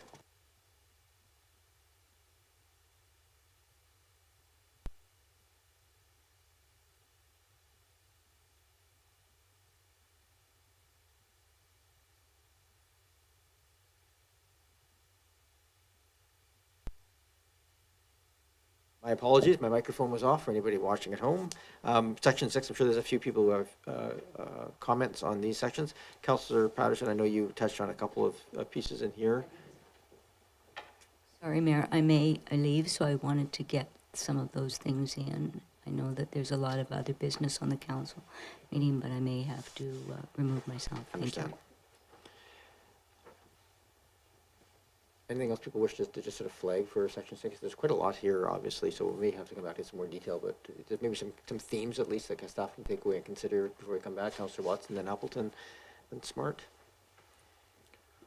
Just looking at this list, I just wanted to say that I'm really pleased to hear that we're going to start getting quarterly reports about our resolutions and what where they are and their impact on staff workload. And I just wondered, in that vein, and then we've got these things here that would then be operationalized and would be part of that reporting process, I guess, items on 6, if we agree that they should be operationalized. And I just wanted to ask my council colleagues if they thought that if any of these things could be really reduced in their priority now, because I do look at this list and realize that we've made a lot of requests and created a lot of future work. Does it all have the same value to us as right now? And I particularly was looking at number 58 and number 69 at the bottom of this page. Just given all the other things that need to be done and where these would actually stack up in terms of things that really do have more import to the community. So I'm asking that question when I look at table 6. Those 2 items in particular, 58 and 69. Oh, Mr. Meikle has been so silent tonight. One of them is 69 is the community gardens at 1538 Monterey. Did you wish to comment on that? Maybe I'll just capture that as a comment and then we'll come back to it as opposed to. But Mr. Meikle, is that something that's reasonably straightforward and underway, or is that sort of a future project still? Thank you, Your Worship, and through you to Council. I mean, it could be relatively straightforward. However, I would hesitate to put community gardens at that location until really there's a decision made on what the future of that location looks like.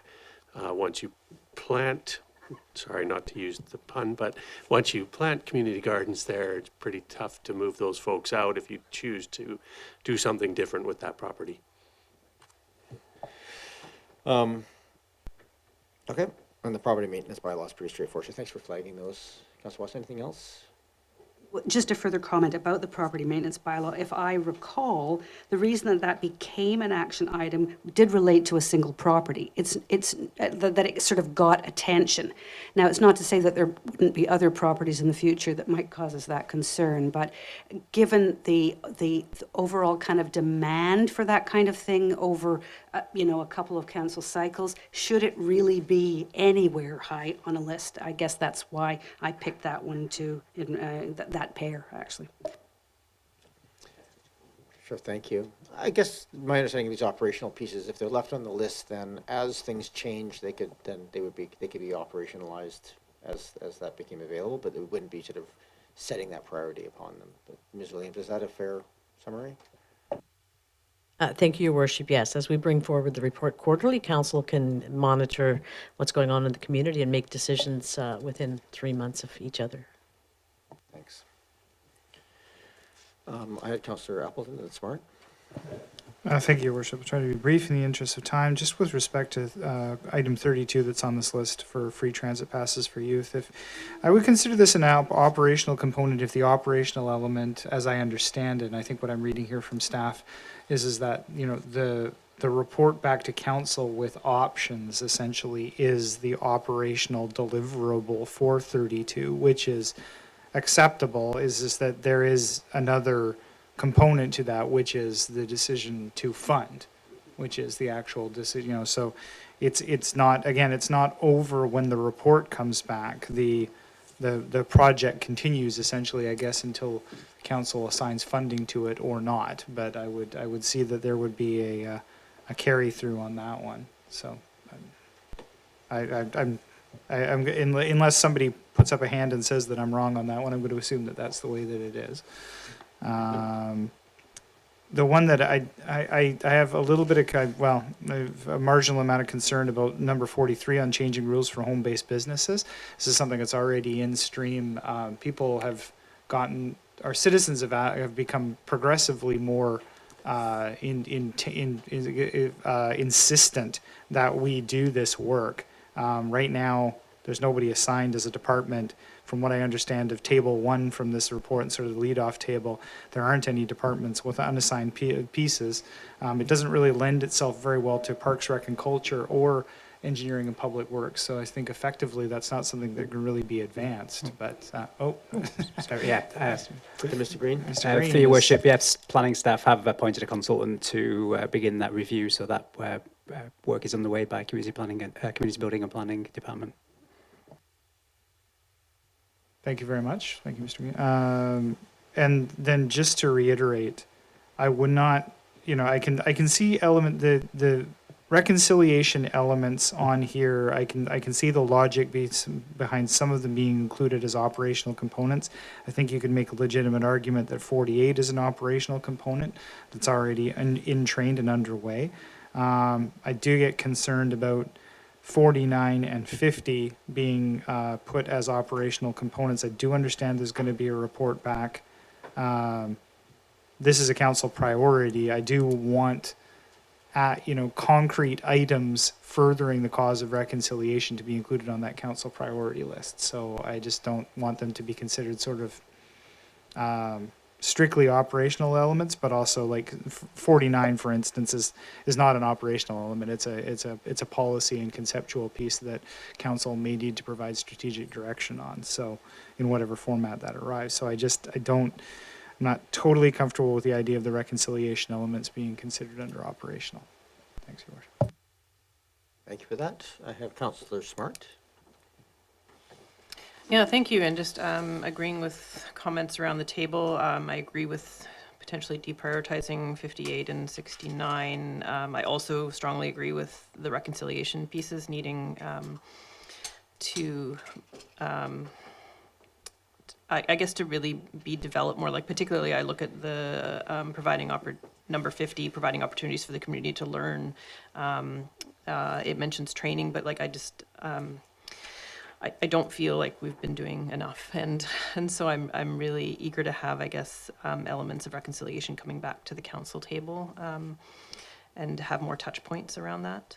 And I guess just my comment in general is I'd love the opportunity to be able to talk in more depth about how important all these projects are in the process that we're in right now, and I appreciate how far we've gotten, but I'd love to be able to list these in order of how important or unimportant they are, and to see what my fellow members around the table are feeling as well. If I had to choose a couple more projects to deprioritize, and for the sake of prioritizing, I might look at Project 20 and Project 39 also as important, but I'd be willing to potentially put those off a bit, especially for the next 6 months while we're very busy. That's all my comments. Thank you. Councillor Braithwaite? Oh, sorry, I think that number 39 is really important, so I would want it to stay on there. Good. Councillor Patterson? Yeah, number 50 that is on here, a lot of that work is already being done by, there's a component of 14 groups working on that together in the community right now, and although council is not involved with a reconciliation task force, there is ongoing work on that, and I just don't know that we have the resources within the staff to actually advance this within the community in a realistic way. So I know it's on here to be operationalized and completed, but I don't really understand how that would be effectively managed through staff. So I don't know that it should come off, but I don't understand how we will make progress on it. Leave it to staff if they want to comment, otherwise I'll... Okay. Councillor Green? Yes, I would like to see number 44 remain on the active list. It is at the core of everything else that we do and everything else that's here in this work. So I think 44 is extremely important, and I appreciate the work that staff has done to date with surveys and questionnaires and so on. I would like to see more direct public engagement, however. I've mentioned them before in neighborhood meetings. They were successful in 2019. I would like to entertain reintroducing those, if possible, during this term. And I think I'm quite happy to help with that work, in fact, because I think it's one way of reaching people that we are not reaching now. So 44 is extremely important to me. Thank you. Thank you. Mr. Costa, do you want to add something to that? Thank you, Your Worship. Yes, just to make certain that the next steps on this one are clear for council. So this is very much a project that's underway. It's work that's underway, and the next step in that process will be a report to council. So I'm referencing the backgrounder that you would have reviewed in February this year. So our staff are now working on this work to ultimately source a consultant to prepare this engagement and communication strategy. And so the first real stop on that train for council is to have a look at the terms of reference and give your sign off on that before that RFP goes out. So that's anticipated to be in Q1 of next year. Okay. Thank you. I just have a question related to the number 39, the management of boat moorage and districts bays. It's on this to be operationalized, but there's no italics in it, so it's not currently underway. Is there? I can just speak to some urgency in the community about sort of managing that, both from fires on boats and stolen goods and things washing up on shore, and a lot of willing partners looking at that. So I'm curious about that sort of moving into operational and what that looks like from a timeline perspective, because of course these don't have timelines. Ms. Williams? Thank you, Your Worship. So the intent to move that into operations is that the first piece is really a report back to council with options on how to manage derelict vessels within the waters around our municipality. From that conversation, depending on what option council chooses, because there's many ways to address this, and one of them is to do nothing. From that report, likely a council priority project will arise that will say, here is how I want this managed, here's the partners. So we have engaged a consultant who's going to be starting work on the report, the options report, as soon as he's retired from here. So we're anticipating a first quarter 2024 report from Mr. Coates on the options council has available to them to manage derelict vessels. So it can't be in italics because it hasn't actually started yet? Okay. Thank you. Anything else under section 6 that was flagged for staff? Okay, moving just to section 7. This is probably the hardest one, and I think maybe one that I don't want to spend too much time on, because I think we just do have to wrap this up and refer this to a future meeting, but projects for possible inclusion in council priority plan. Obviously, they're all worthy. So question is, I think there was some question about some of the items that were on the earlier section that were referred to this coming in here. So maybe if people can just sort of flag a couple of pieces, and again, probably primarily focused on engineering and Parks, Rec, and Culture, but obviously anything that people are sort of wanting to speak to, this is an opportunity. Councillor Appleton, then Green, and then Braithwaite. Well, thank you very much, Your Worship. So, I mean, if there's if I was asked, and if there was an open spot at Parks, Rec, and Culture for a project, I would certainly advocate for number 14, which is the Parks, Rec, and Culture Master Plan. It's been sitting on the docket for quite some time, no fault of staff's, but definitely, a challenging piece to work through. And certainly, I think we've been hanging our hat on the Parks, Rec, and Culture Master Plan for a number of years. I'm sure staff would find it useful to have that completed and out there for the public's accessibility, and it would drive a lot of other components in the department. So certainly, we've been referring to it for some time. If I had to choose one project, it's too bad that it's down here on table number 7, because I know that it doesn't represent the significance that the department puts on it. But if I had to choose, if I go way back to the list that says that we can contemplate one project for Parks, Rec, and Culture, that's the one that I would choose, Your Worship. Thank you, Councillor Appleton. I have Councillor Green and then Braithwaite. Thank you. One of the ones that strikes me as extremely important is to expand the naturalization of Bowker Creek. We haven't covered this yet, have we? Anyway, I think it's an ongoing project to some extent, but the Friends of Bowker Creek have done a great deal to support this work. I think we should keep that as one of our priorities. And the other one, as much as people, I think we should update dog policies. You can see that this can be a very divisive issue. And so if and when that can occur, I think if we can put that one to bed, so to speak, it would be helpful, I think. So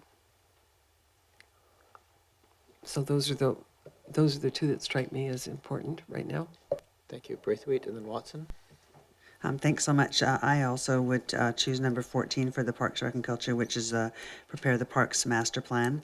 As far as engineering public works goes, I would choose number 34, which is develop an erosion prevention program for McNeil Bay. I think that that's something that we really need to put our immediate attention to before it gets any worse. And then, of course, at the top of my list, and I know it's outside of the departments that we're supposed to be looking at, but for community building and planning is preparing the village plan. That's one of the highest priorities for me. Thank you very much, Councillor Braithwaite, Councillor Watson, and then Patterson.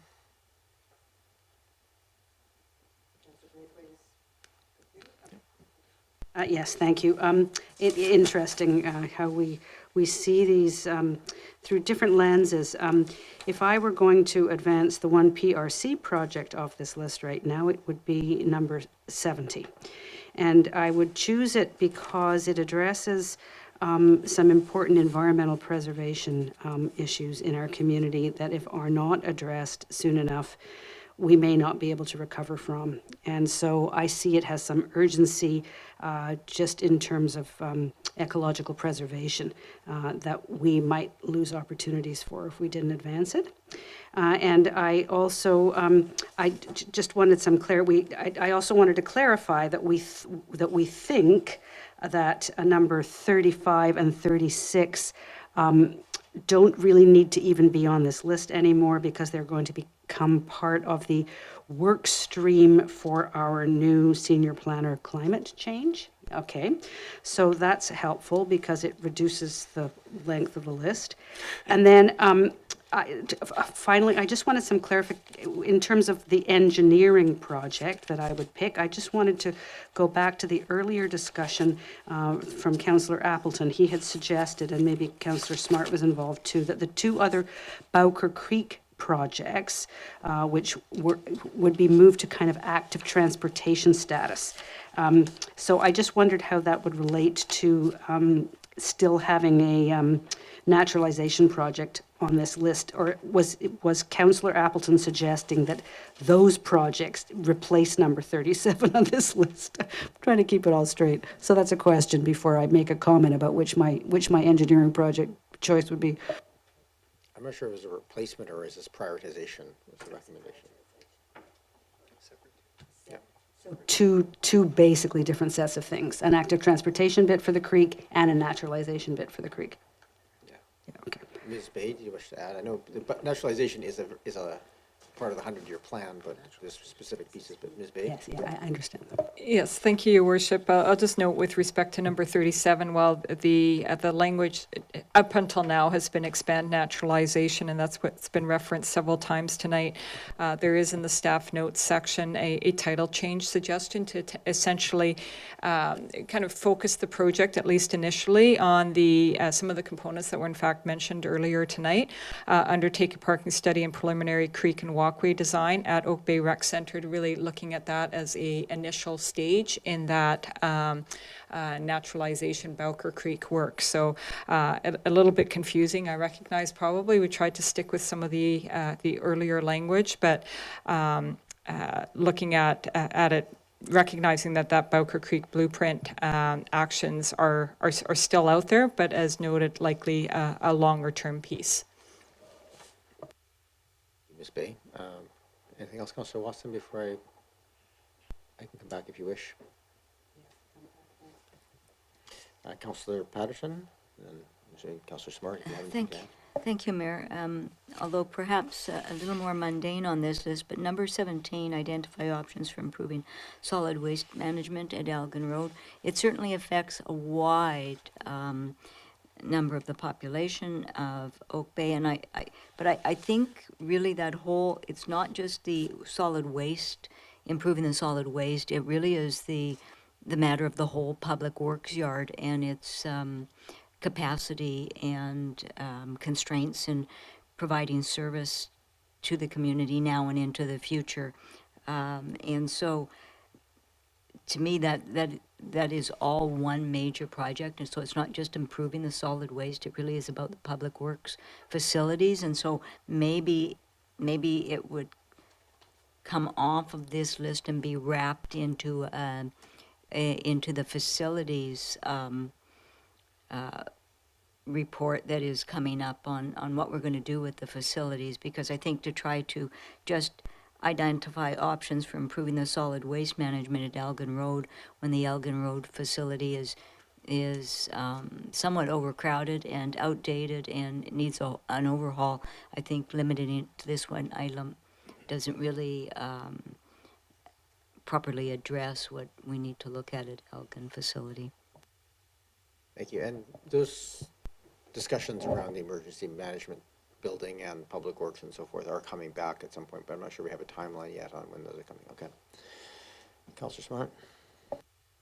Yeah, thank you. As far as a project in Parks and Rec to add, I would see number 14, the master plan, as the most important. And as far as engineering, I concur with number 37, expanding the naturalization of Bowker Creek project. I also agree with the comments about including whatever aspects of the village area plan we can, as fit it in as soon as possible. And then the other project I would just mention is I think the parking bylaw review is going to be so important. We're just about to build a whole bunch of housing, and if we don't get ahead of it, we're going to be so reactive in having to deal with how parking, from bicycle parking to vehicle parking, is going to impact the design of all of our projects. And I think it's going to be a sticking point unless we look at that as a larger piece as part of the housing thing, when obviously planning feels like we can fit that in. Thank you. I'll make my comments and I'll go to second-time speakers. A couple have indicated they've thought of a couple of pieces to comment on. First off, I just want to acknowledge that the housing piece is going to be an all-hands-on-deck piece. I think there's going to be a lot of work for this body on our side of the table, as well as staff. A lot of conversation that happened to try and move this forward in a timely fashion. So I do acknowledge that as much as we're doing a lot of this stuff, I think we have a lot of work for all of us ahead of us. My observations of these two that I sort of saw, okay, I think we really, probably should get back on the horse of them. One is the number 14, the Parks Recreation Master Plan. I do think that's important work, and if we don't complete that, we're leaving a lot of the other decisions and sort of floating in the wind a little bit, including, as important as it is, the Uplands Park piece. I do think it fits better into a master plan if we can do that, so we can at least identify where, if we're going to be closing off aspects of that to public use, for instance, to do some ecological protection, what are we going to do to kind of provide those spaces elsewhere? I think that's an important discussion we have to have as a community. So I think there's actually a fair bit to be said in favor of that. The other is the number 34, is the Development Erosion Prevention Program for McNeil Bay. And I say that largely because there is, for all the other pieces like Bowker Creek, there's no environmental damage happening other than just, we're not managing that very well, where there's the potential for massive environmental damage if we don't do something to mitigate the erosion that's happening down there. And if there's a major slump that happens, we're going to be in a situation of spending millions of dollars and having a loss of land that may never get back. So those are some of the key things I think we can't just leave sitting in a future date that need to be moved forward. And probably both can be largely managed through external consulting factors that have expertise in those areas, as well as working with our Parks, Rec and Culture Committee to guide. So those are my two, if I had to choose, to move some of them forward in a more expedited fashion. Councillor Watson, you indicated you thought you may have something else to add. You weren't sure. Is there anything else you wanted to add? Yes, I just wanted to go back to 37 again with its title changed. And I wondered if that changed Councillor Appleton's view about what those other projects that could sort of, they were suggesting be grouped as active transportation things, because this is more about extending the active walking route through that part of Bowker Creek. So it seems to me that from the staff comment, number 37 is really not about naturalization. It's about active transportation. And if it was, would that change people's minds about which projects to pick if we had to advance one engineering project and one parks project? Councillor Appleton? Yeah, thank you, Your Worship. I appreciate being able to speak to this one. Just for clarity, my understanding of this is that element 37 is exactly that. It is naturalization of Bowker Creek. I see element 37 being a broad-based, large-scale initiative that ties directly to the Bowker Creek blueprint and the 100-year plan for Bowker. That is, to my mind, and I'm willing to be convinced otherwise, but as I understand it, this is essentially an environmental engineering, hydrological, intervention type piece of the things that are included in the Bowker Creek blueprint, which is a naturalization initiative. In contrast to what we discussed earlier, under table 4 are items 26 and 55, which are specifically referring to the public walkway from Oak Bay High to B Street, which is that section, that upper section. 55 refers to the same area, the vision for Bowker at B Street area as shared in the Friends of Bowker Creek correspondence. The element 55, as it was discussed at council by the Friends of Bowker Creek and as council debated, at some point, on a couple of different occasions, does include a naturalization element, but as far as an engineering and public works project that can be executed in the near term, it's an active transportation project. So I think for clarity, at least in my opinion, it would be useful to separate the walkway active transportation connection component of the Bowker Creek work, which is a specifically focused area between B and the high school in the current parking lot, from from item 37, which is the naturalization piece. Council has discussed and debated at various times elements of naturalization for Bowker Creek and have decided that those things are important to consider, demonstrated their support for the Bowker Creek blueprint and the 100-year plan.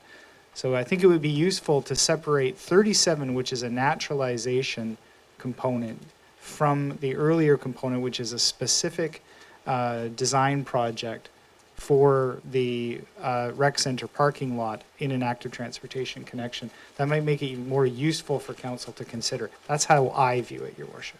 Thank you, Councillor Appleton. Yeah, I think part of that was the rationale for suggesting a change of that title, but I think there is a rationalization for separation as well at this point. We're not resolving it tonight in any case. Councillor Braithwaite, you indicated you may have one other piece. You're good?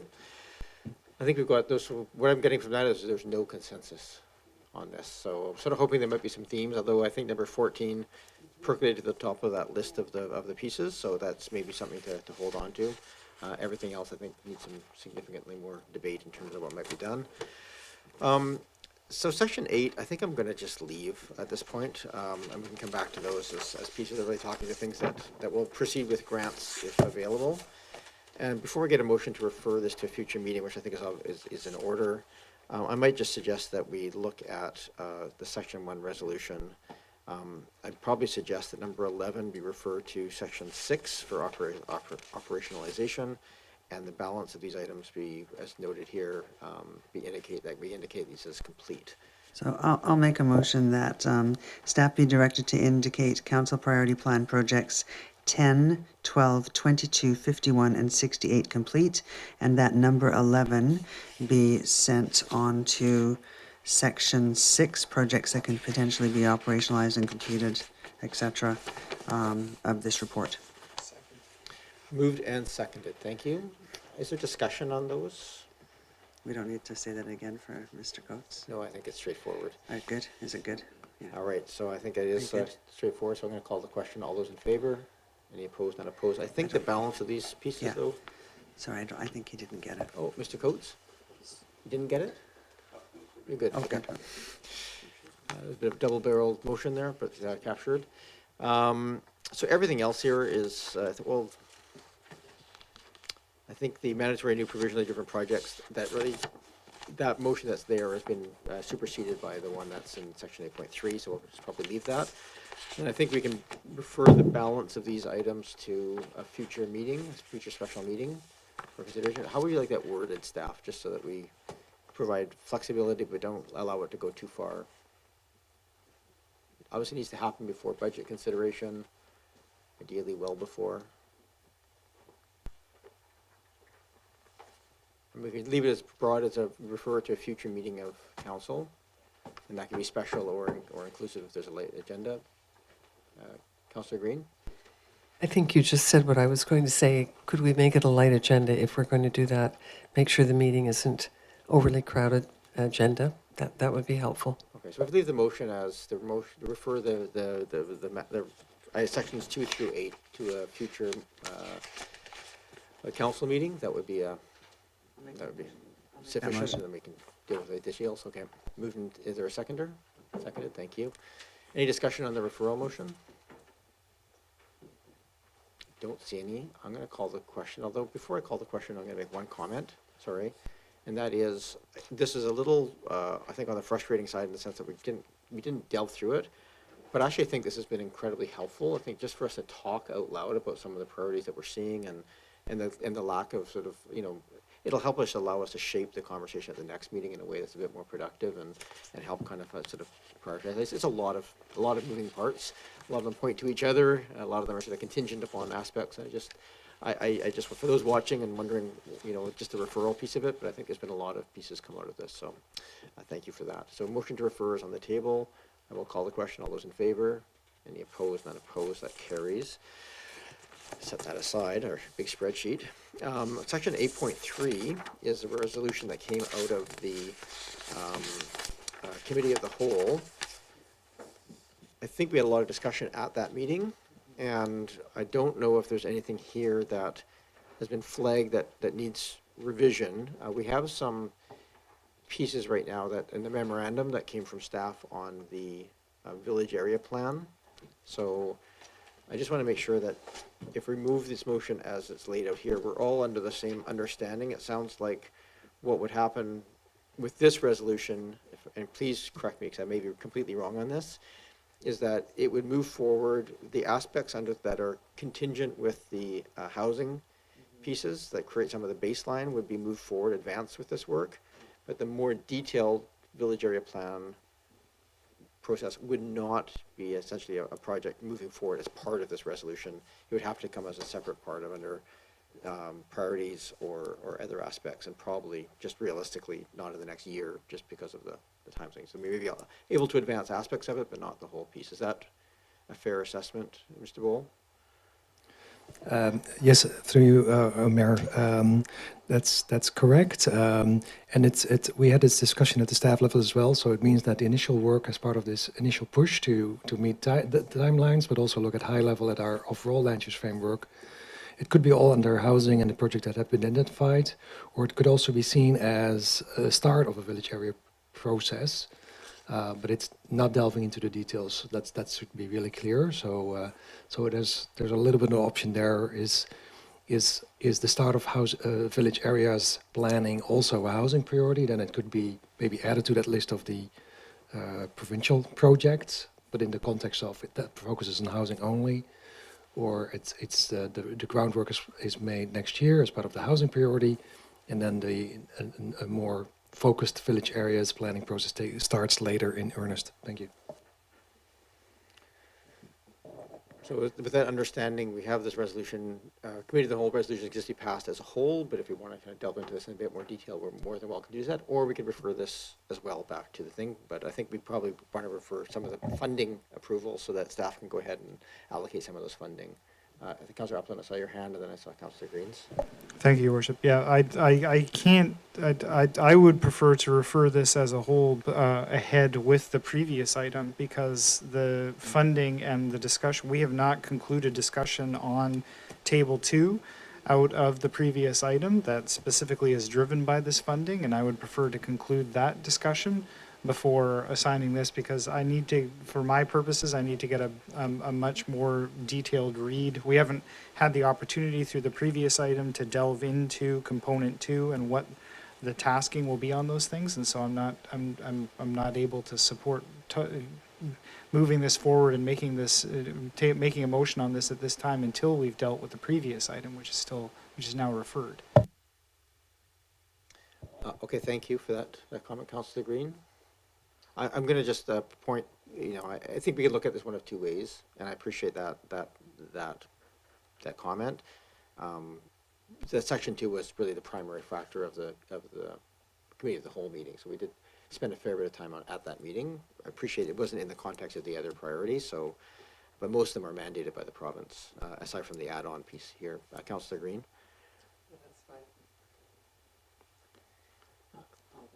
Go ahead, Councillor. Yeah, I mean, I agree, Mayor. I think that we really discussed this in detail at the last meeting, and so I would feel comfortable moving it forward. I mean, I'd be interested to hear what other people have to say, but I would be comfortable moving it forward as it stands from our discussion at the last meeting. A simple way of testing this is just to put the motion on the floor as it was, and we can see if there's support for it. We do have to have public input too, though, right? correct, all the sections, section 8. We had public input at the committee of the whole, but if there's anybody in the members of the public who wish to address us on this recommendation coming out of committee of the whole, you're more than welcome to do so, and I'll look online. I don't see hands raised online as well. So then my question would be, if we put this on the floor and it fails, then what happens? That's a fine question. Thank you. Oh, and I only ask because I don't want to lose sight. And if people aren't comfortable with this moving forward today, I mean, I'm comfortable with moving it forward today, but if others aren't, then if we don't pass it, if we make the motion, we don't pass it, then does that mean that it's off the table for coming back when we bring the other section back? Fair. Okay, Mr. Coates? Thank you, Your Worship. So there's the reconsideration options that are available to council. So at reconsideration at the next meeting, reconsideration by the mayor within 30 days of the motion being attended to.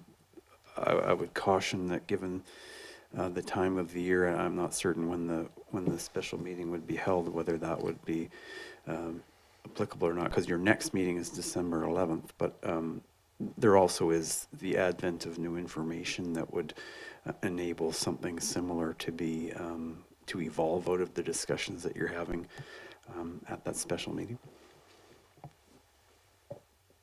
Thank you. I think procedurally here, I'm going to do it this way. If there's a motion, someone willing to move in second, then I will take that. I'm going to go around the table here. If it looks like we have a general consensus to move it forward or close to a majority, then I think we move it forward. If not, I think we'll just then at that point just ask for a motion to refer it, and we'll sort of do it as sort of a little bit of an ad hoc piece, a little less formal than we normally do at a council meeting, but I think it's in this case just to move things along. Since we did debate it and vote at the last meeting, I think I'd rather just have this on the floor. So I'll make the motion as per the agenda. You don't want me to read the whole thing? No, out, do it's you? just the motion is referred to the committee. Second. Oh, sorry, 8.3. Well, I'm not in Compass. I Compass only to go to the agenda, I guess, to see what that motion is. Do you want it? That's the resolution there if you wish to have it. That was the motion. I seconded it for you. Yeah, moved and seconded. It's the regular motion that was on the regular agenda, Councillor Watson. Yeah, this is the one on the agenda, section 8.3. Worship, Mr. I've got Coates? it on the screen as well. Okay, thank you. Mine's got bigger writing, so easier to read. Just want to make sure everybody's got it there. So this is the resolution that council passed at the committee of the whole meeting, recommending to this body to move this forward. But I did work with staff to make sure we put it after the priority session to make sure if there were things arising out of the priority session that influenced us, that we had the opportunity to have that discussion before we voted on this.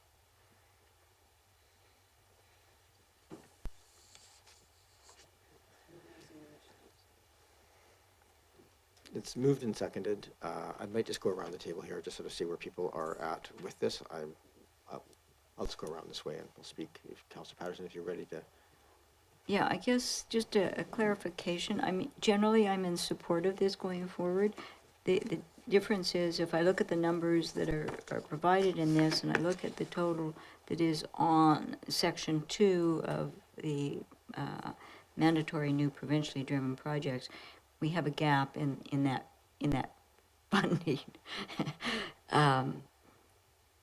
Because one is 2.475 and the other is 2.325.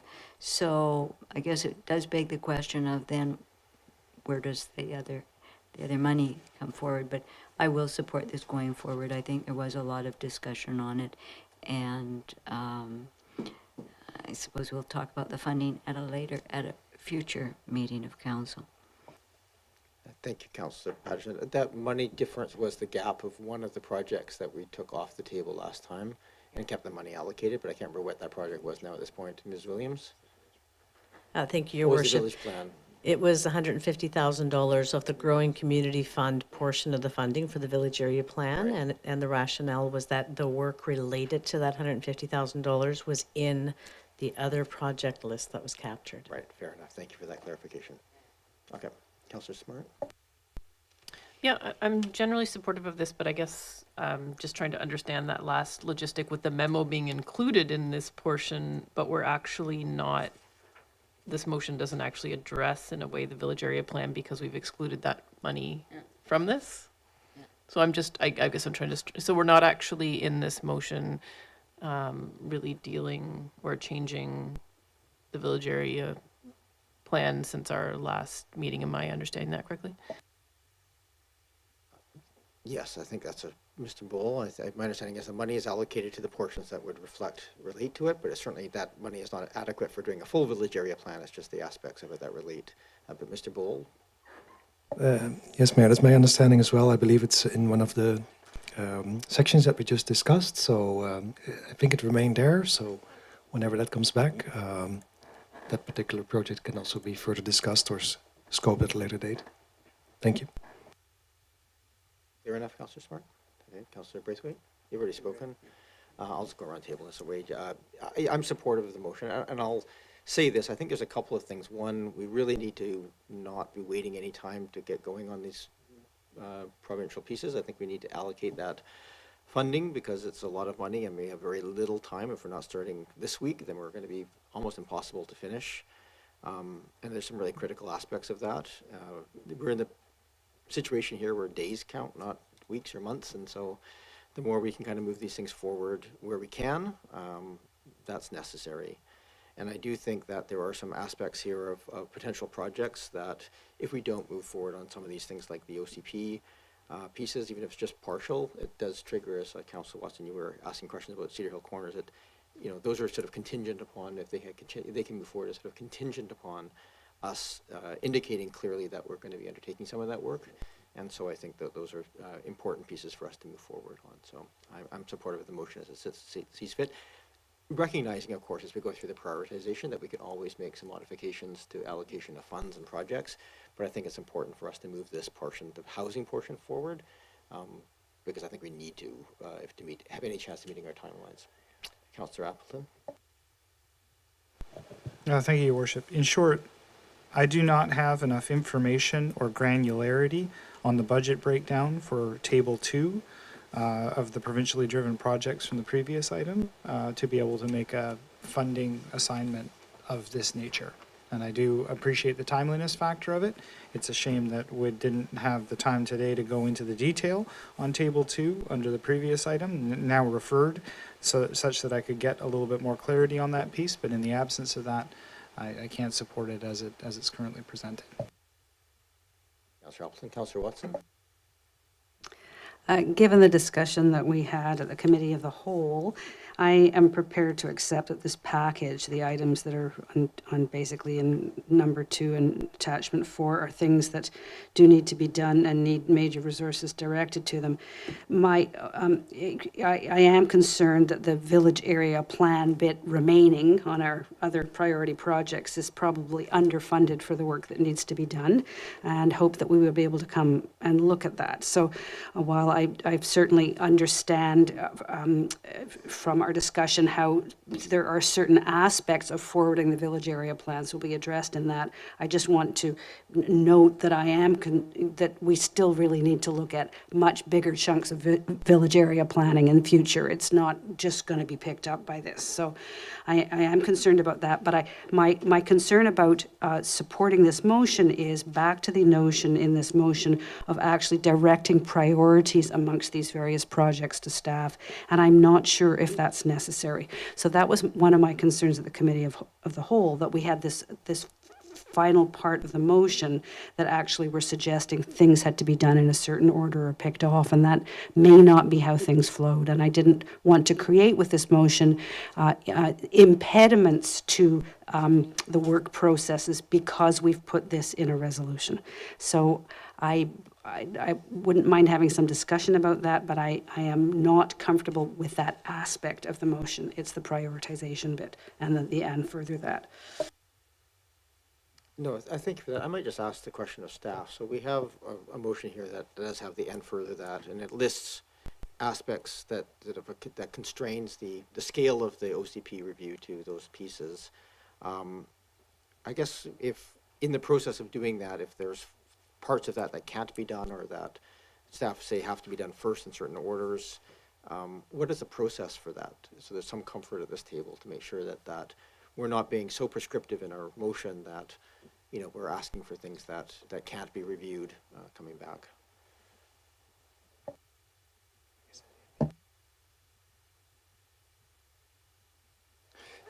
Yeah, Mr. Mayor, I think with the prioritization, there's a couple of things happening in terms of how we would plan out the work. So there's definitely consequences to that. And one of the things is that some of the work that the province is going to give us more information on later, particularly around the OCP review. If we are trying to do a portion of that earlier, we have to improvise and make things work as much as we can. That's definitely possible. But that's where it does give us different priorities, I think, than if we would work with simply what the provisional timelines are like and some of the priorities of kind of the sequencing that entails, because that's a bit of a different work plan, if you will. Can I just add to that, you know, once we've got the provincial roadmap of requirements that we need to meet, and, you know, for example, those instructions will be released on how to do an OCP review in June, July of next year. But in the meantime, we're sort of suggesting and recommending that we would do these foundational documents, technical inputs such as a land availability assessment, retail commercial studies. And once we have those studies undertaken, they will also provide further answers or discussion or in terms of which way we will need to go, if you like. They may dictate that actually, you know, we might not see that many small-scale multi-unit housing projects come forward because of the viability may be not there, and therefore that may need us to pivot in a different direction. Likewise with village area plans, once we have that retail commercial study, that might also send us a different direction as to where growth may need to go, or what the viability of those centres may look like in the future. So that will also may dictate what that process and strategy may look like. Yeah, and then I think maybe that's, to zooming in on the actual question, I think there will be opportunities for council to weigh in on that, because I think if we would realize that either of this direction or the original plan, if the things are not practically being scheduled, so to say, or there's different information that causes us to change tack, maybe there's an opportunity, we'll make sure that some of these key things move forward. But if there is a need to an update or some additional follow-up direction from council, we would definitely come back to you and brief you on that and seek direction where needed. Can I just ask one question? Because one thing I think there may be, just to be a bit clearer in the language on this wording, the wording that's here right now is a partial OCP review, which, because the OCP review is essentially, is almost a sort of more formalized piece. Is there, with the language of a partial OCP update, like is there an understanding there that this is not an OCP review that requires, like in a scale that requires, you know, referrals and all these other pieces, but it's just an update to it, like as a sort of, you know, where we make a few point changes to it? Does the language matter in this case, or is it? Mr. Mayor, I don't think that is that pertinent. I think we see this direction is building on the other. There was already a smaller OCP update planned, specific for the provincial housing program. So we see this as kind of adding to that particular project. So that's all good. Thank you. Just want to make sure we weren't causing problems with our wording. Councillor Watson, anything else? Well, just to clarification there, maybe this is a question through you to staff. If this wording is left in here as what you're saying in this motion, if it remained as is, that if things needed to shift in priority, you would come back and advise council of that, and then we would have an option to then amend a resolution or a direction? Or would you prefer not to have an imposed priority list to allow you to work more flexibly in any event to deal with the flow of information that comes in from the province as you're setting about this work? Thank you. Yeah, that's an awkward question to ask your staff, but we'll give it to them anyway. So, Mr. Mayor, that's a very hard question. because on the one hand, I think in the context of wanting to have that wider look at the land use framework for the district, it's important work, and that seems to be captured in this motion. But it also complicates the work. So at first glance, on the other hand, just following the provincial timelines is, you have a limited scope, but it has other challenges because we're going to be forced to put blinders on to some extent and just deal with items one-on-one. So it's really a decision for you to consider. Thank you. Good boomerang response there. Councillor Green, anything you want to add to the conversation on the motion in front of us? We'll be supporting the motion. I seconded it, and thank you for all of the input. Here's it has enough support to call the question then, so I won't need a motion to refer, I don't think. So I will, at this point, call the question unless any additional comments wish to make. Also, all those in favor on the motion that's referred, and those opposed, Councillor Watson and Appleton opposed, that carries, so that'll move forward. And certainly, I think with an open mind that those things can come back and those. I'm going to ask that this motion on legal expense reimbursement be referred, or deferred, I guess, what's the appropriate term here? Deferred to a future meeting, because I think something we can deal with at a future time. Moved and seconded for a deferral. Any discussion? All those in favor? Any opposed? None opposed. Thank you. I do need a motion just because we have a couple more things to deal with. If we get a motion to extend to 11:30, and I appreciate Councillor Patterson, you may have to leave, and that's fine. I'll move. Do we extend to 11:30? Moved and seconded. Any other discussion? All those in favor? Any opposed? None opposed. We have up next the, thank you, staff, for all your help on that. The fire truck apparatus bay financing options. Mr. Payne, you've waited around online for a long time for this. Oh, Chief Stewart here. Just in case I needed. Sorry about that delay. I think this is your first time in the room, though, as Deputy Chief, is it not? Yes, it is. Thank you. Welcome. Thank you for Deputy having Chief me. Stewart. It's nice to be able to say that. Thank you. And congratulations again on your promotion to that role. We're excited to have you there. Yeah, it's an honor. Thank you. And do we? So in terms of introducing this piece, is it Mr. Payne or is it you? Okay. Yes. Mr. Payne, our anonymous box on the screen. There's no public input on this item, but there will be on the following items on the bylaws portion. Go ahead, Mr. Payne. Thank you, Your Worship. I'll be succinct. Oh, you're too quiet. Can you speak up a little bit? How about, how's that? Yeah, that's better. That's yeah. Go ahead. A little bit better. Thank you, Your Worship. In March, Council authorized the district entering into a lease for the temporary storage structure needed to house the soon-to-be-delivered ladder truck. Council established a $115,000 annual lease budget in the 2023 financial plan for that reason. Since then, the district's been working with the temporary storage structure supplier to secure a lease. When we reviewed the lease terms, we found that the lease rates were above what we consider to be acceptable lease rates, given the access to capital that the district enjoys through the Municipal Finance Authority and other market sources. Thus, we are recommending instead that we purchase the temporary storage structure, and we can use our infrastructure renewal reserve temporarily or another reserve to pay for that structure and pay it back using the lease budget that we have established. We do expect that financial strategy to save us over $100,000, and so we leave that to council discretion. Thank you very much. Thank you for that report, Mr. Payne. And are there questions around the council table? I guess I'm the only one that has a question.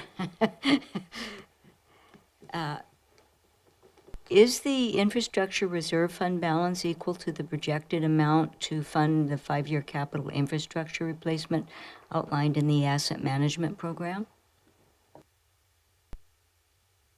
Thank you, Madam Chair. The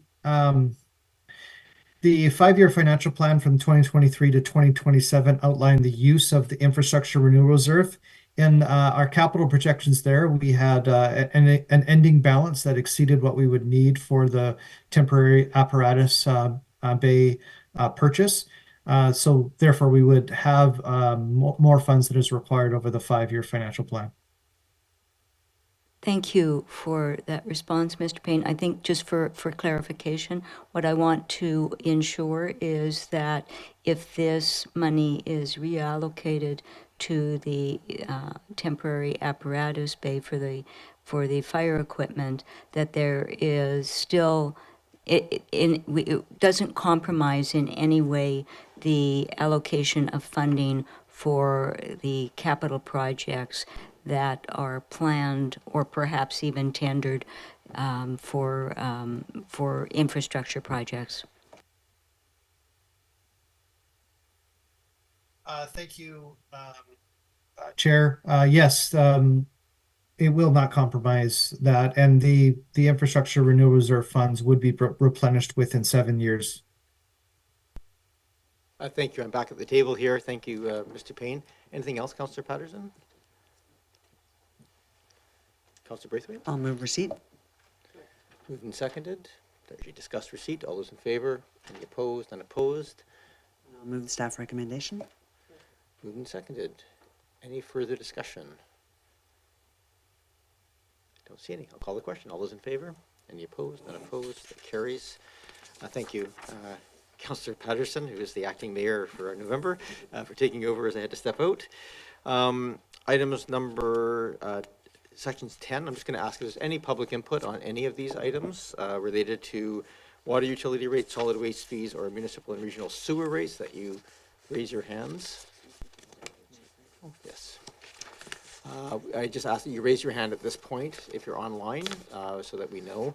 And I'm just going to, as we move on, thank you, Deputy Chief Stewart, for coming in here, being available. It's a late night to be showing up and waiting, so thank you for being here. Yeah, don't say that. Don't say you love it. That's you're gonna regret that at some point.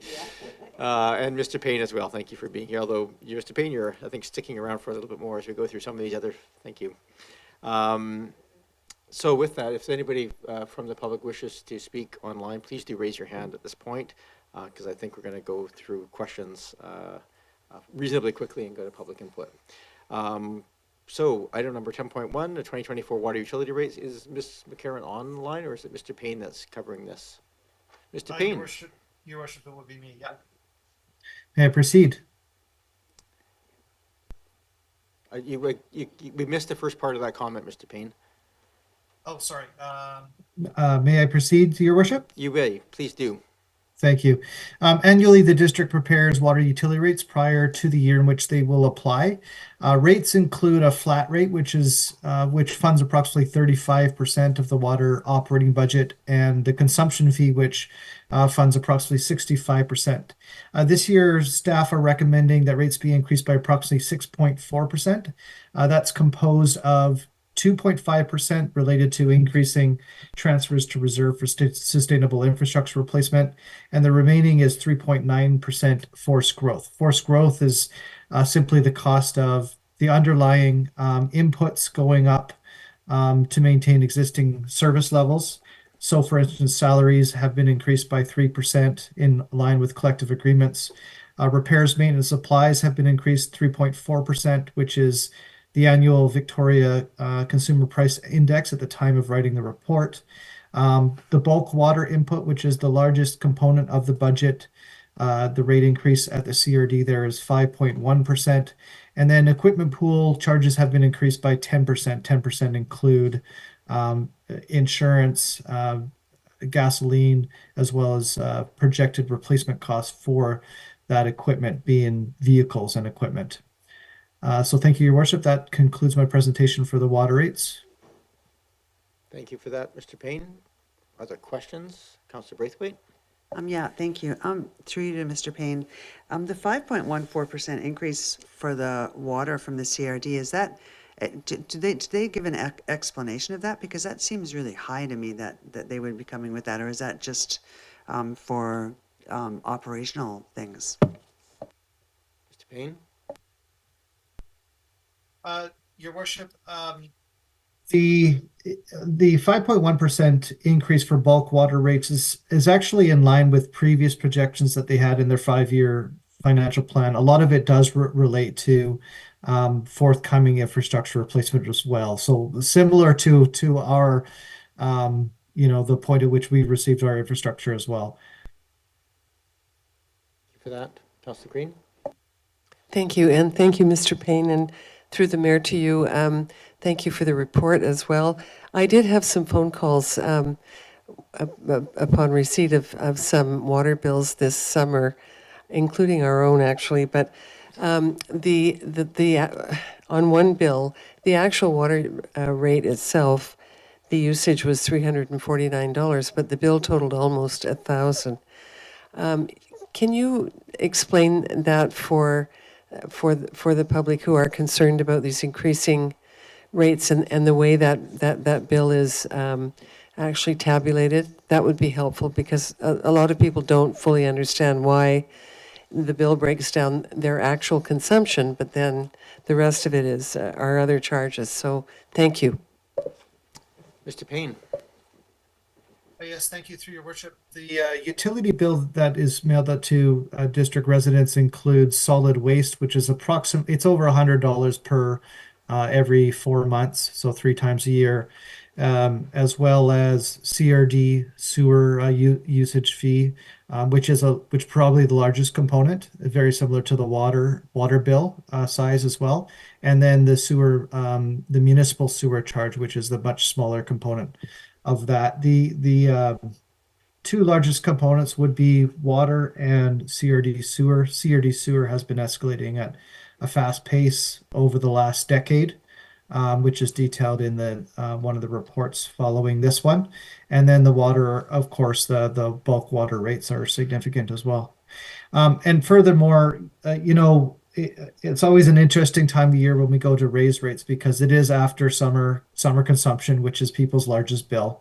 And then, so it's always on the heels of that time of year. Great. Councillor Green? And thank you very much, Mr. Payne. And I don't want to belabor this, but we did talk about at one point whether or not the other charges on that bill could be transferred so that people could defer the taxes. Again, I've had the question raised a number of times. We've had correspondence over the years from concerned residents. So is there any will, or is it possible to look at that conversion so that other than the $349 for water, the rest of those charges, which are another $700 or whatever they were on this one bill, can they not be deferred to or attached to our tax notice that is then, for those people who qualify, can be deferred? Thank you. Thanks, Councillor Green. Mr. Payne? Yes, through your worship. The district has actually recently concluded the first phase of its utility billing process review. And I've started to put together the council report for that. That process review looked at all sorts of billing methods. So council will be given policy options for transferring the funding to property taxes or utilizing different rate models for things like your sewer consumption fees, as well as increase and decrease in service levels around solid waste. So it'll be a very comprehensive policy document before council to consider. And then once council considers those policies, we'll go implement them through bylaw and bylaw changes. So that will be before council shortly. I've been promising that review for a couple of years now, 2 years now. I've got a growing list of folks that are interested in showing up when that is on the council agenda. So I look forward to that shortly. Thank you. Thank you. I appreciate that. I don't see any other questions. Move receipt. Moved and seconded. Thank you. All those in favor, and this is the last chance for the public to make any comments on the next 2 items. Okay, so go ahead, Councillor Braithwaite, if you wish to continue. I'll move that council direct staff to increase the transfer to reserve for water capital budget by $130,000. Moved and seconded, thank you. Discussion? All those in favor? Any opposed? None opposed, that carries. And I'll move that the water rate amendment bylaw number 4852/2023 be read a first and second time. Seconded, thank you. Any discussion? All those in favor? Any opposed? None opposed? And I move that the water rate amendment bylaw number 4852/2023 be read a third time. Moved and seconded, thank you. All those in favor? Any opposed? None opposed? So adoption will come back to the next meeting. I can't do the adoption at the same meeting, so we're going to 10.2, 2024 solid waste fee and draft 2024 solid waste budget. Mr. Payne, you're back on deck. Thank you, Your Worship.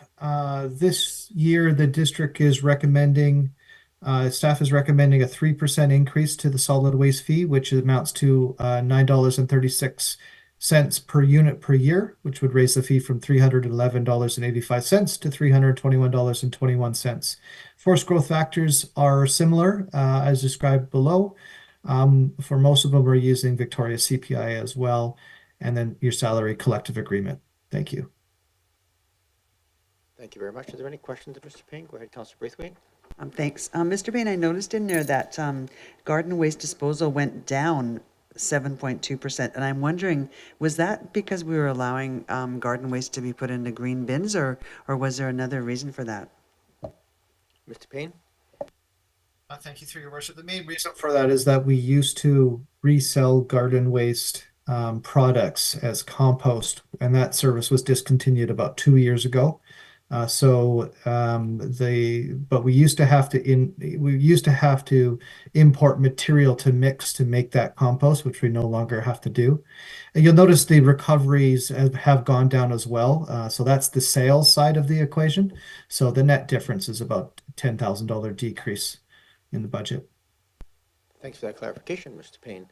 Any other questions? All right, all those Move receipt. moved and seconded, thank you. All those in favor? Any opposed? None opposed? I'll move that the refuse collection and disposal amendment bylaw number 4850/2023 be read the first and second time. Moved and seconded, thank you. Any discussion? We should have discussions on second reading, if any. Not seeing any. All those in favor? Any opposed? None opposed? And I'll move that refuse collection and disposal amendment bylaw number 4850/2023 be read a third time. Seconded, thank you. All those in favor? Any opposed? None opposed? Moving on to 10.3, regional sewer rates. Mr. Payne, back to you. Thank you, Your Worship. So annually, the district prepares a sewer utility rate bylaw. This bylaw encompasses sewer rates for our municipal operations, as well as sewer rates for the CRD liquid waste treatment and conveyance operating costs. They're two different rates, and they represent two different functions, one of which is within our purview and one of which is the regional district's purview. The municipal sewer operations are funded 70% by a consumption fee and 30% by taxes. That consumption fee is based on 60% of what your water consumption is. The CRD sewer fee, however, is funded 100% by a consumption fee, and that's the largest fee out of the two.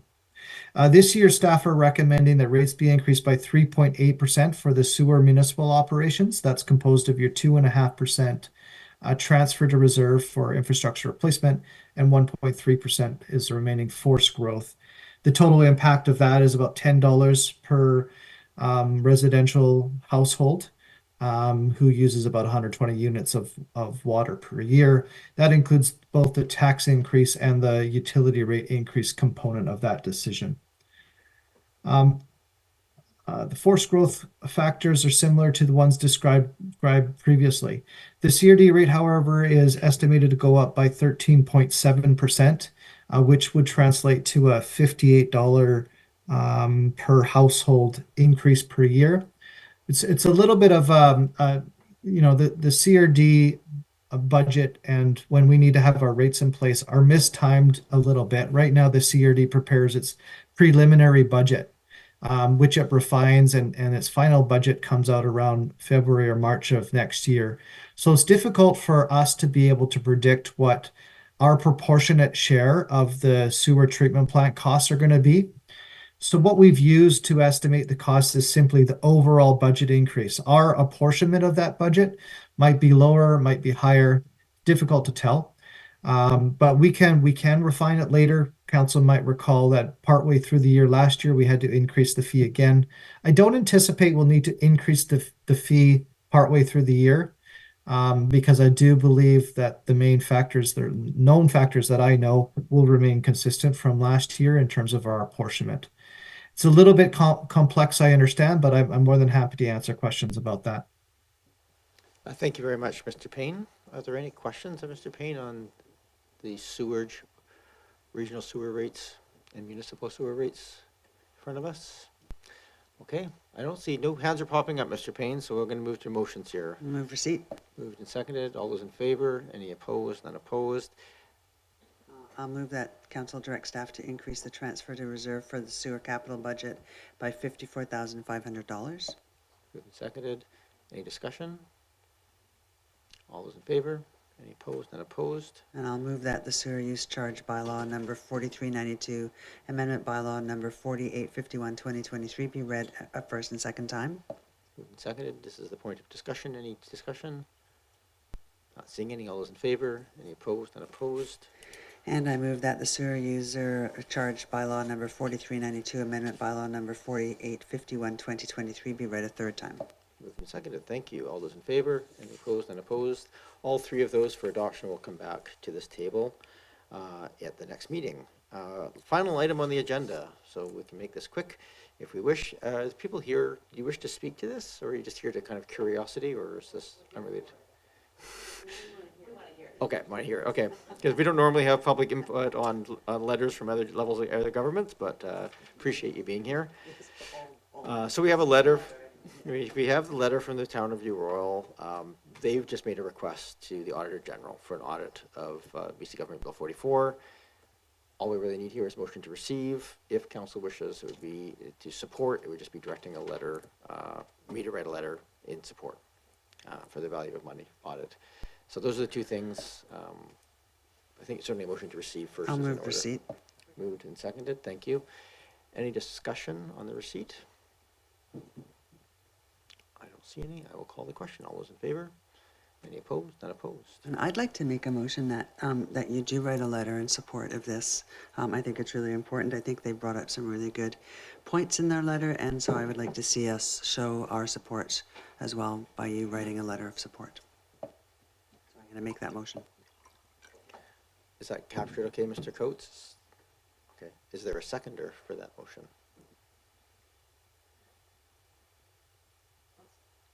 I'll second for discussion. Okay, moved and seconded. Councillor Braithwaite? I think I've motivated it as I could. I think that it's laid out as really succinctly, and I think it's really important for us to show support for this. I believe that some of your comments before about the things that have come forward from the province are kind of captured in this letter, and I think it would just be good to show support for this. Thank you, Councillor Braithwaite. Go ahead, Councillor Smart. Yeah, thank you. I appreciate the points made, but I will not be supporting the motion. I feel like it's really important for the public right now to show our partnership with the province, and I think that there's been a lack of housing built in our community, and we need to show strength and cooperation right now. Thank you, Councillor Smart. Councillor Appleton. Well, thank you, Your Worship. Similarly, I won't support the motion on the floor. Now is the time. We're in the middle of a housing crisis, and we need to act like it. So this is. Thank you. Thank you. If I could continue, Your Worship. This is the time. We are in a desperate situation with respect to housing. The measures that are being taken because we need swift action to be taken. Frankly, the tone of this letter seems to allude to, an extended delay in us taking the necessary action that we need to take on housing. I'm in support of us getting out ahead of these things, doing proactive steps to respond to those bills, and so I can't support the tone of the letter as it's written. Thank you, Councillor Appleton. Any other comments? Councillor Patterson.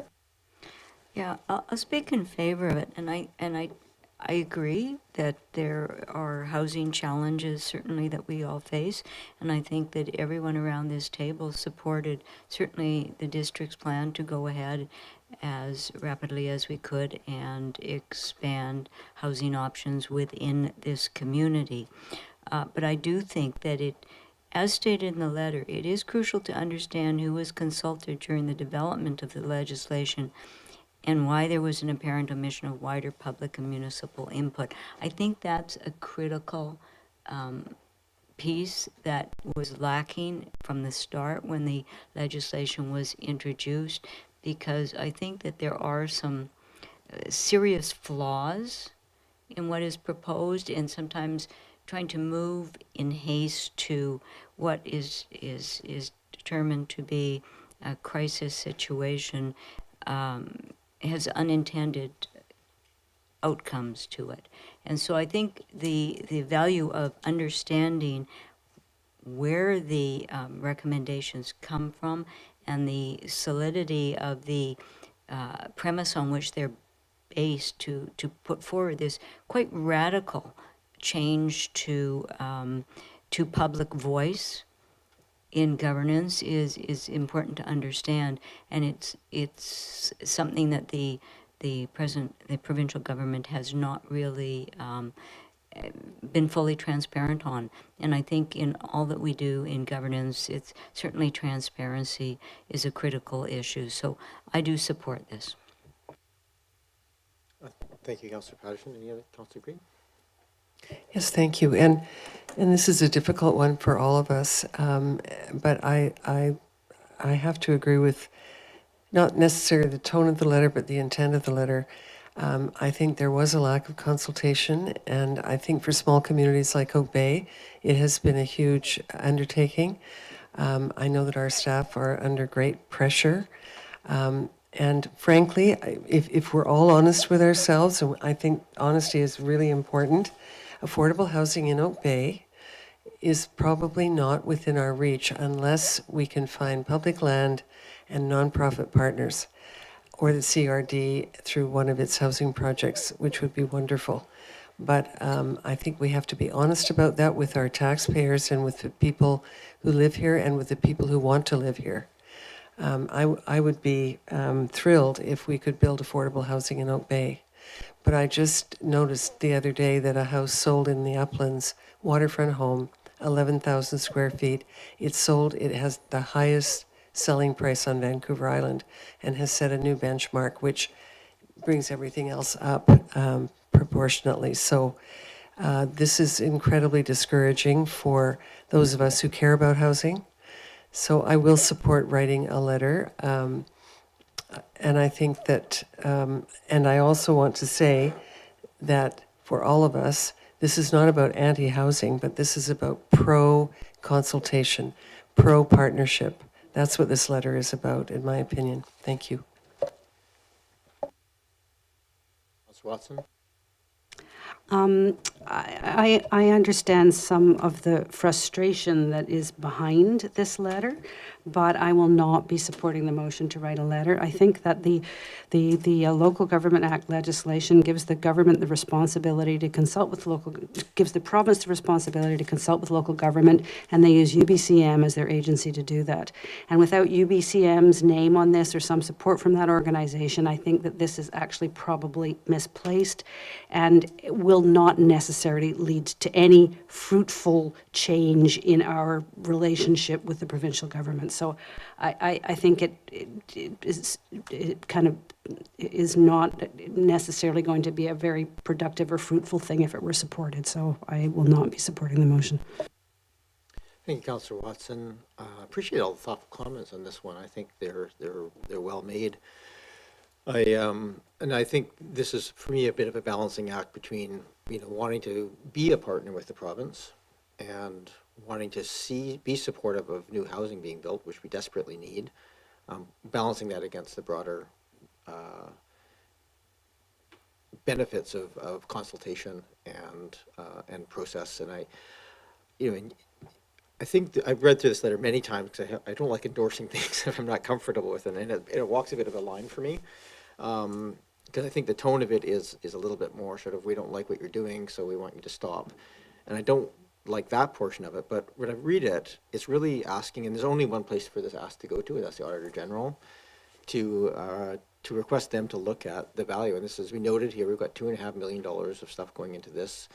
That is maybe not the highest priority for our community, and certainly is causing an amazing impact on our ability to move things forward that, in fact, has delayed aspects of things that we've wanted to do. So I actually do think it's an appropriate ask to ask that if there is a body out there to look at it, they may very well look at it and say, no, there's not our jurisdiction. But I think it's important to recognize that this is the appropriate place to ask the question.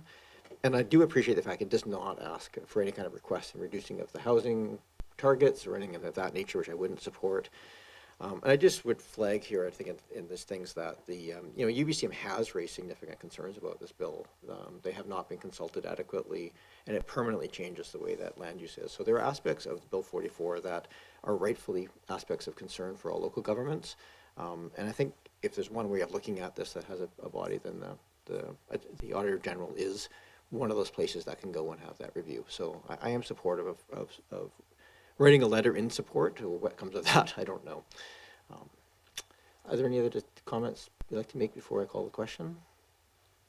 Councillor Smart? If this is successful and the letter is written, I just hope that the tone of our letter would be more about acknowledging the housing crisis and show more support. The community is getting more and more divisive, and I'm really tired of apologizing. Thanks. Yeah, thank you, councillors. I think I'm very happy to include that language in a letter of support. I think it's important that we do separate the issue of building housing from the underlying question being asked. I don't want to spend too much time on this given the time that we have here, but Councillor Green? Just a suggestion too, informally, it doesn't have to be a motion, but it might be helpful to invite our MLA, Minister Rankin, to a meeting with us just to update us on any changes and to talk about some of the issues that we're concerned about. I really believe in personal meeting face-to-face. I think that's a positive thing to do. Just a thought. Thanks. I will point out there is intended to be a community discussion on housing with Minister Callan and Murray Rankin, MLA Rankin, and a few other bodies, just to kind of talk about some of these housing things coming up. It was scheduled, I think, for December, and it's been postponed till January or February, but it is still intended to go forward. So we'll look forward to that conversation as well. I think it's a very important discussion to be having. See no other hands. I'll call the question. All those in favor? And those opposed? Councillor Watson, Appleton, and Smart opposed. I will write a letter, but I will keep it in a tone of, as mentioned here. Move adjournment. Moved. Seconded. All those in favor? Any opposed? None opposed. That carries. That was a lot to try and get through. I understand next week's meeting is also... I said next week, if anybody's listening, that next meeting is